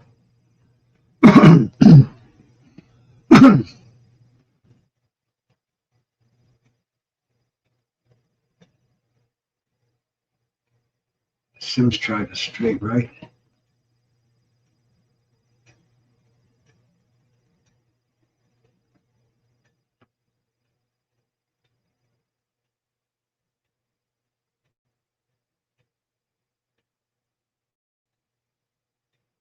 Both of these guys landing their jabs at the moment. Ended an uneventful first round.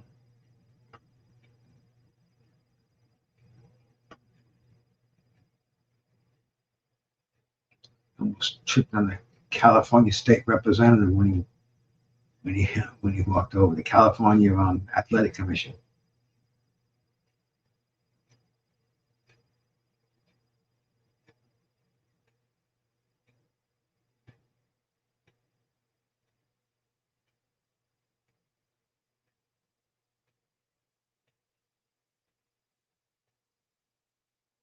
Abel Sanchez is his cut man. Well, his father is his trainer.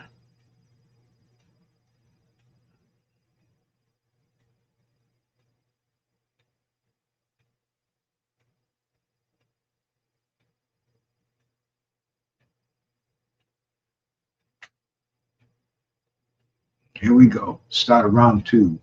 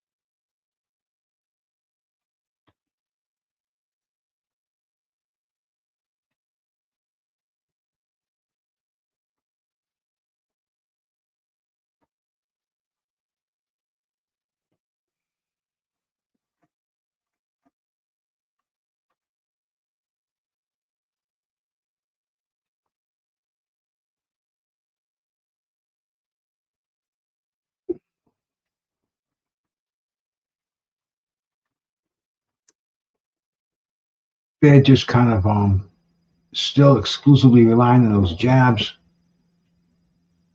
I don't see either one of these fighters taking control of the situation.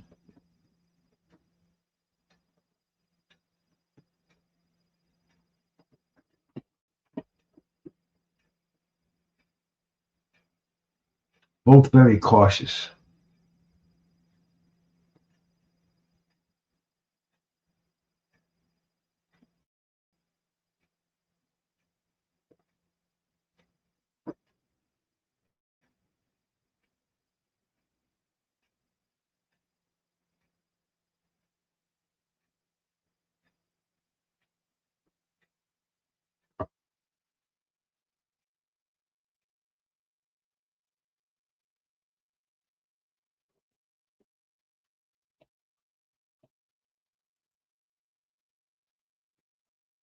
Nothing much going on so far.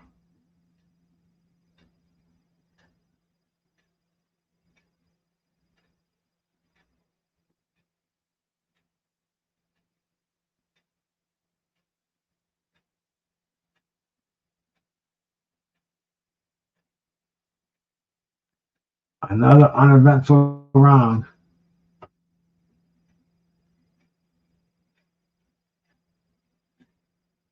He's also trained by his father, Kenneth Sims Jr.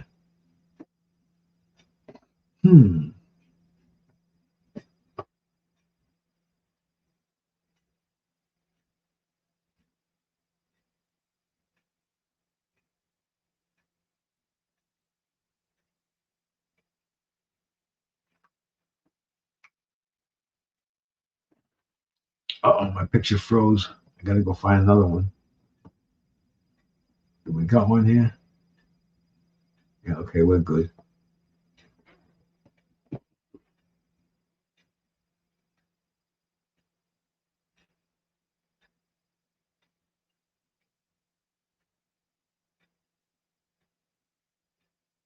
See a little more urgency when they come out for the next round, man. Let's see a little something more.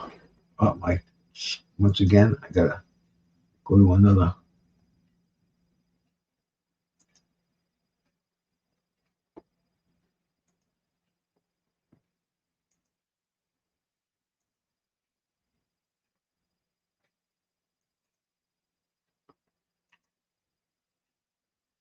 If this stream comes on here. Our game plan is built around keeping it. Yeah, okay, we found another stream. We are a minute into round number 3, so I lost about a minute, but we're back again. I don't think I lost too much. We're not seeing a lot so far. There was a quick little combination by Barboza.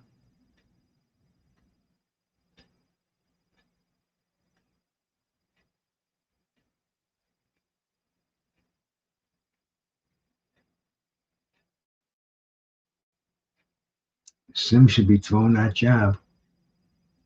You can tell he wants to drop a right hand, but if he doesn't shoot the jab first, he's not going to do it.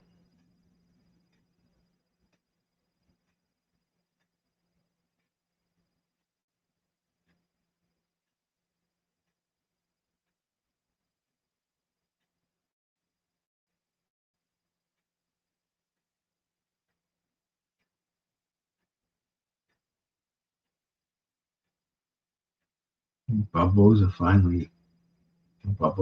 goes downstairs. Sims goes downstairs.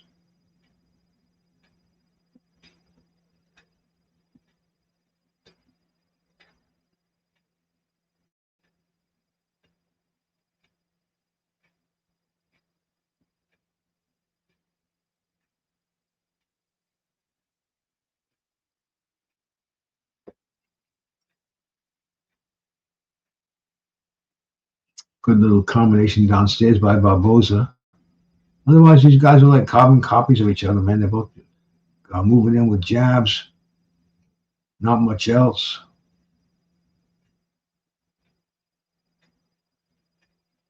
End of the round.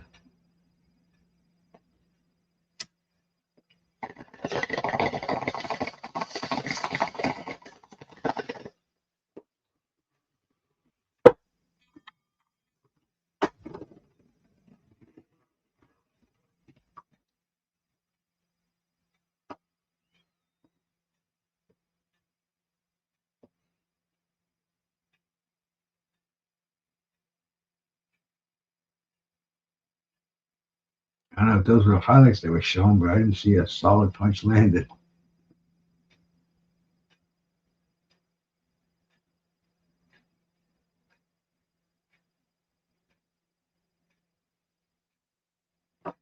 Not much going on here, folks. And here we are. What are we at? Round number 4.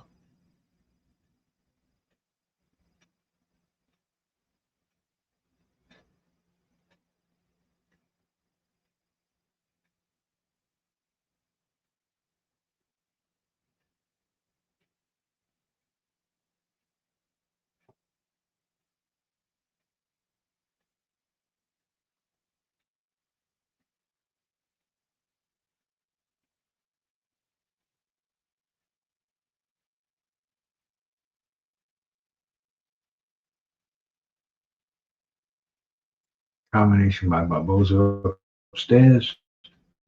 Sims is trying to get inside with some body shots.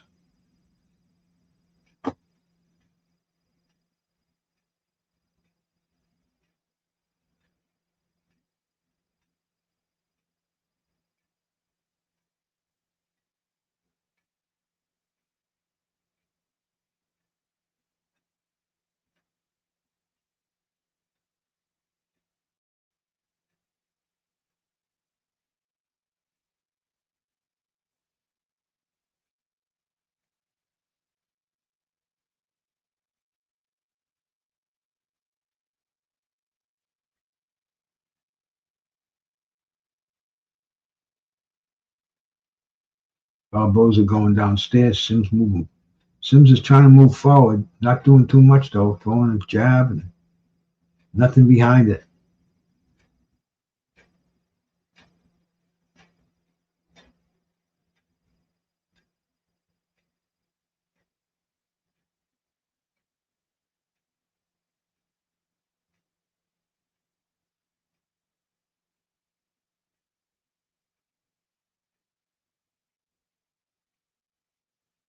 Sims trying to land a big right hand.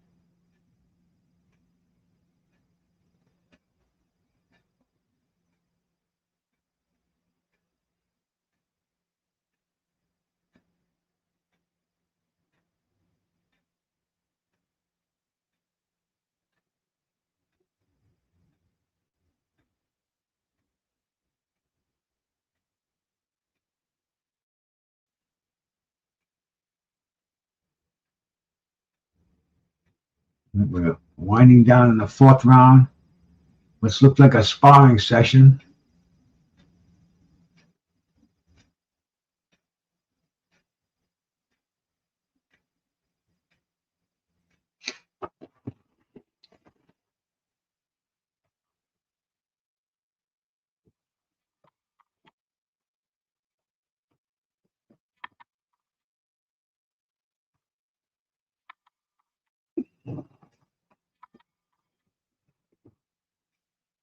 I don't know, maybe neither one of these guys is used to taking charge.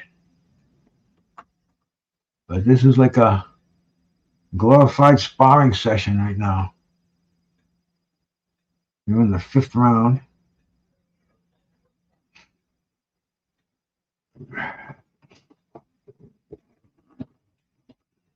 Do another blast. Do another couple of blasts. I hear you, bro, man. I hear you, man. Let's go. Let's go. Let's see a fight. No, there was a right hand landed. No follow-up.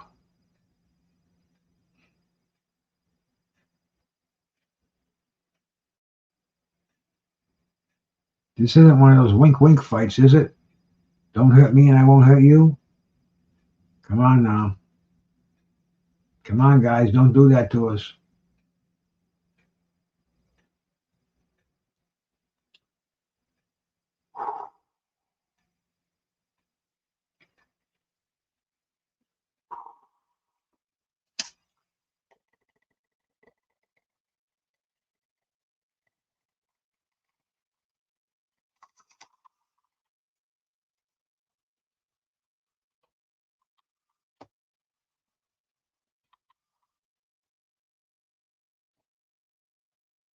Unofficial ringside judges got Barboza ahead. Was that a low blow?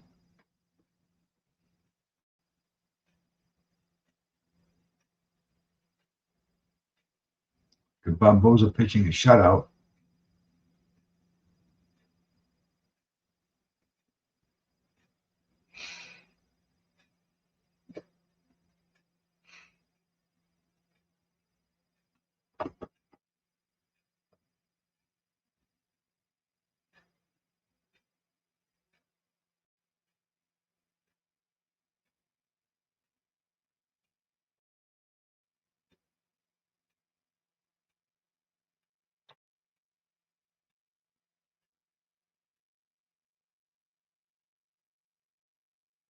I don't see too much going on, man. Maybe neither one has really turned it up much.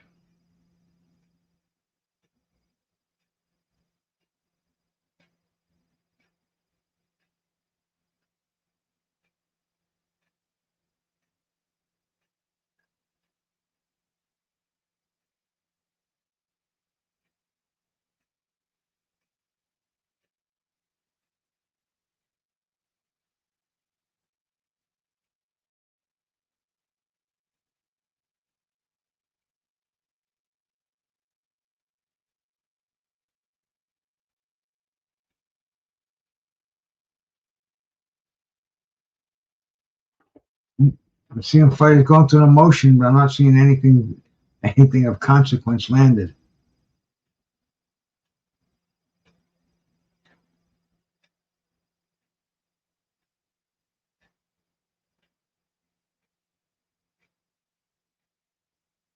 Barboza with a combination upstairs. He threw about 6 punches.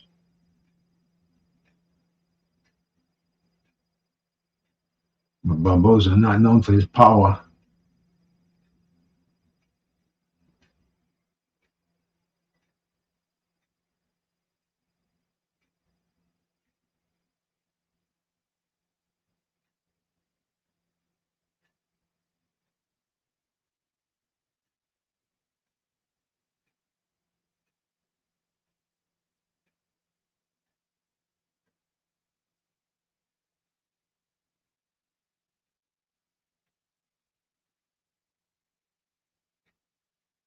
End of another round.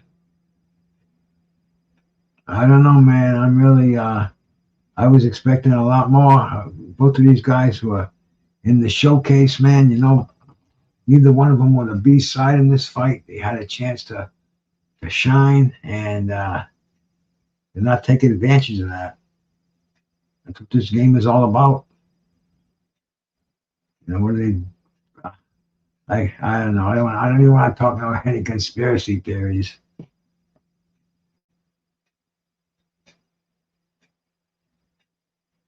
Give it a few more rounds before we start pointing any fingers over here.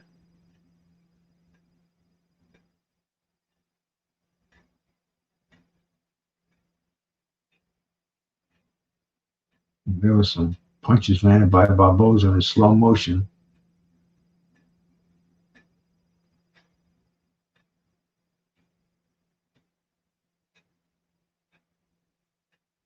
And here we are in the 6th round.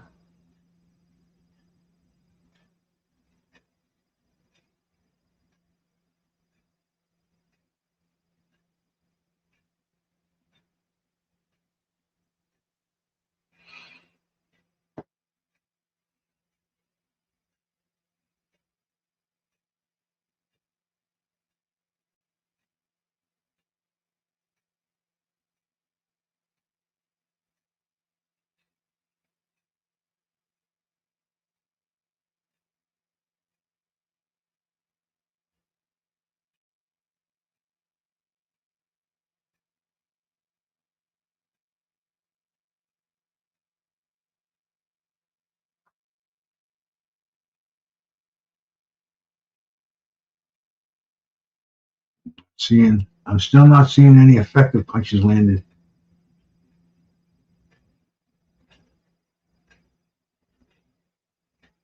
You know, a little bit of jab work by Barboza.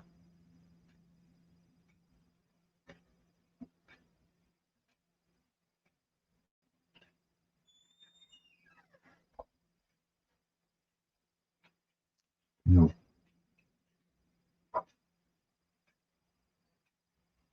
not going too hard. Oh, that was a good right hand by Barboza, finally. Best punch of the fight as far as I can see. Rolling.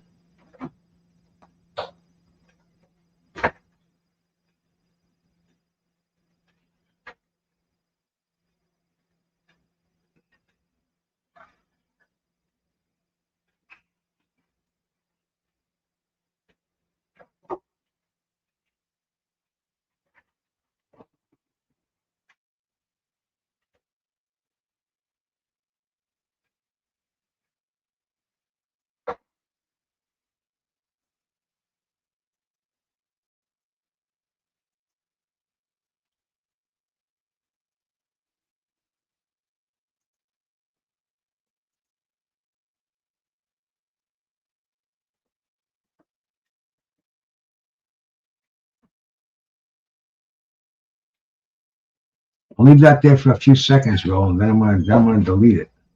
But that's that should work for you. It's been up for me for about 5-10 minutes. Hasn't froze or nothing, so give it a shot. You got it?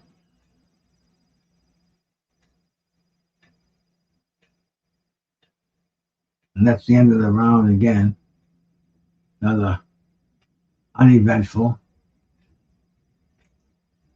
We will delete that comment. Oh, gone.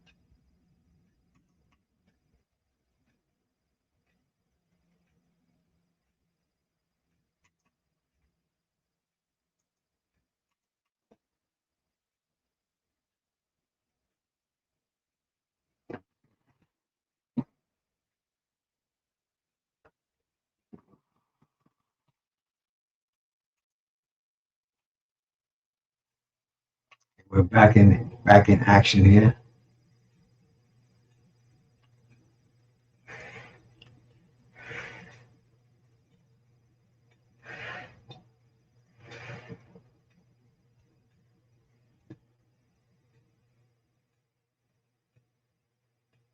We are at the start of round number 7, the beginning of the second half of the fight.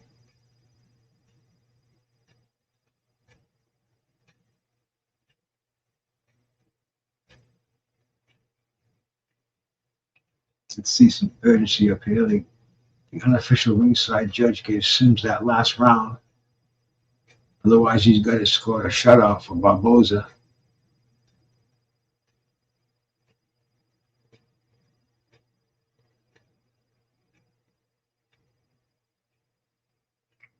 Healthy little exchanges going on.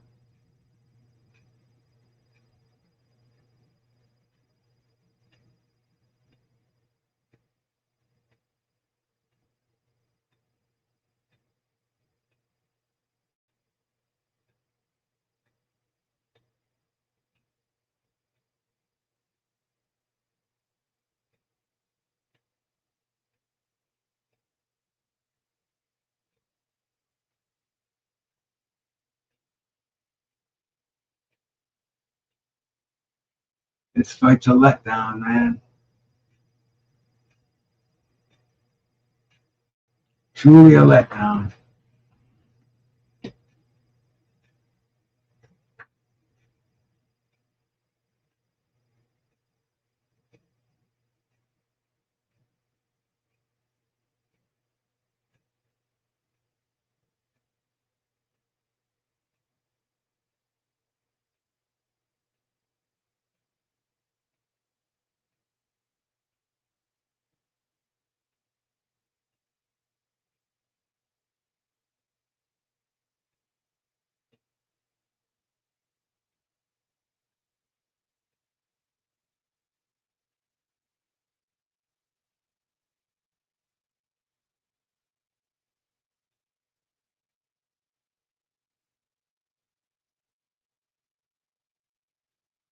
And pretty much same thing happening. It's been happening round after round here.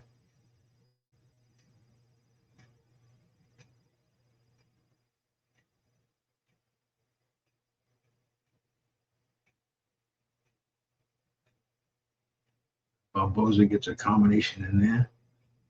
Just enough to win the rounds. No, not enough to do anything convincing.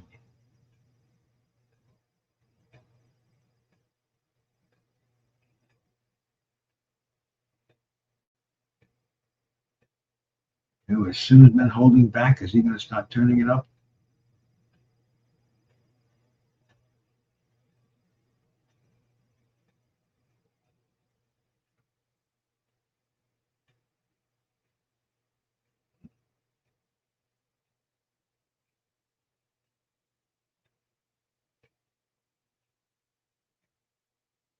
It's the 7th round. Looks to me like this fight's going to go that distance. That's almost a prediction.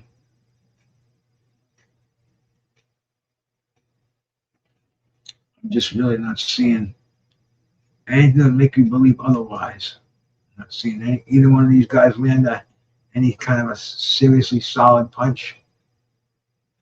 And the others, any punch resistance going on. So we got a sleeper going here, man.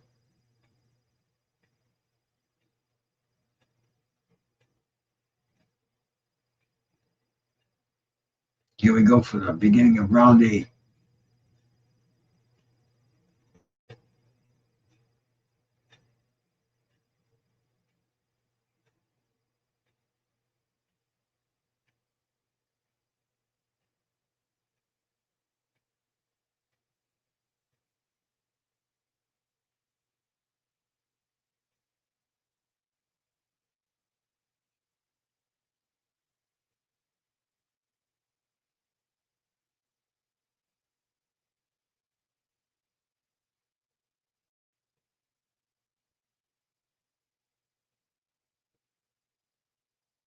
You guys are doing nothing.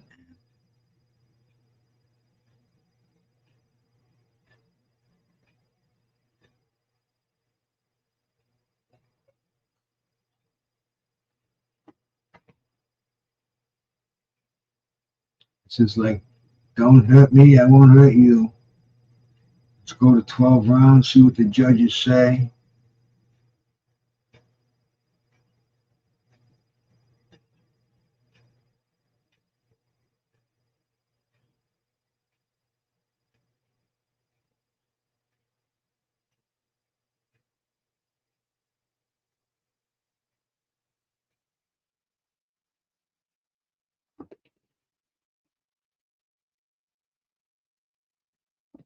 Ah, man.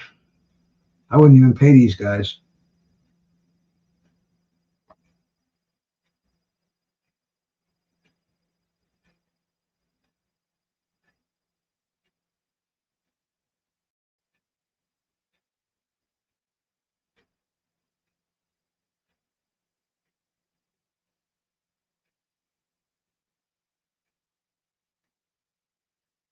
John McCarthy hasn't had to break him up at all. There's no reason to even clinch.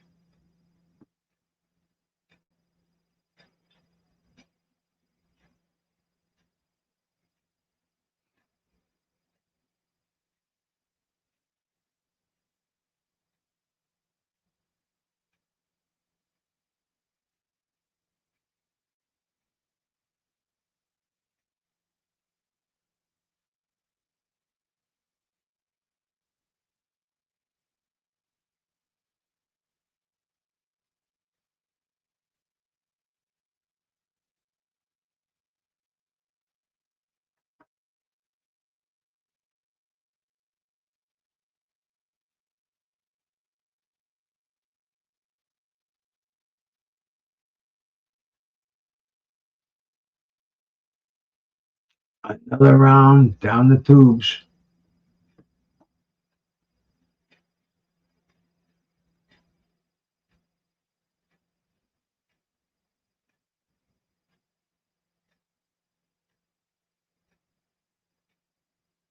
Nothing going on.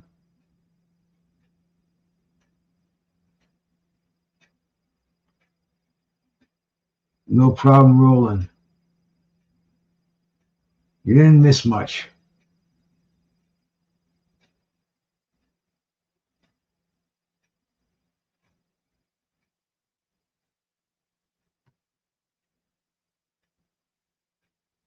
That was like a highlight punch of the round right there. Little left hook at the end of a combination. Overhand, straight left, whatever you want to call it.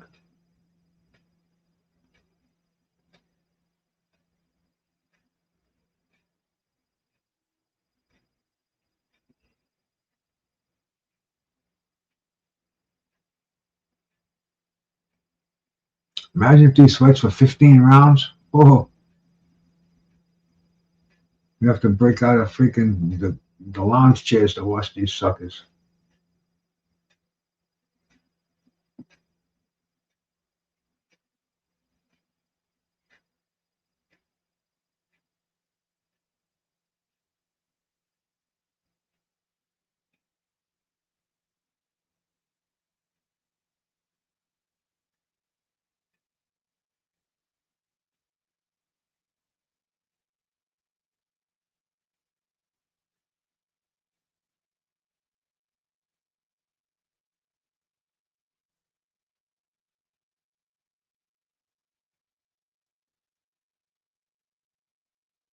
Huh.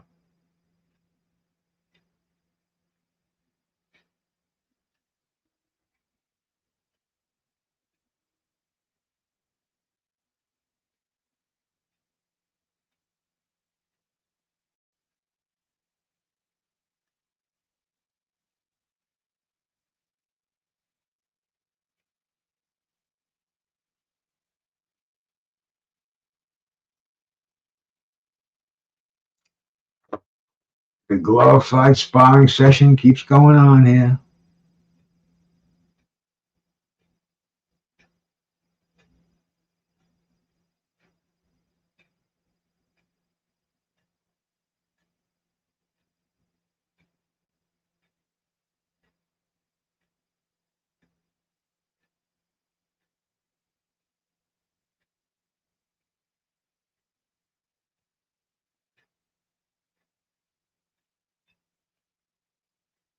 They're throwing in non-connecting jabs.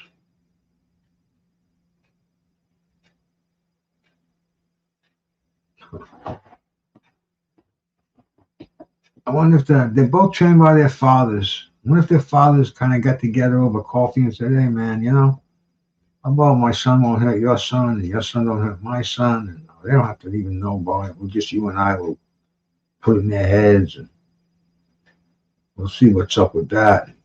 We'll live to fight another day. We're making nice paydays here. This is the ugly world of boxing. These are the things that can't happen. And it's almost, I'm watching this fight and I'm saying, damn, don't these guys, don't they realize they're in a professional fight? They're headlining a card.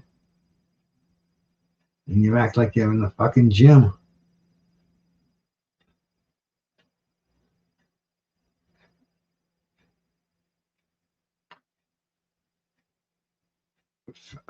Emiliano Vargas with his girlfriend or wife, I don't know. He's done himself proud, though.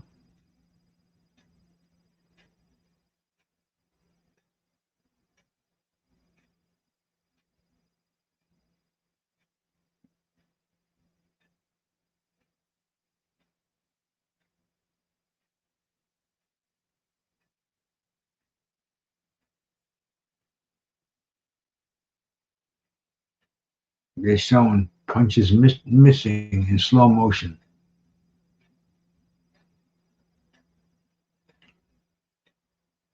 I don't know what the crowd reaction is here, man. I can't turn it on.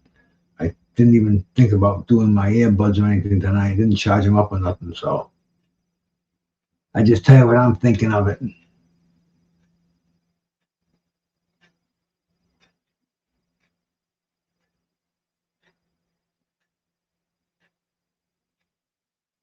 Are they finally turning it on?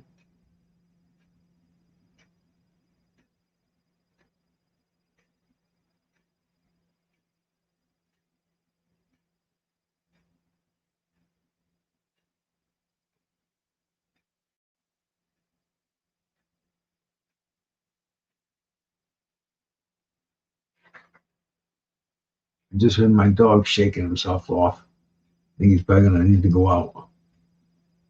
That's okay. I can do that because this fight is so freaking underwhelming. I will use that word.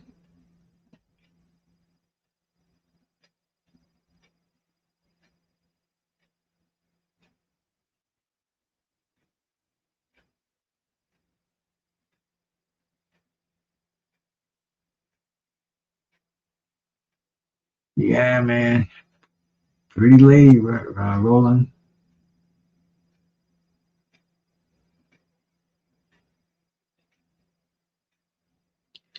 Every once in a while, you'll see the right hand by Barboza Jr. get in there. Like I said, almost like it's just enough to win the round.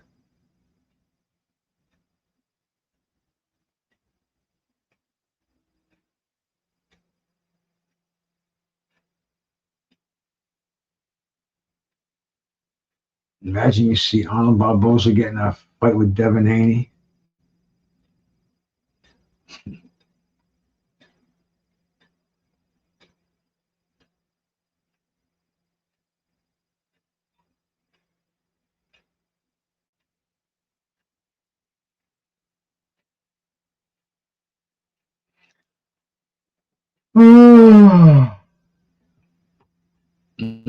I think this fight is a good little aphrodisiac to put you to sleep. What do we call that?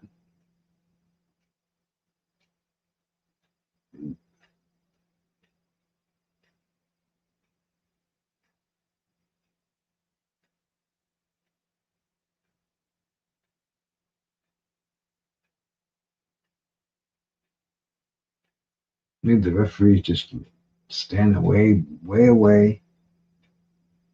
Let them go. They ain't gonna hurt each other.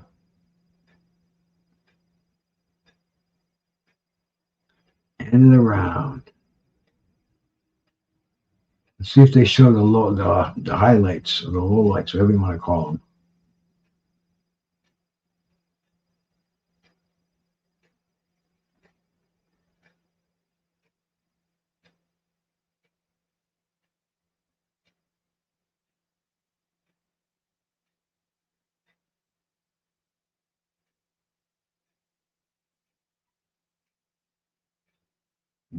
A few shots by Barboza that won him the round.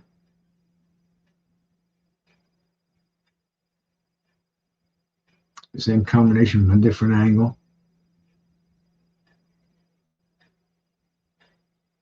Now they're starting to show the all miss combinations.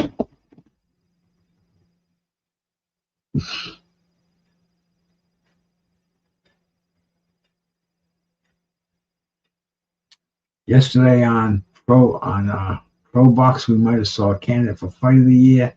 This one, candidate for Worst Fight of the Year.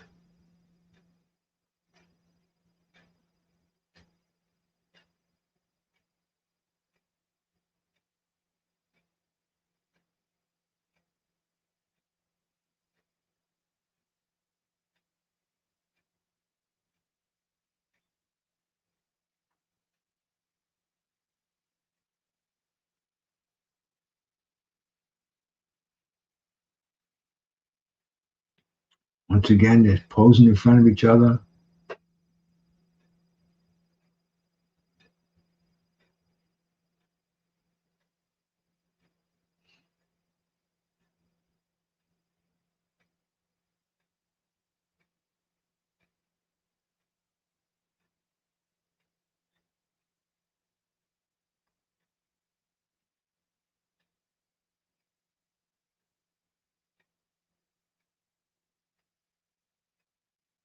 Oh, a headbutt.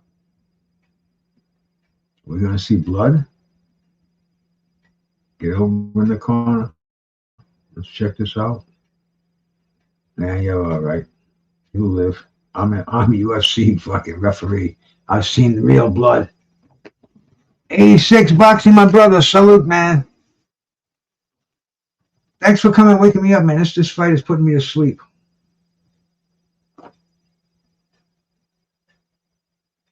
Yep, a little unintentional didn't look like a freaking heart. Even the headbutt looked like it was fake.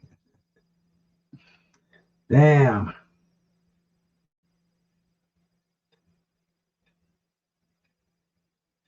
Oh, now Sims can get him in the corner. What's he going to do? Miss with a few punches. Oh, he threw that big overhand right. You know, that most action all fight right there. Maybe that headbutt kind of woke him up.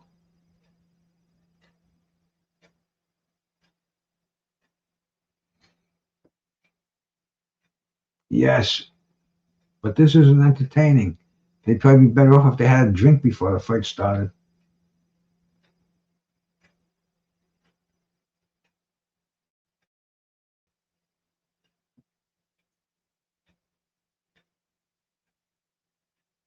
Is Barboza saying, come on, come on, come on?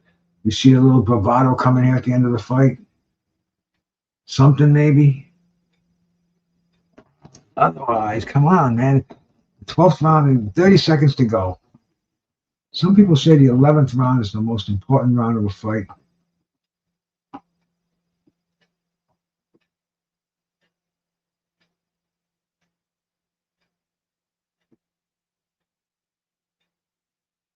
The Sims looks like he got his right hand cocked up, ready to throw a big bomb.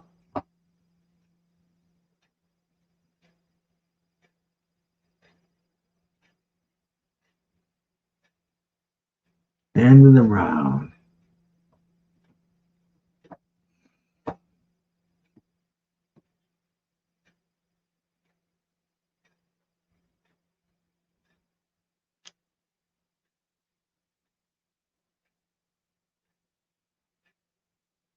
A little nick on the forehead from that headbutt.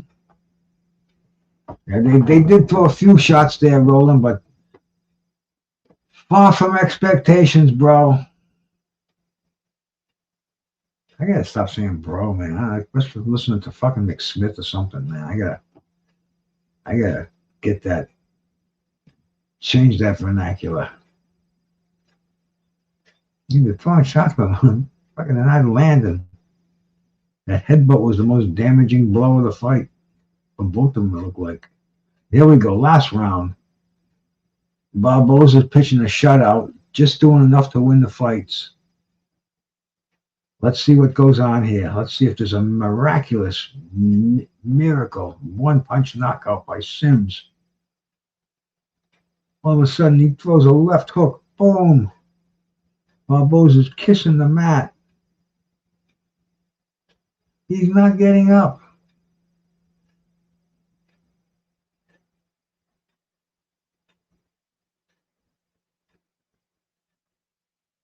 We are seeing nothing here right now.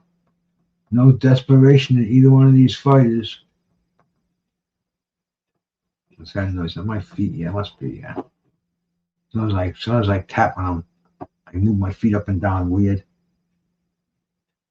Weird skeletal reactions I have. Here we go. What? 1 round was over. 1 minute's over. Barboza's got his hands down. He's just flicking that jab up at the waist.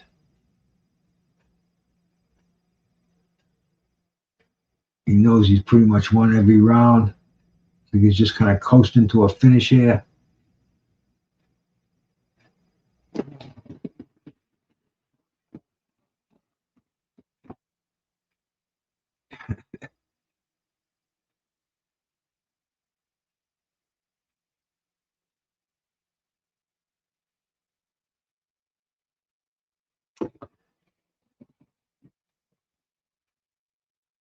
This is just a stinker of a main event. I'm dying to see how the judges scored this fight. Nothing to see here, folks.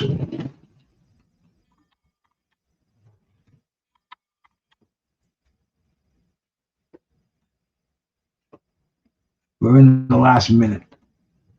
Let's see if either one of these fighters has any desperation on their minds. If their trainers yelling, 1 minute to go, 1 minute mark.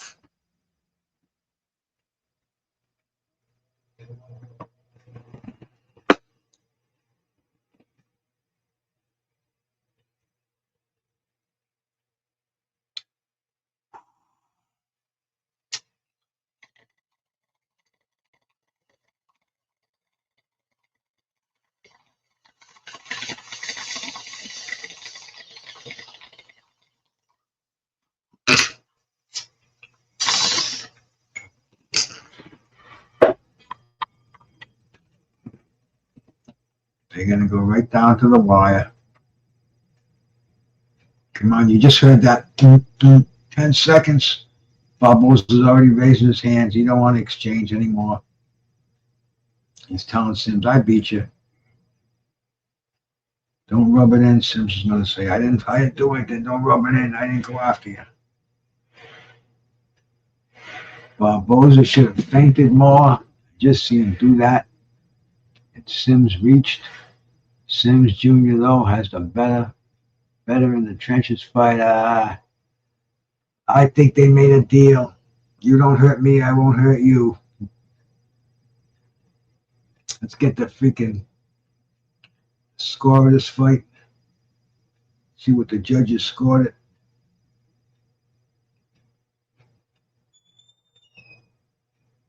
Barboza's going over there to congratulate Sims. Sims doesn't congratulate him back.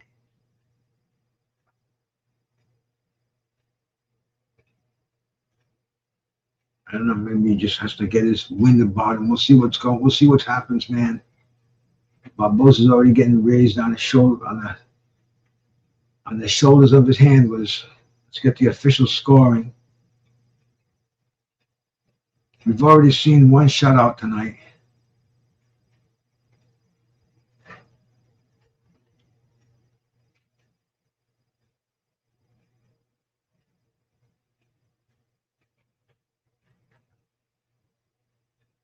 So 100-90. Which fight was that?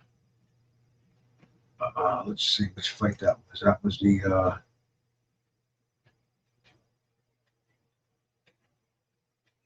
Rocha Diaz fight. One judge had every round for Rocha.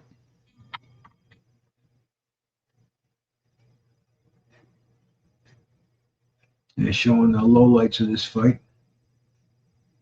You know, Barboza just landing enough to win the rounds. The price is right. It's on. There you go, Roland. Let's go. We will catch the final. We will catch the final the score on this fight.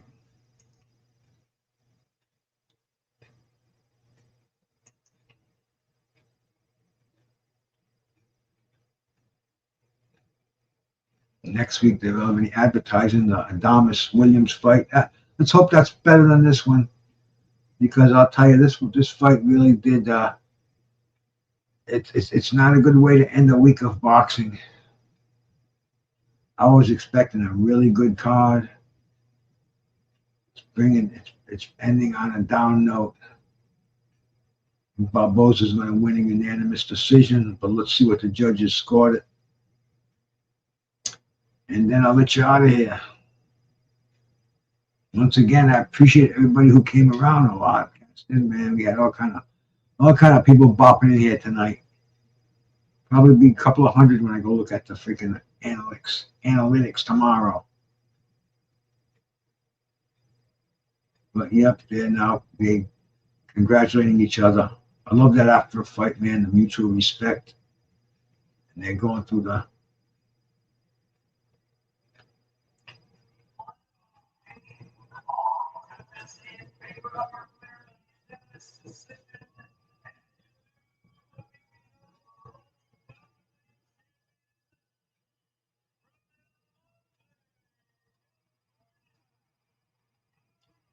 Barboza unanimous decision. I didn't get the scorecard of the judges, but it was a shitty fight, man. Could have been a lot better. But we've been on here now for almost 5 hours. That's a lot. I don't know how that Coach Malachi does it every day, but he does it, man. So shout out to him. This is your boy Bruce Gass, your favorite podcaster's favorite podcaster, once again, doing the blow-by-blow, play-by-play, smoking some fine weed and digging on some boxing. Hit me up again, man. If you haven't subbed, please do. And I'm out of here, man. Good night.